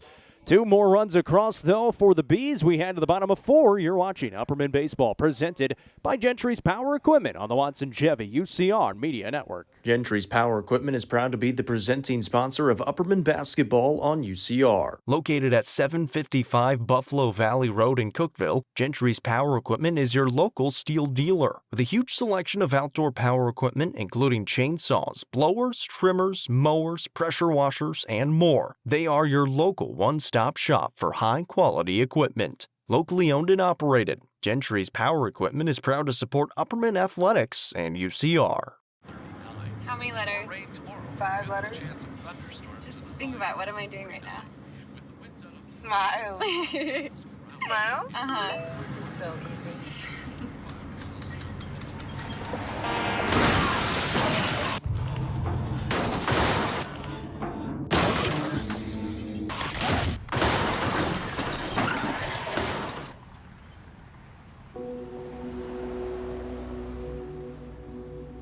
Proudly introducing Upper Cumberland Generators for all your home power solutions. Locally owned and operated, Upper Cumberland Generators are here to make sure you have peace of mind no matter the situation. With new and reliable generators. Call 931-265-1702 for more information or to order yours today. Upper Cumberland Generators is proud to support this broadcast on the UCR Media Network. The Real Estate Collective Auction Group offers expertise in a variety of services, including real estate, personal property, equipment, and nonprofit benefit auctions. Call 931-559-9500 for more information or see their upcoming auctions at letsgorico.com. The Real Estate Collective Auction Group is proud to support student-athletes in our area and this broadcast on the UCR Media Network. Livingston Regional Hospital is Livingston's hometown hospital. Located at 315 Oak Street, Livingston Regional Hospital provides compassionate, quality care for all patients from local people you can trust, so you can count on them to treat you like family. Their excellent staff offers years of experience and training to meet the needs of all patients. They understand the importance of providing care in a professional and comforting manner. They're proud to partner with Livingston Academy Athletics through the LRH Sports Medicine Team. Livingston Regional Hospital is a proud sponsor of this broadcast on the UCR Media Network. Top of the 4th, or bottom of the 4th inning here at Riverdale High School. The Warriors coming to the plate, and it's back to the top of the lineup. 1, 2, and 3. Bryce Messer, Gunnar Waldrop, and Liam Goodhart to the plate.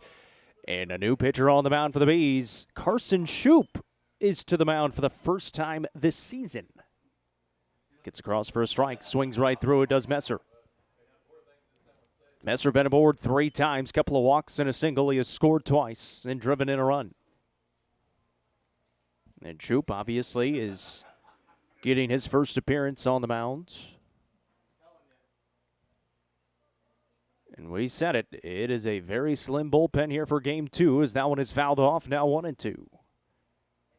They're trying to save their big dogs for Monday and Tuesday, and Juju Yano and Alec Wilson. We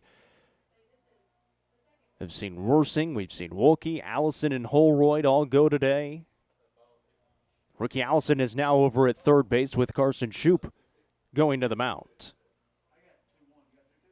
It comes to 2-2. That'll miss low, and the count runs full now. 3 balls and 2 strikes. Messer trying to find his 4th time aboard here in the 4th inning. And he will do so. He draws a walk. Leadoff walk issued to the leadoff man in the lineup for the Warriors. First walk issued by Carson Shoup, and Gunnar Waldrop, the catcher for the Warriors, will step to the plate. He has also been aboard 3 times. Hit by a pitch, single, driven in a couple of runs, scored a couple of runs. Bunt here is going to go foul. Trying to catch that defense off guard. And of course, Ricky Allison, he started behind the plate in game number 1, went out to center field here in game 2, and then came on the mound, and now he's over at third base.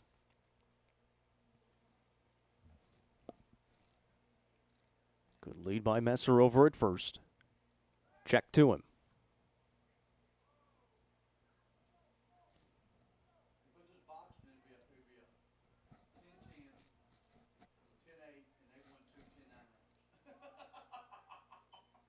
Another bunt shown. Throw behind the runner. It is a called strike. It's 0-2. Runner on first is Messer after drawing the leadoff walk. Waldrop at the plate now with an 0-2 count.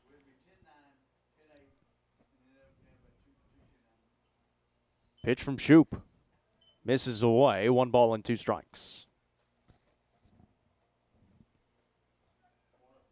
Bees fell in game 1 to Hendersonville 10-6. 5 errors in the game. A 13-run inning by the Warriors back in the second. This one behind Waldrop, and Messer was stealing, so he is very easily into second. And now a 2-2 count to Waldrop at the plate. I don't know how it missed him.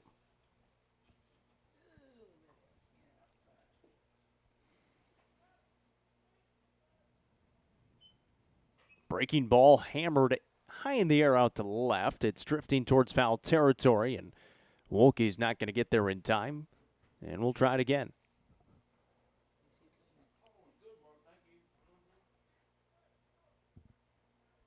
And Carson Shoop coming on, not the highest velocity guy.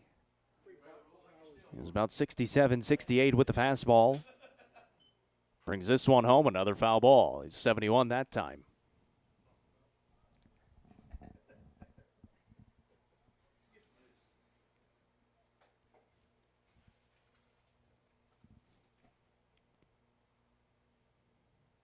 Bees 4-6 on the season. The Warriors at 7-7.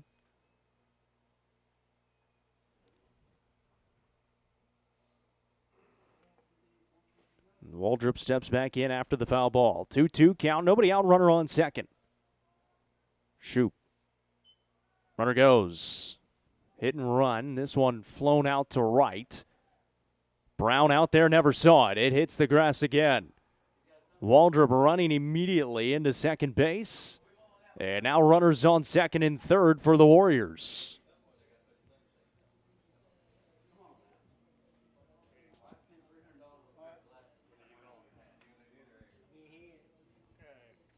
Going to be another hit, but 4th time in this game that a fly ball has been lost in the sun by the Bees. Just hadn't been able to find it.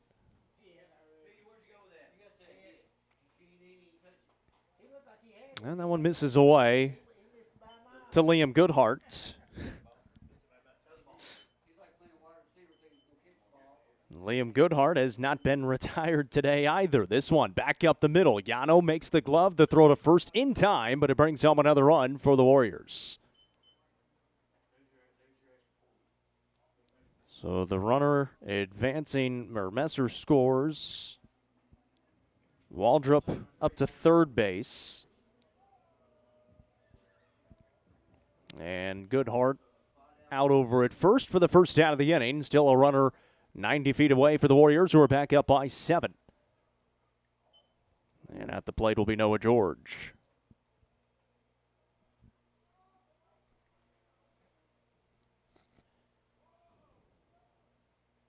Comes the 1-0. Big swing. 1-1.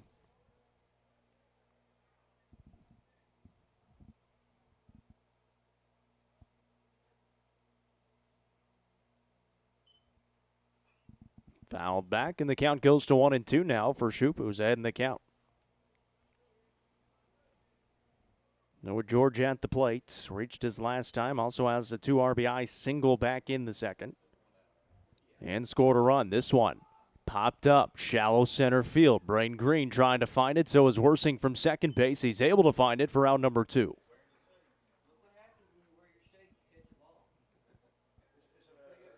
And able to make the catch, Worsing from his second base spot for the second out of the inning. So Jay Insani now comes on with 2 gone and still a runner on third, and Terriot will come on to run for Waldrop over at third base, the courtesy runner.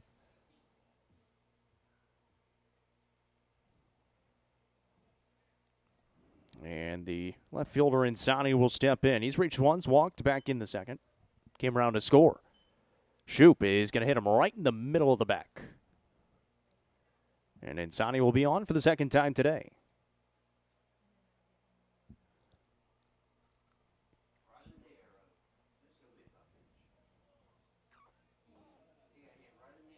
So Davis Wilson, the third baseman, coming back to the plate. Insani over at first, Terriot over at third, the courtesy runner for Waldrop. It's first and third with 2 outs here in the bottom of 4. Game number 2 today for the Bees. Trailed 13-3 at one point in this game. The Warriors have gotten a run back after 4 unanswered by the Bees.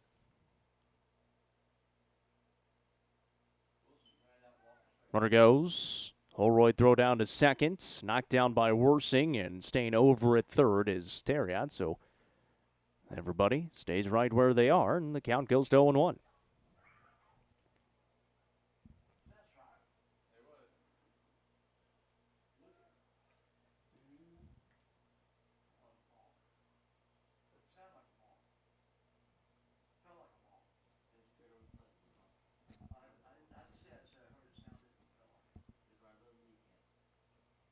Double move by Shoop, and he'll step back on.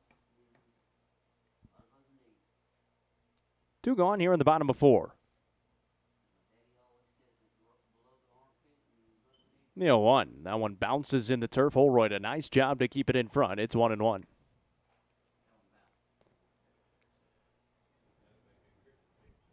Davis Wilson at the plate. Been aboard once.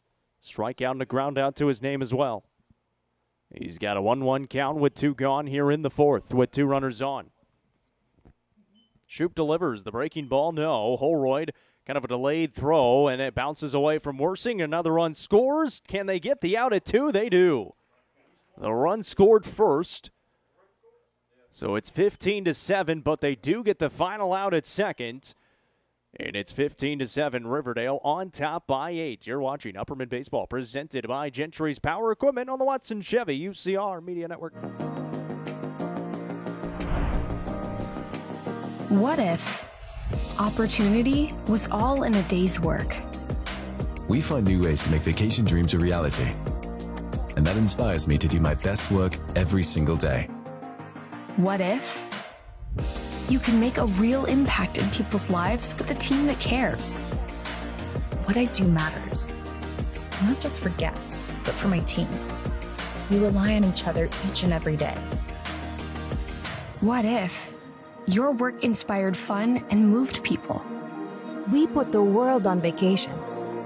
Our job is to make people happy. Inspiring travelers around the world to live their best lives never stops being fulfilling. At Travel and Leisure, what if can be what is. Stop wondering. Join the travel movement and start a career where memories start with you.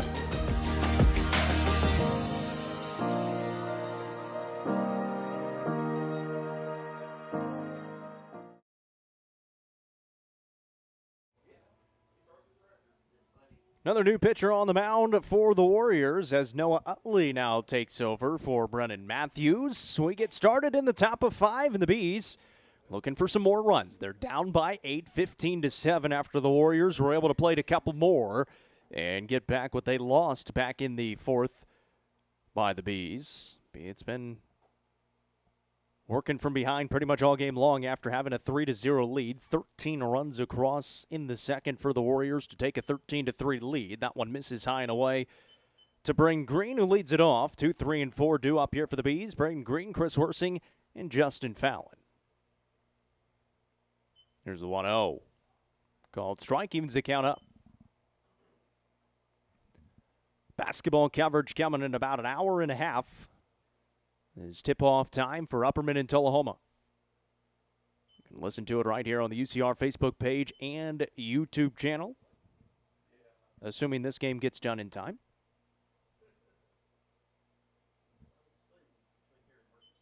There's the 2-1. That one's across, and 2-2 to Braden Green.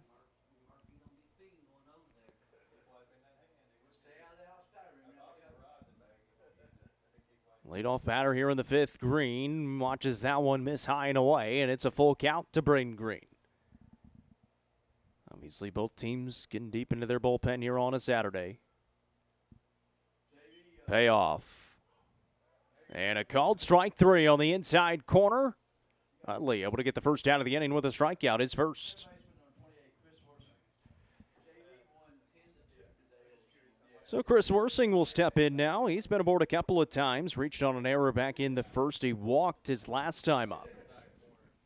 And Utley delivers a strike on the outside corner.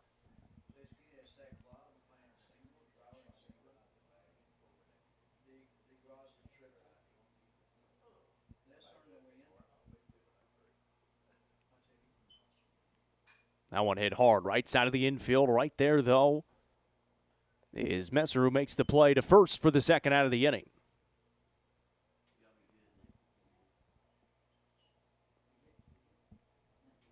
So Utley trying to go clean here through 5. But Justin Fallon now steps to the plate. He singled his last time up and was all the way to the wall in right center. Came around to score, or at least his runner did in West. He's back to the plate here. So big swing and a miss for strike 1.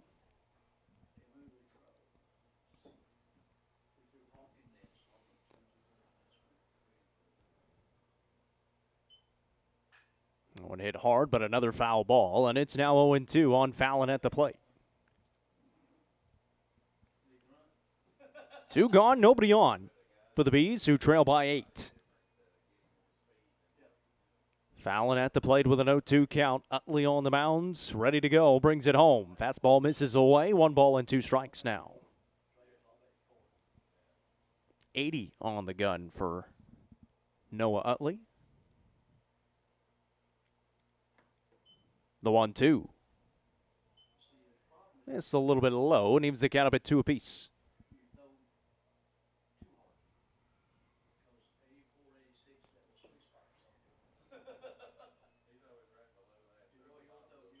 Two.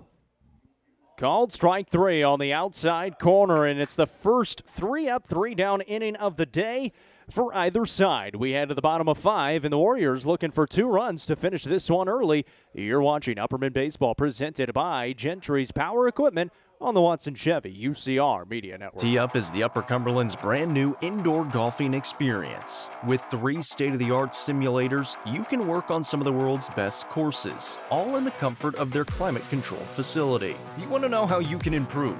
See everything from club speed to spin rate in seconds. Conveniently located at 141 4th Street in Baxter. Stop in. Visit them online at teeupgolfclub.com or call them at 931-559-GOLF to reserve your simulator today. Tee Up is proud to support this broadcast on the UCR Media Network. Fire and Vine in Cookeville is the Upper Cumberland's home for delicious Chicago-style pizza, beef, chicken, fish, and more. Located in Cookeville's historic downtown district, Fire and Vine's food and atmosphere will keep you coming back for more. Take in stunning views with the UCR team on Tuesday nights at 7, live for the UCR Coaches Show from the rooftop. Fire and Vine is a proud sponsor of this broadcast on the UCR Media Network.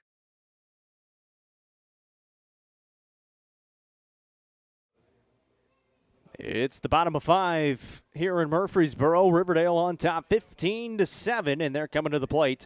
They only need 2 runs to finish out this ball game. Carson Shoop still on the mound. 6, 7, and 8 due up in the inning for the Warriors. Davis Wilson was at the plate when they were thrown out on the base path, and so he will start out again here in the 5th.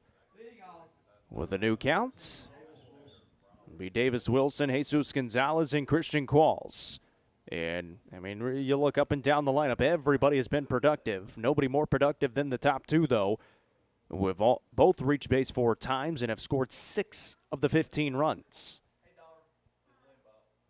Wilson at the plate here. Trying to get a leadoff base runner aboard. That one misses inside from Shoop. Here's the 1-0. Away for ball 2.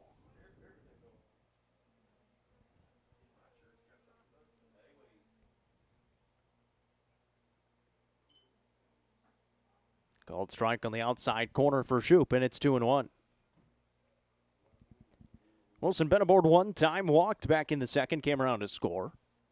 2-1. Breaking ball misses outside. 3 balls and a strike to Wilson.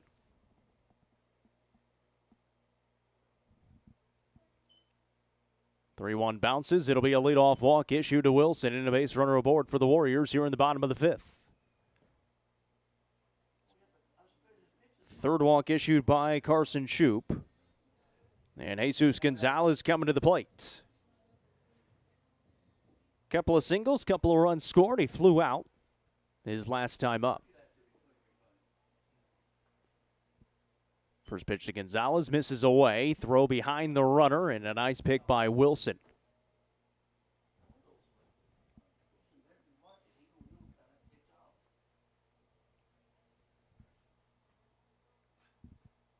Tullahoma beating Cookeville earlier today, 8-7. Tullahoma, they are on a heck of a run right now. Scored 7 runs in the bottom of the 7th to come back in that one. Down 8-1 entering the bottom of 7. Obviously, Tullahoma still without one of their main guys in Tidwell, who will be playing the Bees in just a couple of hours. A little less than that, actually. But they had a stretch a couple of games ago where I think they had 3 no-hitters in a row. 2-0 from Shoop. Swung on. That's a foul ball. It's 2-1. 4 out of 5, as Petey mentioned. 3 in a row in that stretch as well. Yeah, that Tullahoma pitching staff is stacked. As the Bees found out last year in the region tournament. This one high in the air out to right. Brown will give chase. Drifting foul, and it will be a foul ball. But what a win by Tullahoma, down 8-1. Or I beg your pardon, 7-1, and able to come back and plate the 7 runs in the bottom of the 7th. Against the Cavaliers. 2-2 count here to Jesus Gonzalez. Working a good AB with a runner on first and nobody out. Runner goes. Hit and run. Out to left. Coming on to it, Wolke makes the grab. Runner trying to get back to first in time. Wolke, a pretty good throw, but Wilson cannot quite haul it in. And able to get back in safely over at first is Wilson. So, just the one out on the fly out. And there'll be one gone. Christian Qualls will step in. He is the DH. He's been aboard 3 times. Runner on first with one gone here in the bottom of the 5th. That one bounces. Good block by Holroyd, but advancing up to second will be Wilson.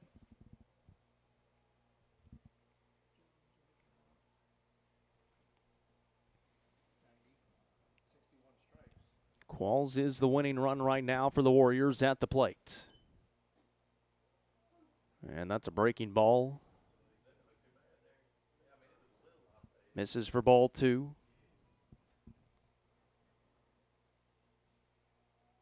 Shoop peeks back to second. Ready to go with the 2-0. Swung on, dribbler, and a foul ball.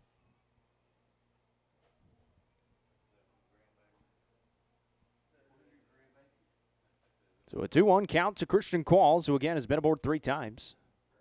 Scored a couple of runs, driven in a run as well. He'd love to drive in a run right here with a runner in scoring position and 1 out. 2-1. Breaking ball misses high. 3 balls and a strike now to Qualls.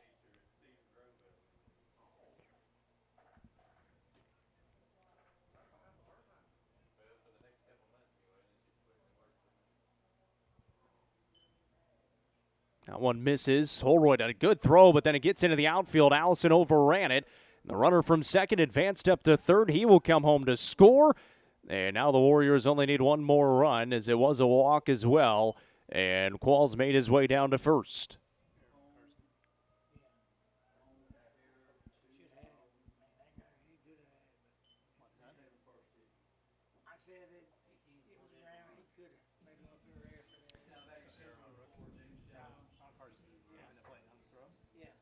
So James Jones will step to the plate and a runner on first. That is the game-winning run right now for the Warriors.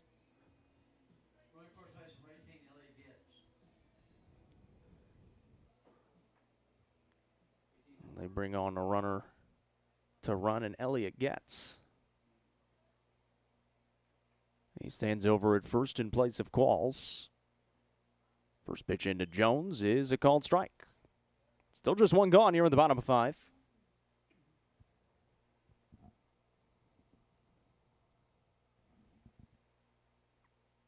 Comes the 0-1 from Shoop. Breaking ball misses away. Runner got off the bag, gets away from Wilson, but not too far away, and he's able to track it down. Just 1-1.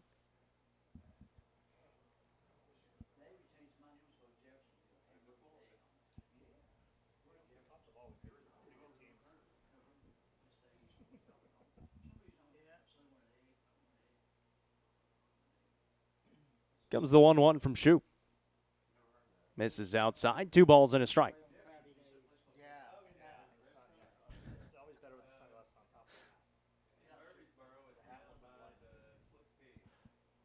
Runner on first for the Warriors. Already a run across. They just need one more here in the bottom of 5. That one gets away from Holroyd as it bounced in the turf, and it's a 3-1 count. And the runner will advance into scoring position. That is the game-winning run for Riverdale. So Getz has come on to run for Qualls. He stands at second base. And it's a 3-1 count to Jones at the plate. In a 16-7 ball game, Riverdale on top here at the bottom of 5. This one swung on. Left side of the infield. That ball is through. Well, they're going to hold the runner at third as Wolke was able to get to it quickly. And now the game-winning run standing just 90 feet away for the Warriors and a base hit for James Jones.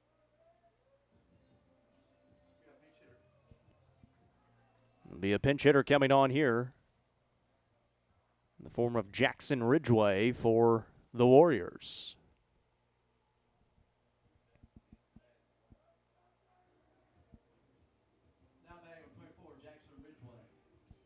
So Ridgway will bat for Bryce Messer. Messer had reached base 4 times. He had scored 3 runs, driven in a run, but an opportunity here for Ridgway to win this with one swing of the bat. One gone, runners on the corners for the Warriors who lead it by 9. Shoop delivers. That one swung on, but right at Yano. Runner off of first, and he got him at first base as well. So they double him up, and the Bees stay alive for another inning. We head into the 6th. You're watching Upperman Baseball, presented by Gentry's Power Equipment on the Watson Chevy UCR Media Network. The Quality Family, a local company supporting and caring for our local communities. The Quality Family offers services to get you back to the game. From bracing to oxygen and everything in between, we can meet your medical equipment needs with Buckeye Home Medical Equipment. If you have an in-home need for strength and conditioning, for example after a surgery or injury, Quality Home Health is available to provide individualized care while you are on the mend. For those with end-of-life diseases, Quality Hospice is available to provide nurturing care during those difficult times. Choose the Quality family of services for care within your community. Visit thequalityfamily.com to navigate all we have to offer you. Configuring the Bluetooth, deciding who controls the music, remembering where you parked. Why are simple things sometimes so complicated? Thankfully, with an auto owner's insurance independent agent, getting the right coverage for your vehicle doesn't have to be one of them. So you can get back to more important things, like remembering if you're on the 3rd or 4th level of the parking garage. That's simple human sense. Visit swallowsinsurance.com or call us today, 931-526-4025. Protecting your future. It's what we do.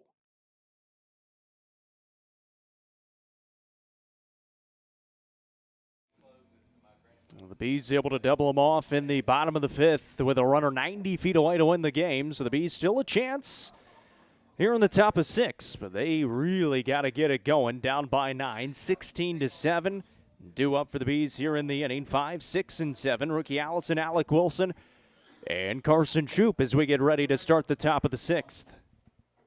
Bees went down in order to Noah Utley, who was on the mound in the 5th with a couple of strikeouts and a ground out. First clean inning of the game for either side. And he brings home a strike to Allison, who swings through.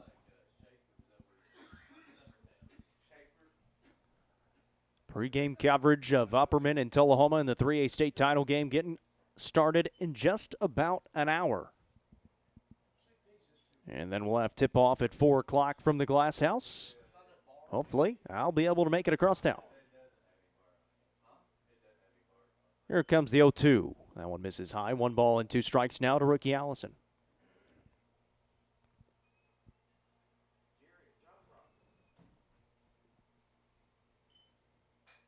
Hit right side of the infield. And Ridgeway, I believe, is Messer still over there. Messer able to make the play at second base. 1 gone. And Alec Wilson will be at the plate.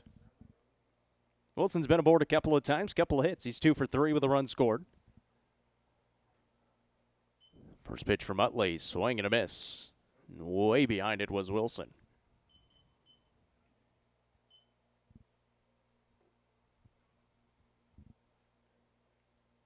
The 0-1. Misses away, 1-1. Bees were up 3-0, gave up 13 runs in the second. Been trying to chip away ever since. This one hit right side of the infield. Wilson puts it through, and he will be aboard for the 3rd time in this ball game. So a base runner aboard for the Bees in the top of 6. 3rd hit of the day, or of the second game, I should say, for Alec Wilson. It's his 4th hit of the day. Carson Shoup is at the plate. He's reached safely 3 times in this one. Throw behind the runner and Wilson, and barely getting back in time.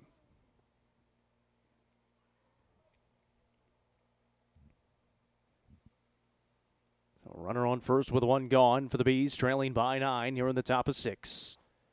That one misses inside. 2-0 count to Shoup.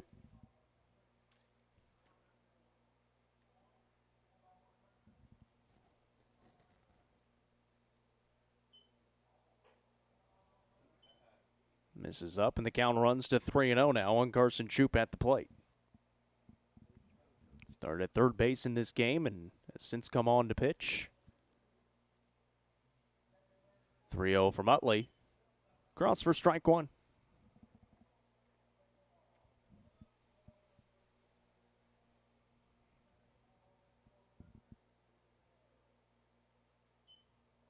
And that'll be a walk issued to Carson Shoup, so he makes his way aboard for the 4th time today. First walk issued by Utley, and it's runners on first and second for the Bees, who trail by 9. So Carson Holroyd, who has also reached base safely 3 times today, he had an RBI single his last time up, steps to the plate for the 4th time.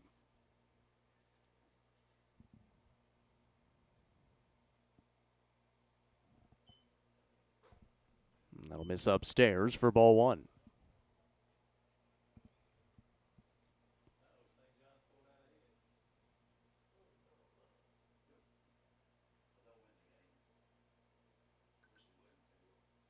(1-0) from Utley. Also up, and it's 2-0. Utley worked quickly through the 5th. A couple of strikeouts and a ground out.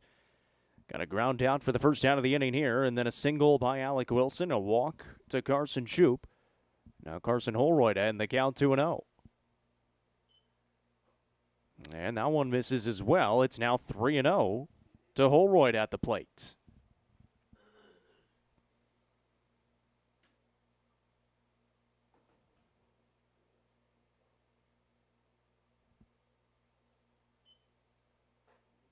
And a 4-pitch walk issued, and it's bases loaded for the Bees.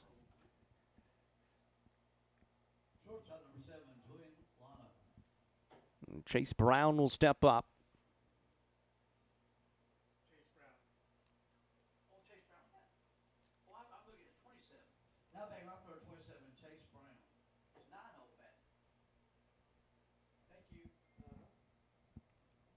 And the base is loaded now for the Bees, trailing by 9 here in the top of the 6th. Utley trying to bear down and get out of this inning. He's got 1 out. He'll be looking for a ground ball up the middle.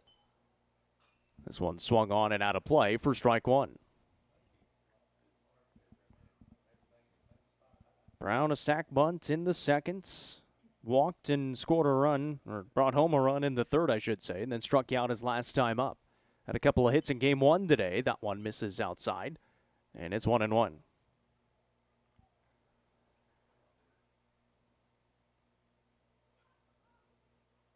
Utley delivers. Another foul ball, 1-2. Juju Yano stands in the on-deck circle. He's trying to come up here in the top of the sixth with the runners on. And that's called strike three for the second out of the inning. Third strikeout for Noah Utley as well.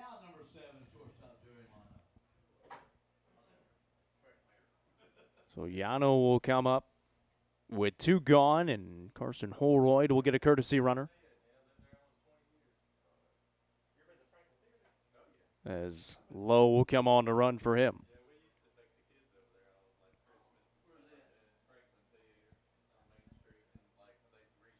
Two gone here in the top of six. The Bees threatening. Have the bases loaded, and Juju Yano at the plate. First pitch swinging. Back up the middle. That ball is through. Wilson scores. They're going to hold everybody else, and everybody else is safe. It's an RBI single for Juju Yano, and it's 16-8 here in the top of six.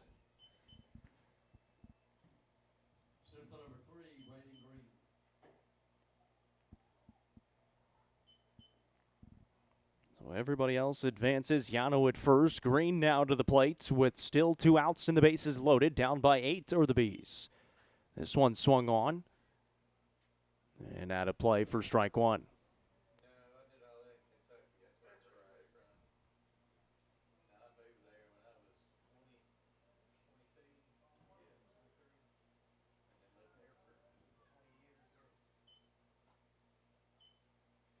This is inside, and it's 1-1 to Braden Green.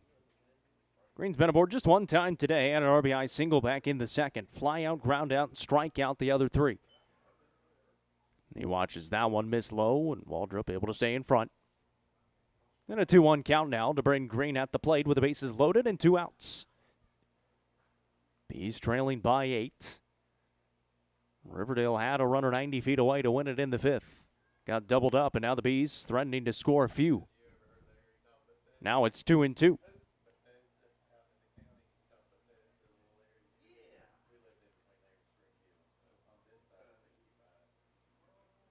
Two balls, two strikes, two outs, bases loaded. The pitch from Utley. Back up the middle. That ball is through as well. Here comes Carson Shoup. He scores on the run is low. He will score into third safely. Yano, two more runs across, and it's a 6-run ball game here in the sixth. Braden Green, the 2 RBI single.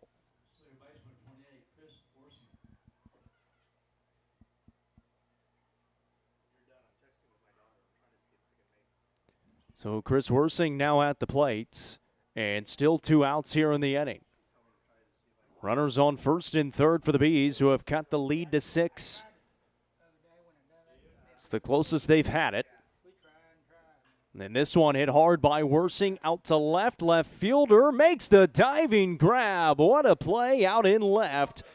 As Jay Insani able to make the catch for the final out of the inning, but not before 3 runs across for the Bees. We head to the bottom of 6.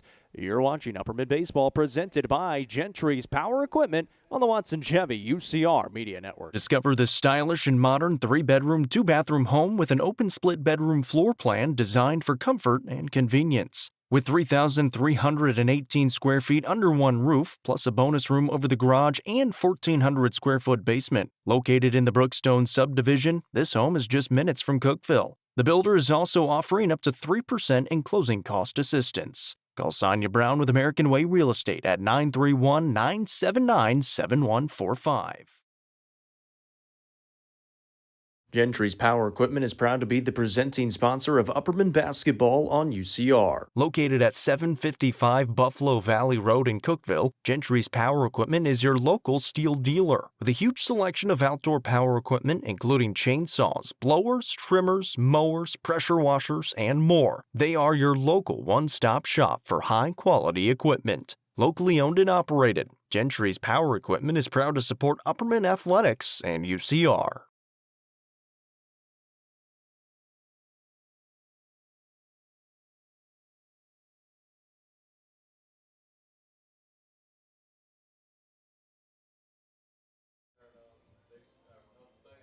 And we're back here in the bottom of 6.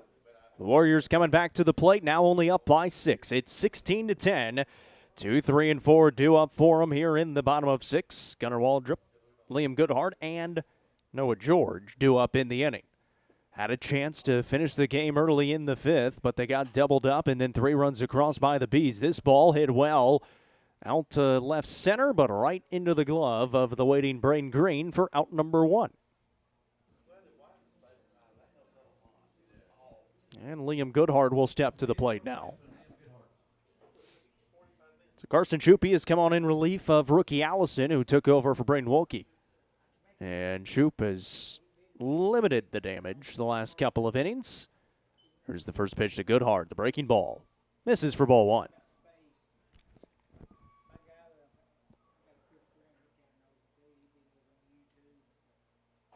The 1-0.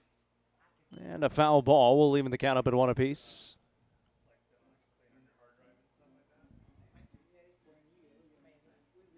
Bees fell in game 1 to Hendersonville here at Riverdale, 10-6. They turned around and played the hosting Warriors. Trailing 16-10, this one popped up and out of play, and it's 1-2 on Goodhart at the plate. Upperman Bees basketball coming up in about 45 minutes pregame coverage. Tip-off at 4 o'clock. That one bounces, good block by Holroyd, 2-2. Goose will be out there on pictures and video. I'll be there eventually for color commentary for Noah, who will be on play-by-play. Audio-only coverage right here on the Facebook page and a YouTube channel as that one misses outside and the count runs full on Goodhart.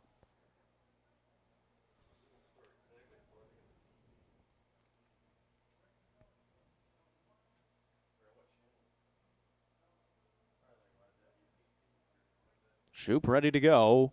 The payoff. Misses low, and it's a walk issued.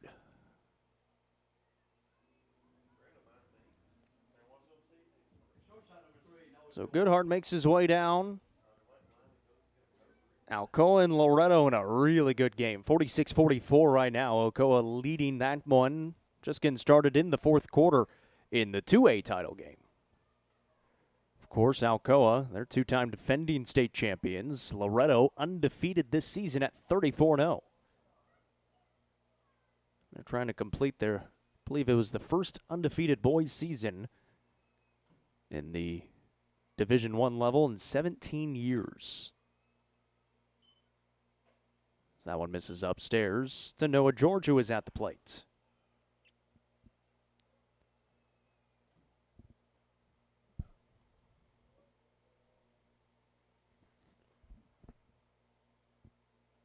That one gets away from Holroyd. Goodhart will advance up to second base.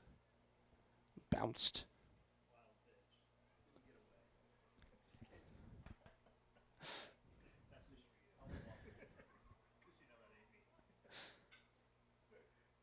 And 2-0 to George. There's a called strike. 2-1. George popped out his last time up back in the 4th. Right now, the Warriors just looking for a little bit of insurance, up by 6 here in the bottom of 6. Stepping off will be Schuppe as Goodhart was bouncing around at second base. Yano is holding there from his shortstop spot.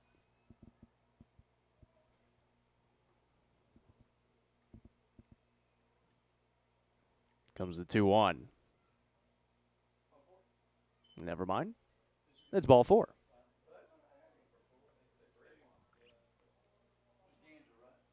sixth walk issued by Carson Shoup, and now runners on first and second with one gone. You're in the bottom of 6. And A.J. Ganser will come on to bat for Jay Insani. And that's going to hit him in the helmet, and the bases will be loaded. Second time we've seen that today. So the bases are loaded for the Warriors, who lead by 6. We'll have a visit to the mound for Carson Shoup.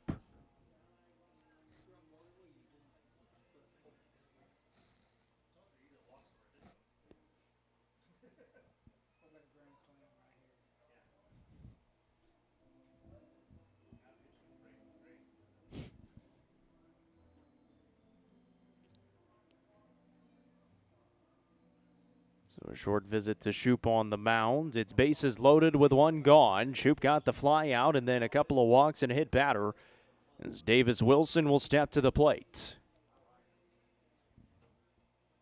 Wind is blowing out towards right.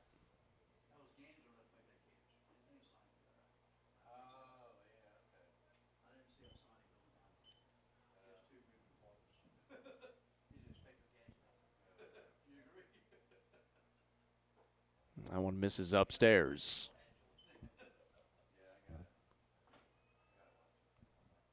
Two and 0 to Wilson with the bases loaded and one gone.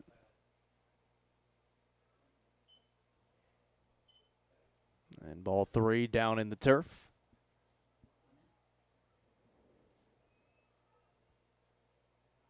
Here comes the 3-0.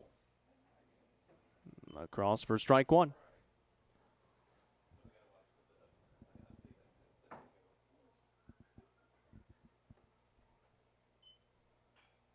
This one flown out to left. Nobody's going to get there in time, and it's going to score 1, possibly 2. Throw comes in, and it's to nobody. Holroyd having to track it down. 2 runs come across, and it's 18-10. And runners on second and third still with 1 out here in the bottom of 6.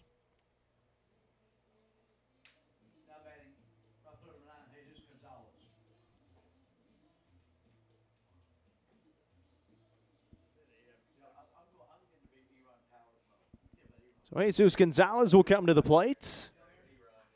Swinging first pitch is a foul ball off of his leg. It's 0-1. Bottom of 6 here in Murfreesboro. Make the short trip across town. Go call some basketball as the Upperman Bees basketball team will take on Tullahoma in the 3A state title game coming up in just a little bit.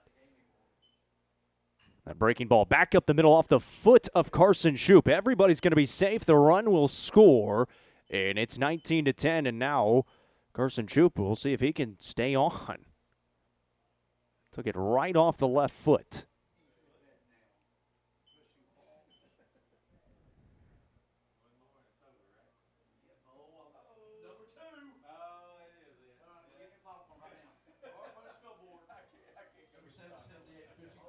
Christian Qualls to the plate, and the game-winning run now stands on third base. It's 19-10 here in the bottom of 6 with 1 out.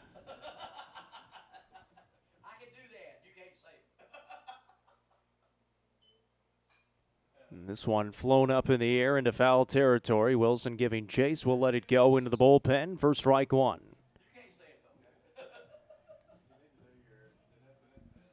Qualls been aboard 4 times today from his DH spot. Been a productive day for the Warriors. Comes the 0-1. Called strike. It's 0-2.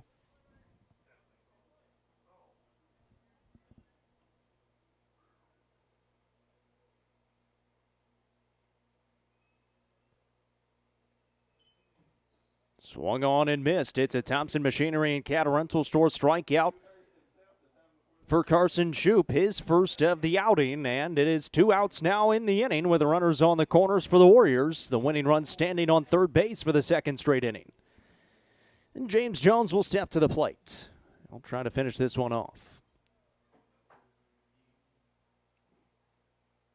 Runner goes. That one gets away. Runner coming from third. Holroyd can't get it up to home plate, and that'll be the game-winning run as Wilson able to score it. And our final score today, 20-10, Riverdale wins.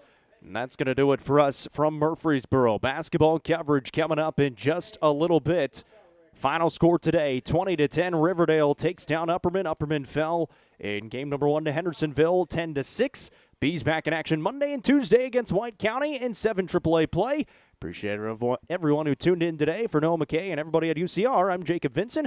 We'll talk to you in about 40 minutes from the Glass House.